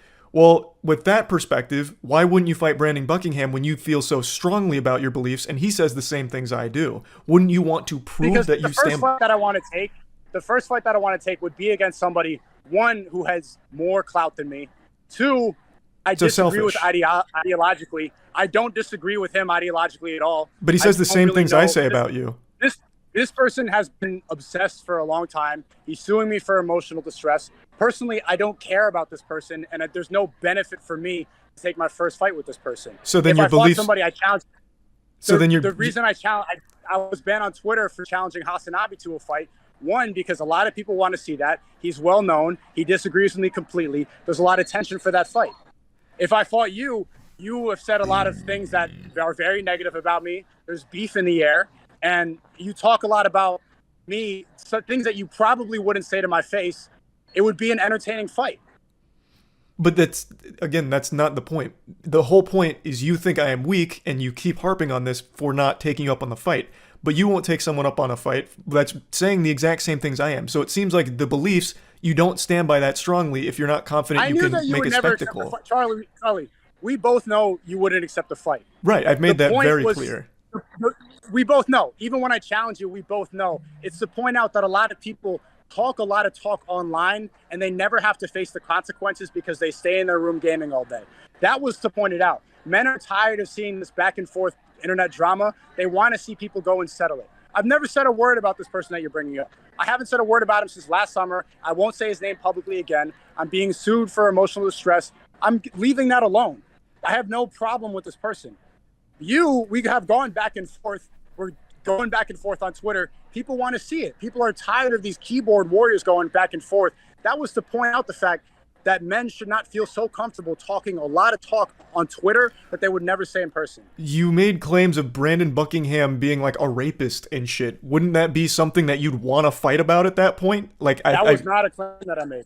That was not a claim that I made. I can't remember the specifics of it, but you did toss out the word rapist when talking about Brandon Buckingham. I don't remember the context it was used in, but you did mention it, right? So why is all of a sudden that now beneath you? Like, you don't have any problems with him now after he's willing to fight. The point is, You're talking about, you say these things and you don't have consequences. Well, what about you? You said these things. He's trying to give you those consequences that you think are so important, and you won't take him up on it. There is a clear hypocrisy. That was something. That was a different example. The guy was a previous fan. It's a giant misunderstanding. There's a lawsuit involved, so I can't talk about this too much, but that is not what I accused him of. I do not think he is that word. I never said that about him, and that's a lie. He wants to do it because there's an obsession going on, but that's irrelevant. Well, it's all tying back into the point I'm making, where the things that you preach against, you yourself embody. I'm not trying to use this as a gotcha moment, but I do think it's important to illustrate here that Sneako is still denying this claim, even though there's tons and tons of video evidence where he does say that Brandon Buckingham was threatening to rape someone. He says it multiple times, and that's what the lawsuit was about, but it doesn't prevent Sneako from fighting Brandon Buckingham if he was, open to it for defending the beliefs and stuff, which is the point I was trying to make. I'm gonna R-word your girlfriend. Literally said that. And he said, I'm gonna R-word your girlfriend, bro. This dude said he is going to R-word my girlfriend. Bro, nothing warrants saying I'm gonna R-word your girlfriend. Saying you're gonna R-word my girlfriend? You said that? Yes. Word for word. I'm going to R-word your girlfriend. Okay, talking shit by threatening R-word. Claiming that someone said they're going to rape someone is insinuating they are a rapist for making the threat. So this is just a point that I think he was way off the mark on, because he did make these accusations against Brandon Buckingham. Your energy, $50 on a course from vetted millionaires, or watching a gaming streamer for 6 hours every night? Well, he didn't use the course to get rich. He's getting rich from the course, the same way that the course that you're selling is not like your main way that you made money. You are making money from that course now, as opposed to what the course is teaching. But again, this is getting completely sidetracked. That's just not true. That's not my main source of income. I enjoy doing it, and it's a great way to have a network. And you talk about all the lonely men that are out there. What are you doing to go and help these people? We understand that there's a problem with loneliness of men. People get in there, they ask me questions about how do I network better? How do I find people who are like-minded? You give them advice, and you can see them transform their life. I'm curious as to what you think is a better alternative, because you stream gaming for 6 hours. Is that a better solution to men who are lonely watching you play video games, or giving advice to men who don't know how to find a community of like-minded people who don't know how to make money online and want to live a lifestyle where, look, I'm in Japan. You're still in the same room that I've seen you in since high school. I can go places. I choose not to. I'm happy here the same way you're happy traveling in Japan. Like, these are non-arguments that you're making. It's the same argument I've never seen you outside of your room. And I don't know how many years I've seen you on YouTube. I've never seen you out of your room. I've seen you with dildos in your room, throwing it at each other and your friends. I've never seen you travel. I've never seen you network with other people. I've never seen you show your audience what's possible if they make money as well. I've seen you play video games since like 2016. In one of the clips you showed of me, I am outside at Gasparilla with my girlfriend. What are you talking about? We got into a little bit more of a heated argument about this point. I do still take great issue with gurus charging for courses, much like Sneako does with the Creativity Kit, and it's something he actually pitched a lot during our conversation, so it seems something that he strongly believes in. I don't know if that's because of the monetary gain he experiences from it, or if he truly believes it is something that's changing lives, but he did pitch it multiple times because I pointed out that I don't like that kind of shit. It feels exploitative to people that are desperate and looking for anything, whether it's a sense of community or a sense of, here's how to get successful like me. When really the success is built upon the people that pay for it, not what you're preaching. At least the majority of the time that's the case. And then he made the false claim about, you don't showcase what's possible because you stay in your room a lot. Which I do stay in my room a lot, but there is so much content on my channel where I'm outside of my room. It's baffling that he'd even try and make that claim with a straight face. And even in the number one thing he showed for me, which is the picture of me and my girlfriend, we are literally outside at a party. So I don't understand why he keeps making that claim that I don't leave my room or I'm only in the house. But it is something that I fought him on, and he did clearly see he was incorrect on. So another thing he was willing to concede. But still maintaining that courses like $50 a month isn't a lot of money, especially for the value he believes people get out of it. And maybe I can only speak for everything I've ever seen, but I've never read or met someone who is successful because they bought a online guru's course. I only ever see or hear about the people who've lost so much more money than they ever had to spend because they're chasing this fucking hopium that's being peddled their way with these courses and guides.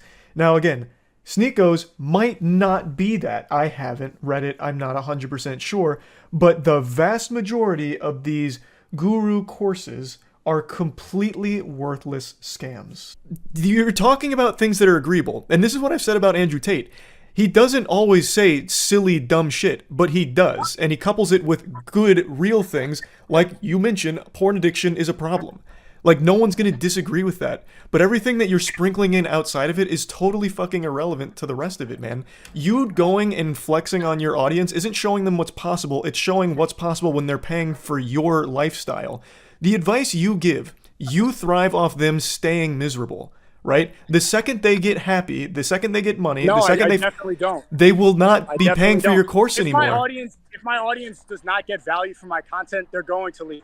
The reality is that streamers and content creators like you, the audience always grows up.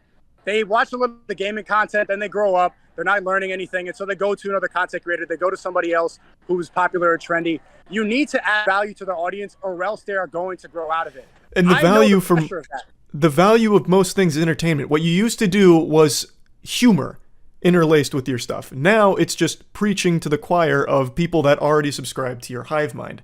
It's you're still doing the same thing. That's what you see on Twitter because that's the only mainstream platform that I'm still allowed to be on. If you watch my stream, I have haven't watched streamed your in a couple streams. weeks. When I watch my stream for 4 hours, it's not preaching. A lot of it's humor. My motto is seek truth through funny. Which I you've look at abandoned. what's going on in the world. It seems you have completely abandoned that. I have watched your streams. I have. A lot of it devolves into just talking again about the same things you always mention. Soy boys, bots, woke mind virus, and then dancing around. And then always trying to defend and find the other side of something controversial. It's the same formula over and over again because that's how you found to keep your audience hooked. It's no different than That's people not true. that... I go on Omegle and I'm joking around for an hour or 2 hours. I bring on my viewers and we joke to each other. I bring on people, real life people, they sit next to me and we joke around. I have different podcasts. I have different guests. The jokes I just did a podcast with Ryan Dawson uncovering Epstein and uncovering the truth about 9/11, which I really recommend that you go see, to an alternative platform that's labeled as an alt-right conspiracy website and still maintain the same audience. You can't do that by repeating the same things every day. You have to add some value. But you can. That's the number one grift right now. As long as you are contributing to an echo chamber, the people will not leave you. You form a reliance where they're constantly suckling your tit for validation that their point of view is the right one.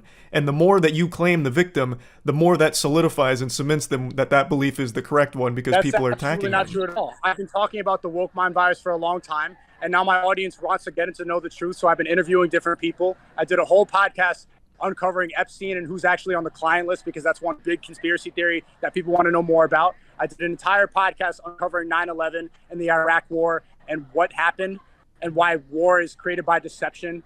I'm getting into more things because if you get repetitive, they're going to leave. Admittedly, I do feel bad doing one thing that I hate when other people do, which is, like he mentions, box him into categories. Because it is very possible, outside of all the content I've watched from him, that he does other things.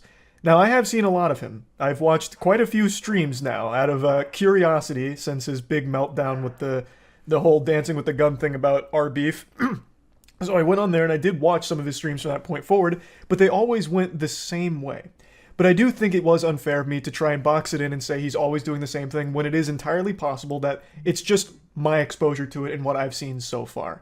So I do completely concede that it is possible he does more and talk about more than just what I see on Twitter and the streams that I've seen. But it is worth mentioning later into this discussion, he boxes me in and says all I do is sit in my room playing video games on stream for 7 hours a day. So he is still guilty of the same thing he's accusing others of, which is a point I like to make, but he doesn't fully realize when I say it to him, but hopefully, after our conversation, he does take a step back and recognize, okay, I am guilty of a lot of the things I'm accusing others of. But anyway, that was a point that was kind of branching off from the core topic at this moment of the discussion, which was courses. I have no respect for people that are selling courses on here's how you make money. The number one way to make money, guaranteed success. You're gonna, make it with this one. Give me this amount of money every month for my book. I always find that to be exploitative, shitty, scummy, and completely useless. Those kind of creators, those kind of people They rely on desperation. So let's think about this logically. Why would someone who's selling courses on happiness and how not to be lonely, how to get laid, or how to make money, why would they actually want you to succeed? Because then they lose you as a customer. It is far more in their interest to keep you miserable to keep buying the product. And it is something a lot of them are guilty of doing. Now, I haven't seen Sneako's Creativity Kit, so I can't say for sure if he is also guilty of it as well. Maybe he does try and offer legitimate advice and actually help people. It is possible. But that's not the case for the vast majority of them, which is why I always call it out as this is scummy, or at the very least, unnecessary. We live in a time where you have access to all the information you could ever want. You just need to search it up. You don't need to be paying people that you view as successful to learn their secrets when those secrets they're revealing aren't what they used to get wealthy in the first place. It's selling you hope. When you are buying their product, you are filling their pockets. That is the product, the book. Not what's in it, it's the book. They're making their money off your purchase of the book. They're not making their money off of the advice they've given you, at least not the majority of the time. And that's what I was trying to talk about here. What are your beliefs? What are they? I don't know them. Can you tell me what you believe in? Yeah, I feel like I've made my beliefs very clear. I am very firmly on the side of there are certain things, and it's going to be different for everyone, that make people happy. And main thing I want is for people to be happy. I don't like that men are alone, which is why a lot of the advice I give is telling them to get out of their comfort zone and start with something like the gym. The gym is a very social environment. It's an environment where everyone's working towards similar goals. You immediately surround yourself with like-minded people, and maybe you make a connection at the gym. Maybe you can find a friend there, but even if you don't, you are out of your comfort zone in an environment where people are working for a similar goal. And that already changes your mindset as a person. You've given yourself a goal, you are acting on it, and now you're surrounded by people that are also in a similar boat. I think most importantly is I want people to be happy, and a lot of times they can't find that. So I don't think there's anything wrong with escapism, like watching someone play a game or even playing games yourself. Watching a sport, playing a sport yourself is also great. I play pickup basketball every Thursday. Getting out, talking, outside of a comfort zone, instead of sitting online making 20,000 tweets on the Sneako Twitter, I think is not productive. Replying to Sneako's Twitter, replying to my Twitter, none of it I think is productive. I've had Twitter since 2012. I've made 2,600 tweets, and half of those are just shit posts or a retweet.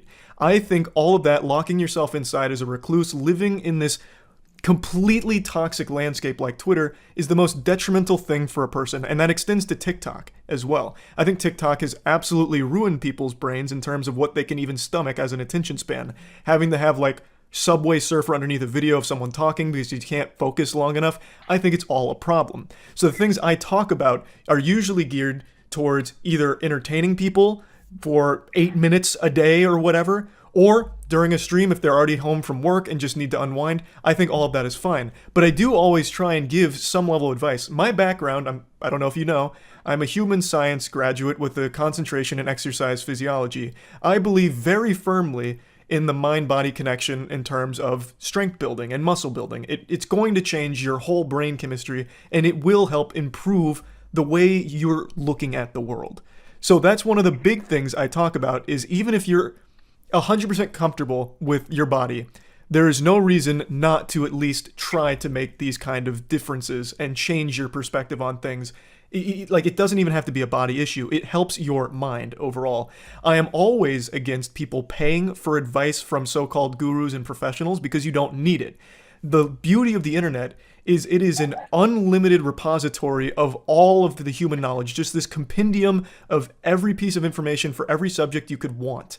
And you can access it for free. Under no circumstances do I ever advocate for someone paying up to $50 a month for advice they can freely find right now, even if it doesn't come with a built-in... Gamers always have the argument, but then they never talk about how college is a waste of time and that people go into $50,000 to $100,000 in debt from people who aren't vetted millionaires. If you could pay $50 and talk to a vetted millionaire who has made money online in a way that they don't teach in school, $50 is a steal.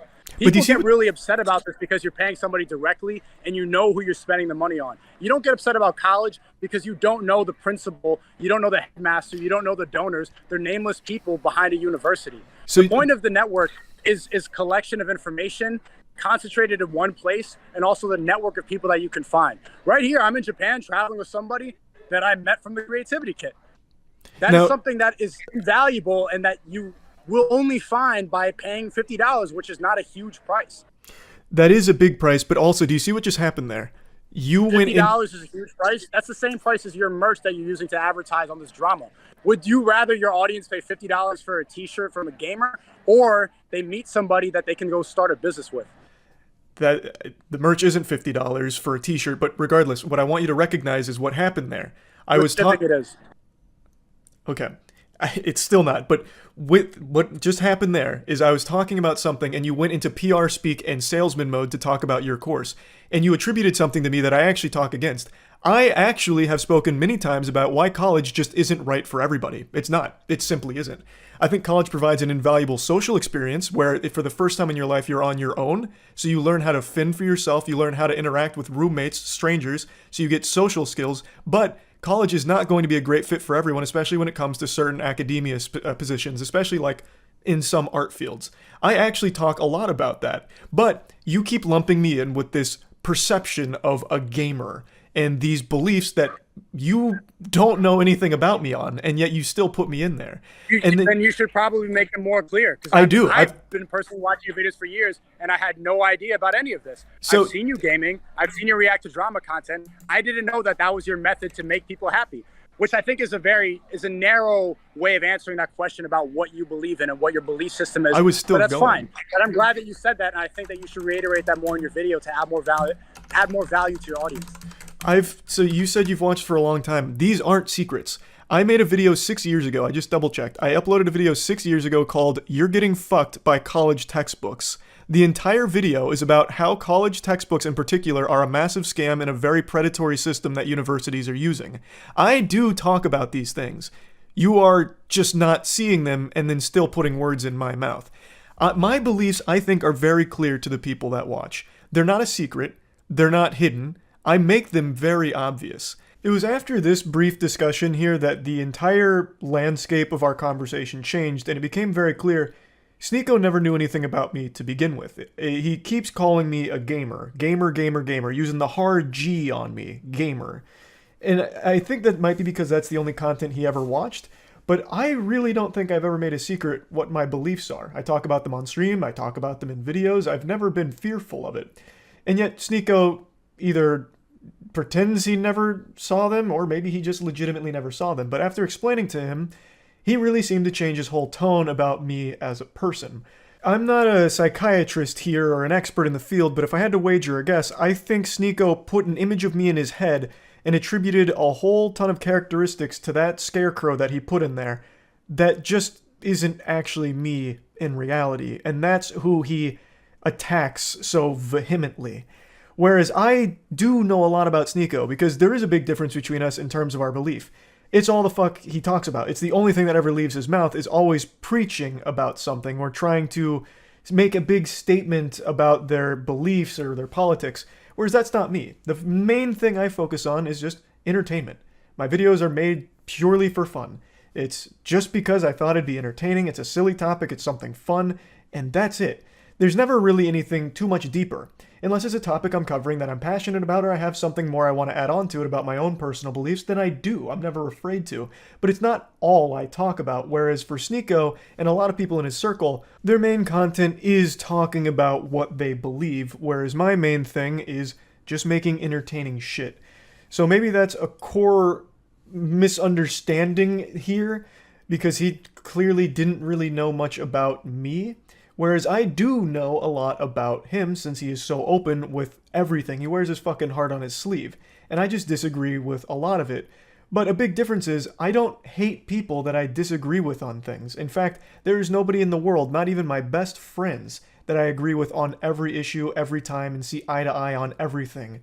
I don't like that anyway. I wouldn't want to have someone I agree with on everything. I think it's important to have different perspectives and different opinions. It's how you grow and it's how you learn as well. So I don't get mad when people disagree with me or have different things that I don't agree with. That doesn't piss me off. But for Sneako, it clearly has, and he really didn't even know anything about me to begin with here until after our conversation. Now, I know I'm cutting up our conversation quite a bit here, but I'm just trying to focus on like the big chunk topics that we tackled. One of them that we did touch on quite a bit and got pretty passionate about is gaming. And like Sneako firmly believes that people that are gaming or watching sports are wasting their time, completely valueless. Entertainment like that has no value whatsoever. And I kept trying to point out that there's nothing wrong with entertainment, like watching sports, watching movies, watching streams, playing games. All of that's fine in moderation. But Sneako only views it through one lens, which is excess, obsession, addiction, where all they do is watch sports, play games, do this and that. And then, of course, it is very detrimental, and it is bad for overall health. I'm not going to bother showing clips from that because that one just really went in circles. I think there's just a fundamental disagreement there where Sneako believes anything that's entertainment driven is just not worth it, and time could always be spent better doing anything else. But then he puts his content on a pedestal that's an exception to his rule where, no, this content that I make is the one that's valuable. Everything else is worthless. This is the value. This, 4 hours, 5 hours of Rumble streaming and, whatever's going on over there, that's a good use of time, and all the other streams like gaming and all that's terrible. So that got really muddy and messy, and there wasn't really any way we met somewhere and like had a perspective that made sense to each other, because his stream is just as much guilty of being a waste of time by his definition as my stream playing a game. It's still a form of entertainment and escapism, no matter how you spin it. I don't see how your message is somehow bolstered by spamming slurs, for example, like during that stream with the gun. I couldn't listen to you because you kept saying slurs. How is that necessarily helping make people happy or positive in any way, shape, or form? What does that do to contribute to your overall goal? Because it's not humor either, so it's not seeking truth through funny. It's literally just spamming slurs because you were mad at me. It is. The reason that it's funny is because I'm on a platform that has free speech, and you're not bound by wokeness where you can't say certain words and you're labeled racist or homophobic or transphobic, where you can say things even if you don't mean them, because we're not trapped with words. But why say something you don't? Why say something you don't mean though? What does that do? Wouldn't that go against your ideology where you're like faking it? That's not a word. A word doesn't encourage. A word doesn't encompass a whole belief system. A word can be funny. The word faggot is funny. That was the funniest thing you said this whole debate. How is that? I don't. You're laughing now. See? Well, it's because it's just it's an outrageous claim. It's like talking to a child. Outrageous. Well, no, like my point. It's no, outrageous. It's funny. Your defense of the it. First time we laughed this whole time. Time we laughed this whole thing. This is because of one little word. Yes, because it's such a silly defense of it. It's like a child who hears fuck for the first time and he's like, woohoo, daddy said fuck. Like, things started to go a little goofy mode here, a little wacko style. So the slurs is something I've mentioned. I couldn't watch him on stream because he just kept saying the F slur.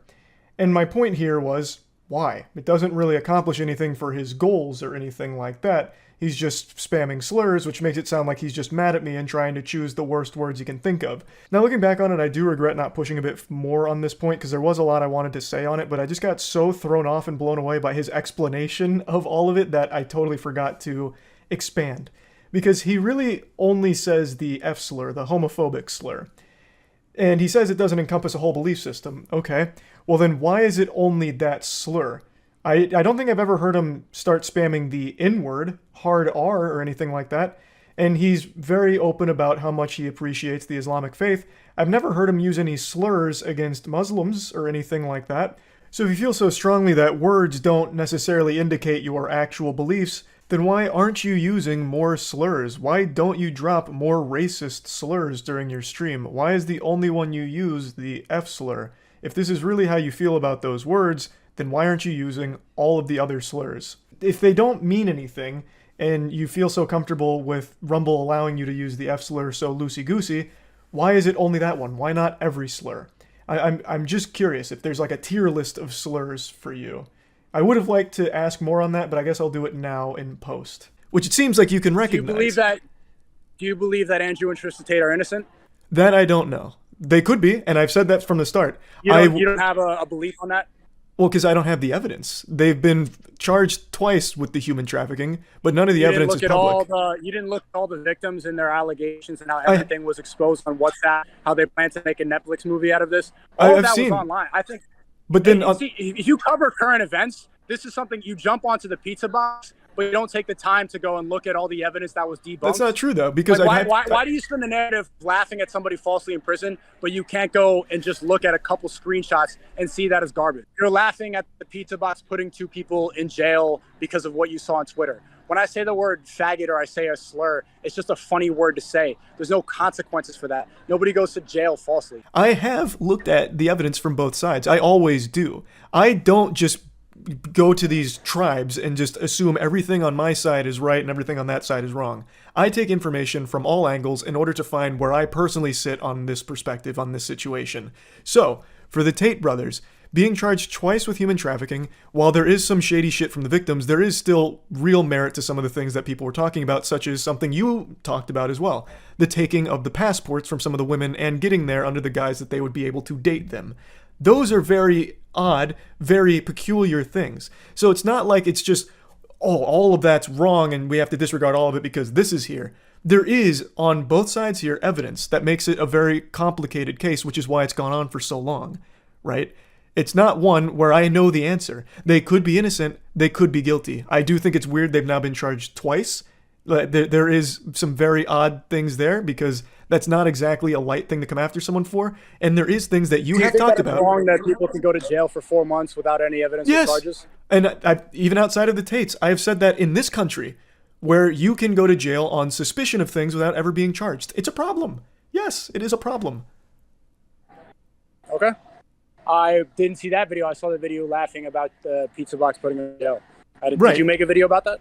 Yes, and I talked. Well, it's in that video where I say I don't know if he's guilty. I don't like if there's real victims here. Like I would never celebrate someone being a human trafficker because there's victims. I wouldn't celebrate him being a human trafficker. That means there are real victims there. Even though I disagree with like his Hustlers University and a lot of the dumb shit he says, I wouldn't want him to be a human trafficker. That means there are real victims being in terrible situations. I did say that, and I don't know if he's guilty. I don't know if he's innocent. Nobody does right now, except for them and whatever's going on in Romania. The joking about a pizza box is things I make about anything that has craziness around it, like the Gwyneth Paltrow trial. There's so much silliness there that I talk about, but at the end of the day, I don't know who's innocent or guilty. I'm joking about the goofiness of things that have come up, right? I gotta get going. Now, he mentioned Andrew Tate, and this is another thing. Andrew Tate is very clearly an important figure in Sneako's life. And I made 2 videos covering Andrew Tate. One of them joking about Hustlers University and just a lot of the silly things that he's done, and the other when he got arrested. So, let's talk about that. I have always maintained that Andrew Tate is a very entertaining clown most of the time, but much like a lot of personalities online, especially ones that sell courses, he has to sprinkle in very agreeable things with some of his rants. So he has good things that he actually will say, especially in terms of like men and their loneliness, and how working out is extremely beneficial to helping with mentality and just general overall mood and well-being.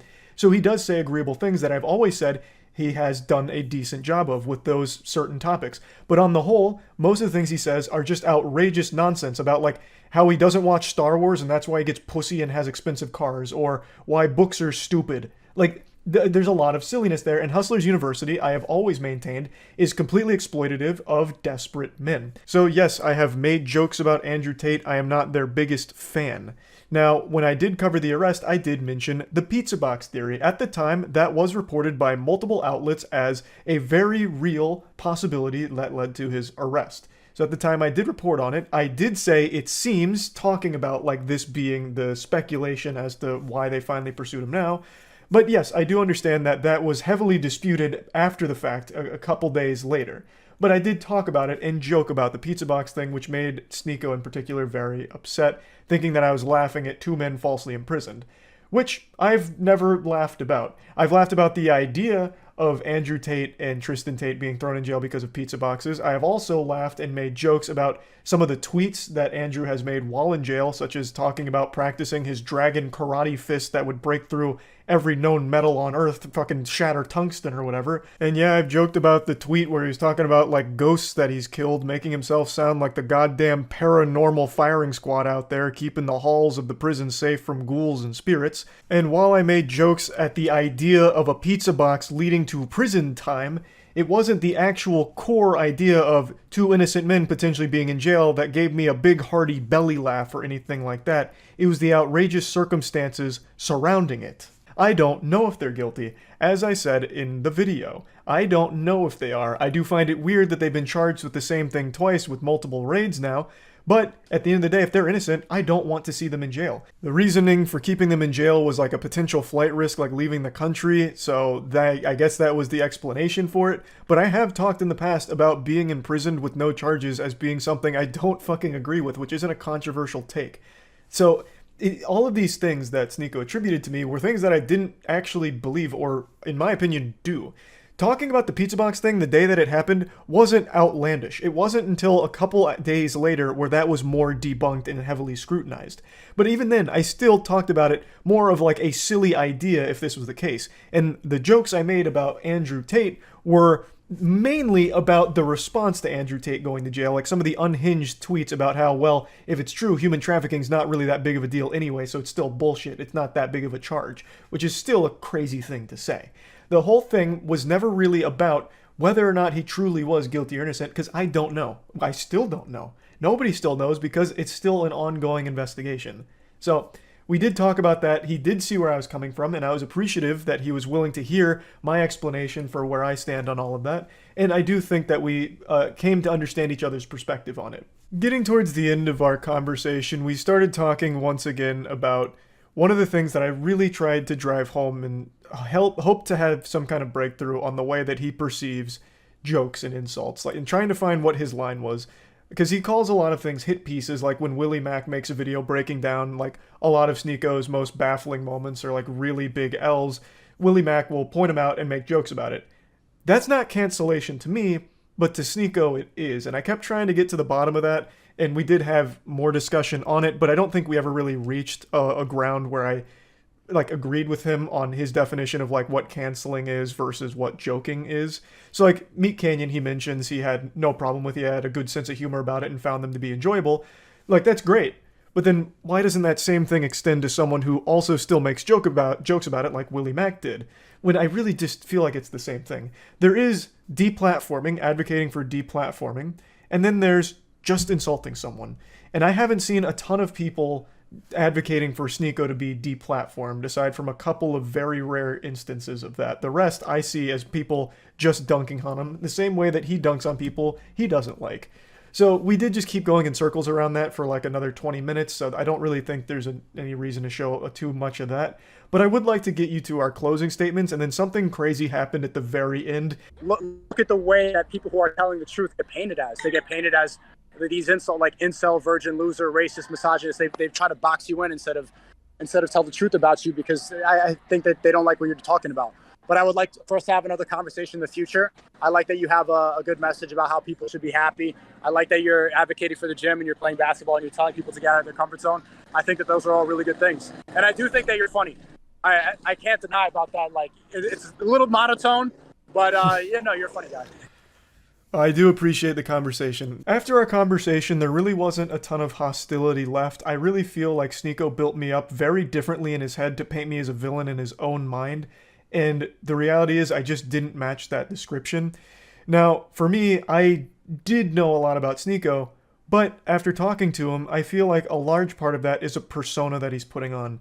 The way he conducted himself in this conversation, I was actually really surprised with. He was much more calm. Like, he is still very passionate, clearly, but he's not having a fucking conniption and a meltdown like I've seen him do so many times in the past. So I do feel like it was a productive conversation, and there are just things that I will always disagree with him on. I'm not seeing eye to eye with a lot of the things he talks about, and that's just the reality of it. And it's that way with a lot of people. Like I said, there's no one in the world I see eye to eye on with everything. But there are very big disagreements between us in terms of things that we feel and things that we believe. And after talking to him, it really seems like he himself got lost in his own sauce. And he did talk about like trying to change his approach to things to deliver a more positive message. And that makes me pretty interested to see where he takes that. Like, if he truly does have a positive message he wants to spread, he did recognize that he hadn't been doing a super effective job of it as of the time of this conversation, and wanted to work on ways of rectifying that. I'm very curious to see how he goes about it, and if he truly was being genuine. So the conversation, I do think, was a pretty fascinating and important one to have. And one thing that happened that I still can't believe is real is during our conversation, people came up to him to talk to him, and me as well during this.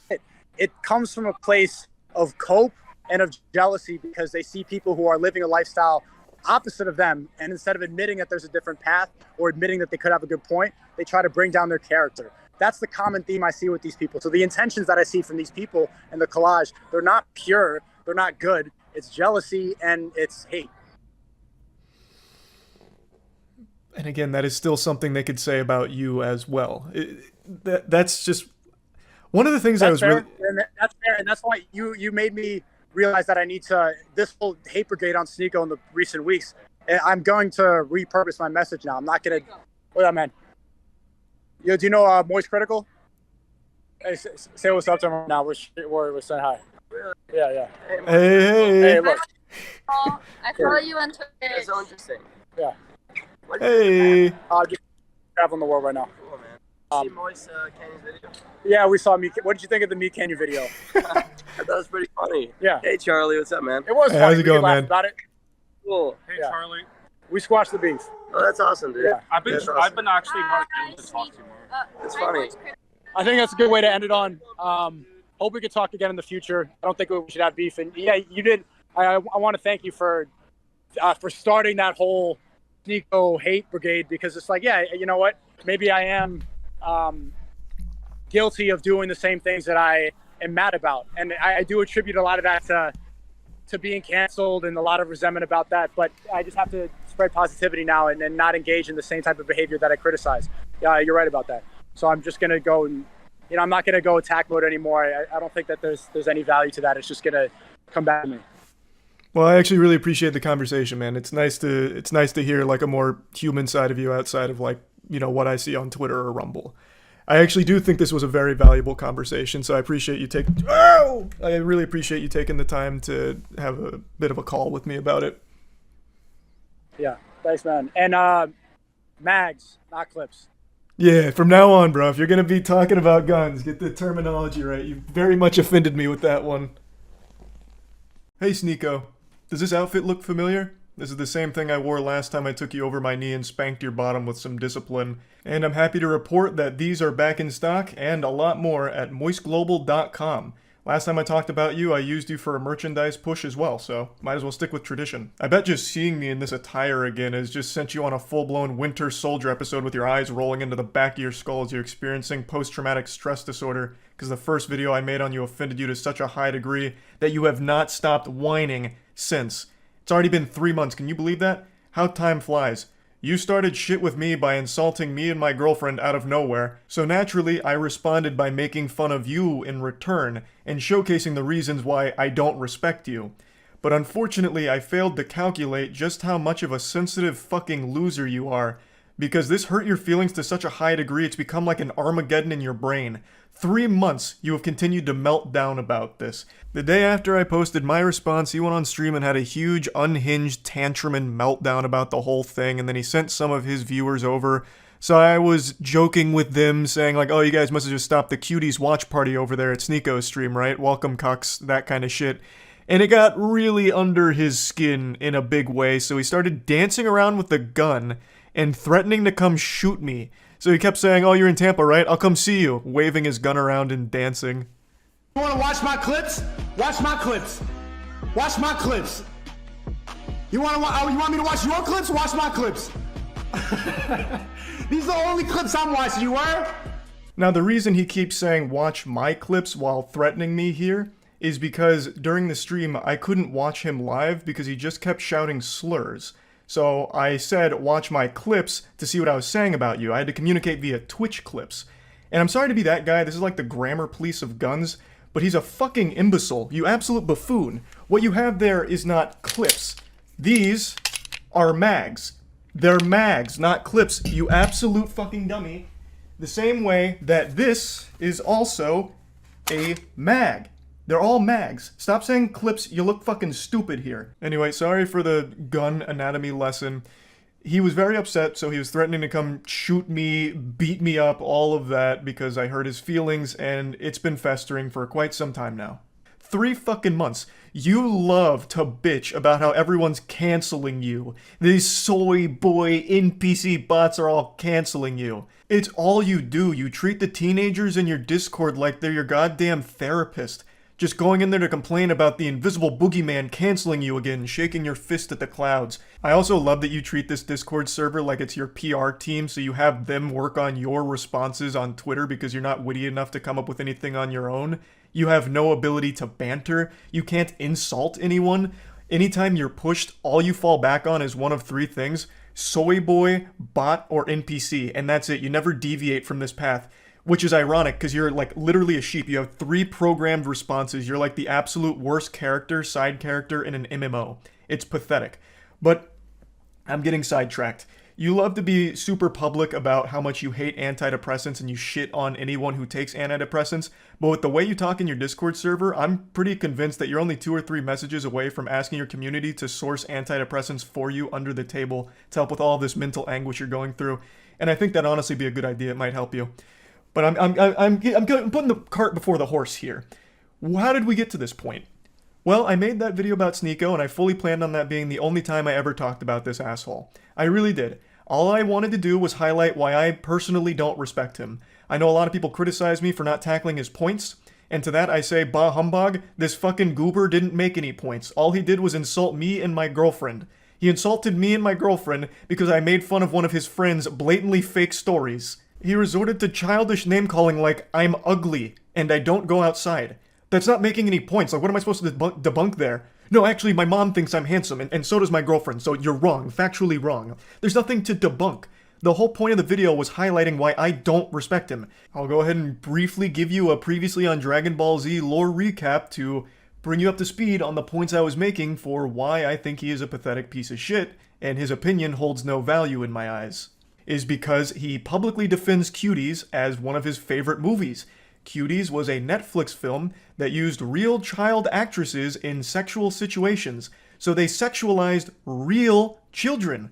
A fact that Sneako himself acknowledges, but writes off as being okay because it's realistic, because in the real world children get sexualized. I'll say it again, regardless of what the intention of the film was, they missed the mark because what ended up happening is they sexualized the child actresses. That is a problem. Full stop. Even if the message was supposed to be the opposite, they still ended up contributing to the very problem they were speaking out against. I saw Cuties last night and it was pretty good. It's a pretty good movie. I went in ready to hate like everybody else. I saw the cover and I got clickbaited. So did you. You got clickbaited. The thing about Cuties is it's not an unrealistic film. Like, yes, it shows children in a sexual way, but this is not unusual now. And the people who are really mad about this aren't Gen Z. Imagine claiming children in sexual positions is clickbait.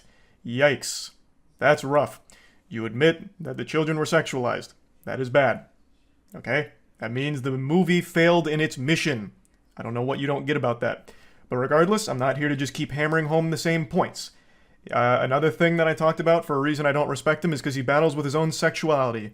He is very public about how he used to go to these swinger parties, I think he says 4 in total, over the course of like 2 weeks, where he watched his girlfriend get fucked by other men.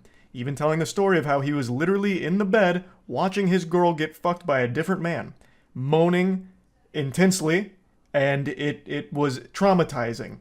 Yet he recommends that everyone should try it at some point for some reason. Because this was, imagine seeing the girl you love, like, get fucked. You love her? Yeah, I do. I love her. I was about to say I love this bitch. I'm like, no, let me not say that. I love my wifey, my queen. And you allowed the love of your life to get fucked by another man. What happened to the other agreement? I'm crazy. The first time, as soon as I saw it, like 3 pumps in, I just got up and walked out. I'm just like, I can't do that. Like, feeling traumatic thoughts, like seeing her with another person. It's a lot. But I think it's something everybody should do just to test. You know what? So my point with this was, why is this the guy that's lecturing everyone on their relationships, shitting on people's relationships, when he himself is in one that makes him very upset and he can't come to terms with it? Now, if he's open about being a cuck and happy and proud to be a cuck, that's fine. But he's not. It makes him mad every single time. So why the fuck is this insecure guy the one that's the moral authority on healthy relationships all of a sudden? That was the point of me bringing up that clip.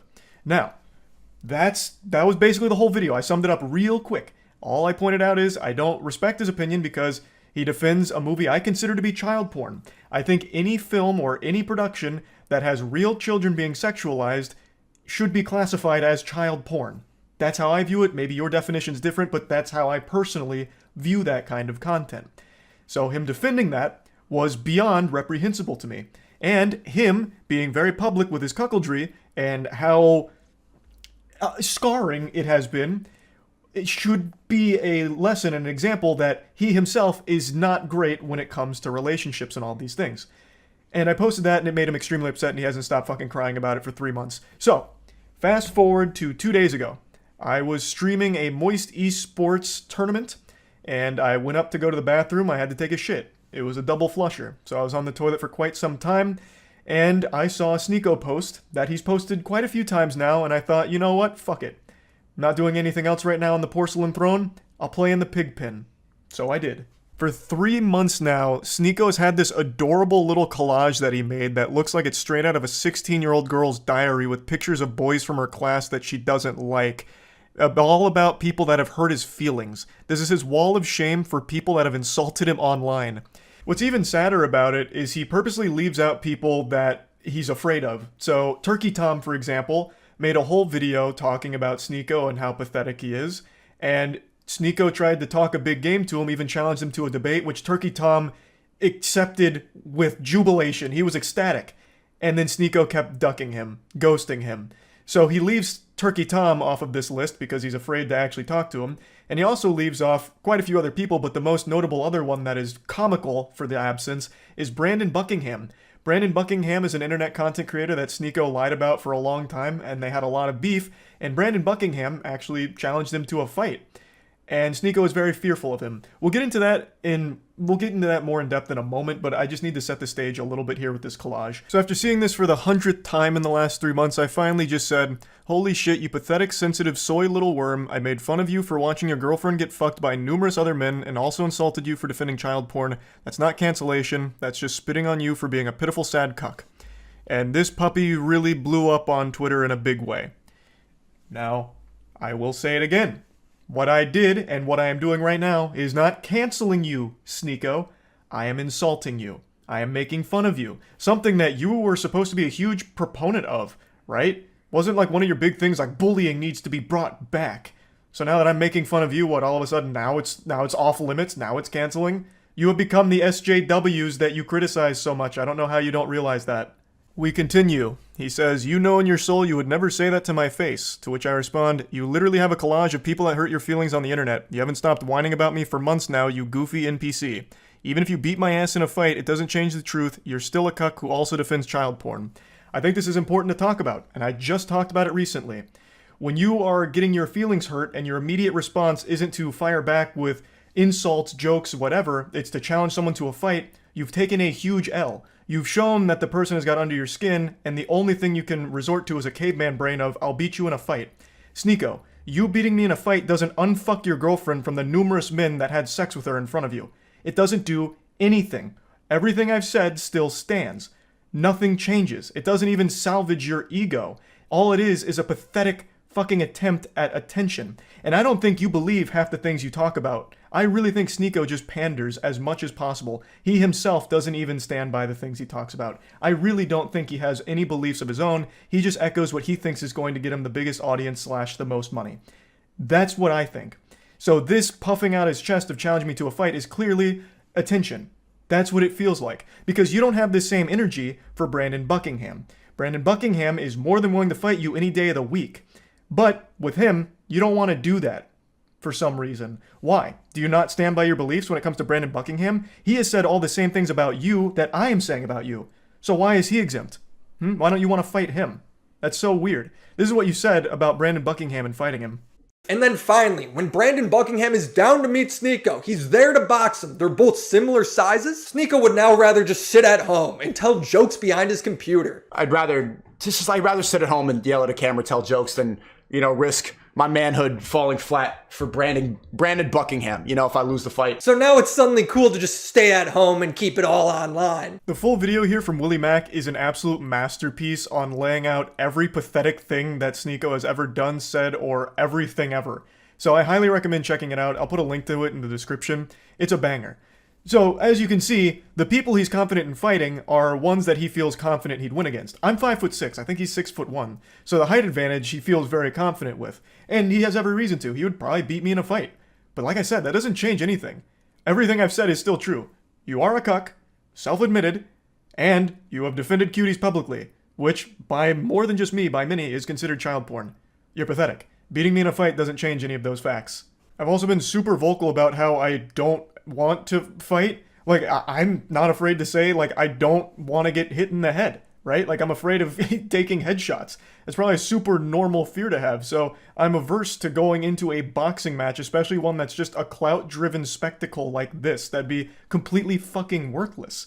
And I've been super open about that, which I'm sure you know since you keep saying that you've watched my content, so you probably know that I was never going to accept a fight in the first place. Especially since you're, significantly taller than me, right? It wouldn't make any sense. And even though you would probably beat me in a fight, you're certainly not beating me in, an aesthetic physique competition, because goddamn, I blow your ass out of the water. Look at this fucking anime character physique I'm rocking. Meanwhile, you're over here with that Abercrombie & Fitch from 1998. Now, in Sneako's credit, he did start going to the gym recently. Maybe I inspired him, and you know what? That's great. I'm glad I could have a positive impact on your life like that, Sneako. Getting into the gym is a fantastic thing, and you're going to feel so much better. And I know you'll start seeing results soon as long as you keep at it. And then finally, our last exchange goes very similarly to the others. You're not special from the other 10 soy boys who say the same thing. If you got a problem, stop talking on the internet. Let's solve it. So I said, got your Discord still working on responses? Brother, I have no problem. You started it and I made fun of you in return. You're upset about publicly admitting to cuckoldry and get mad at me for bringing it up. You should be mad at yourself instead. Have some self-reflection. Which it's true. I don't have a problem. You literally started it, Sneako, and you even asked your audience to let me know everything you said and send me your clips. You actually asked for a response, and then got super upset when my response was a little too mean to your feelings. How is that not the ultimate cuckoldry? Even more so than your girl getting clapped by 1,000 men. How? How can you, with a straight face, still call other people soy boys? I'm not kidding, I really didn't want to keep talking about you, but you won't stop talking and crying about me. It's sad.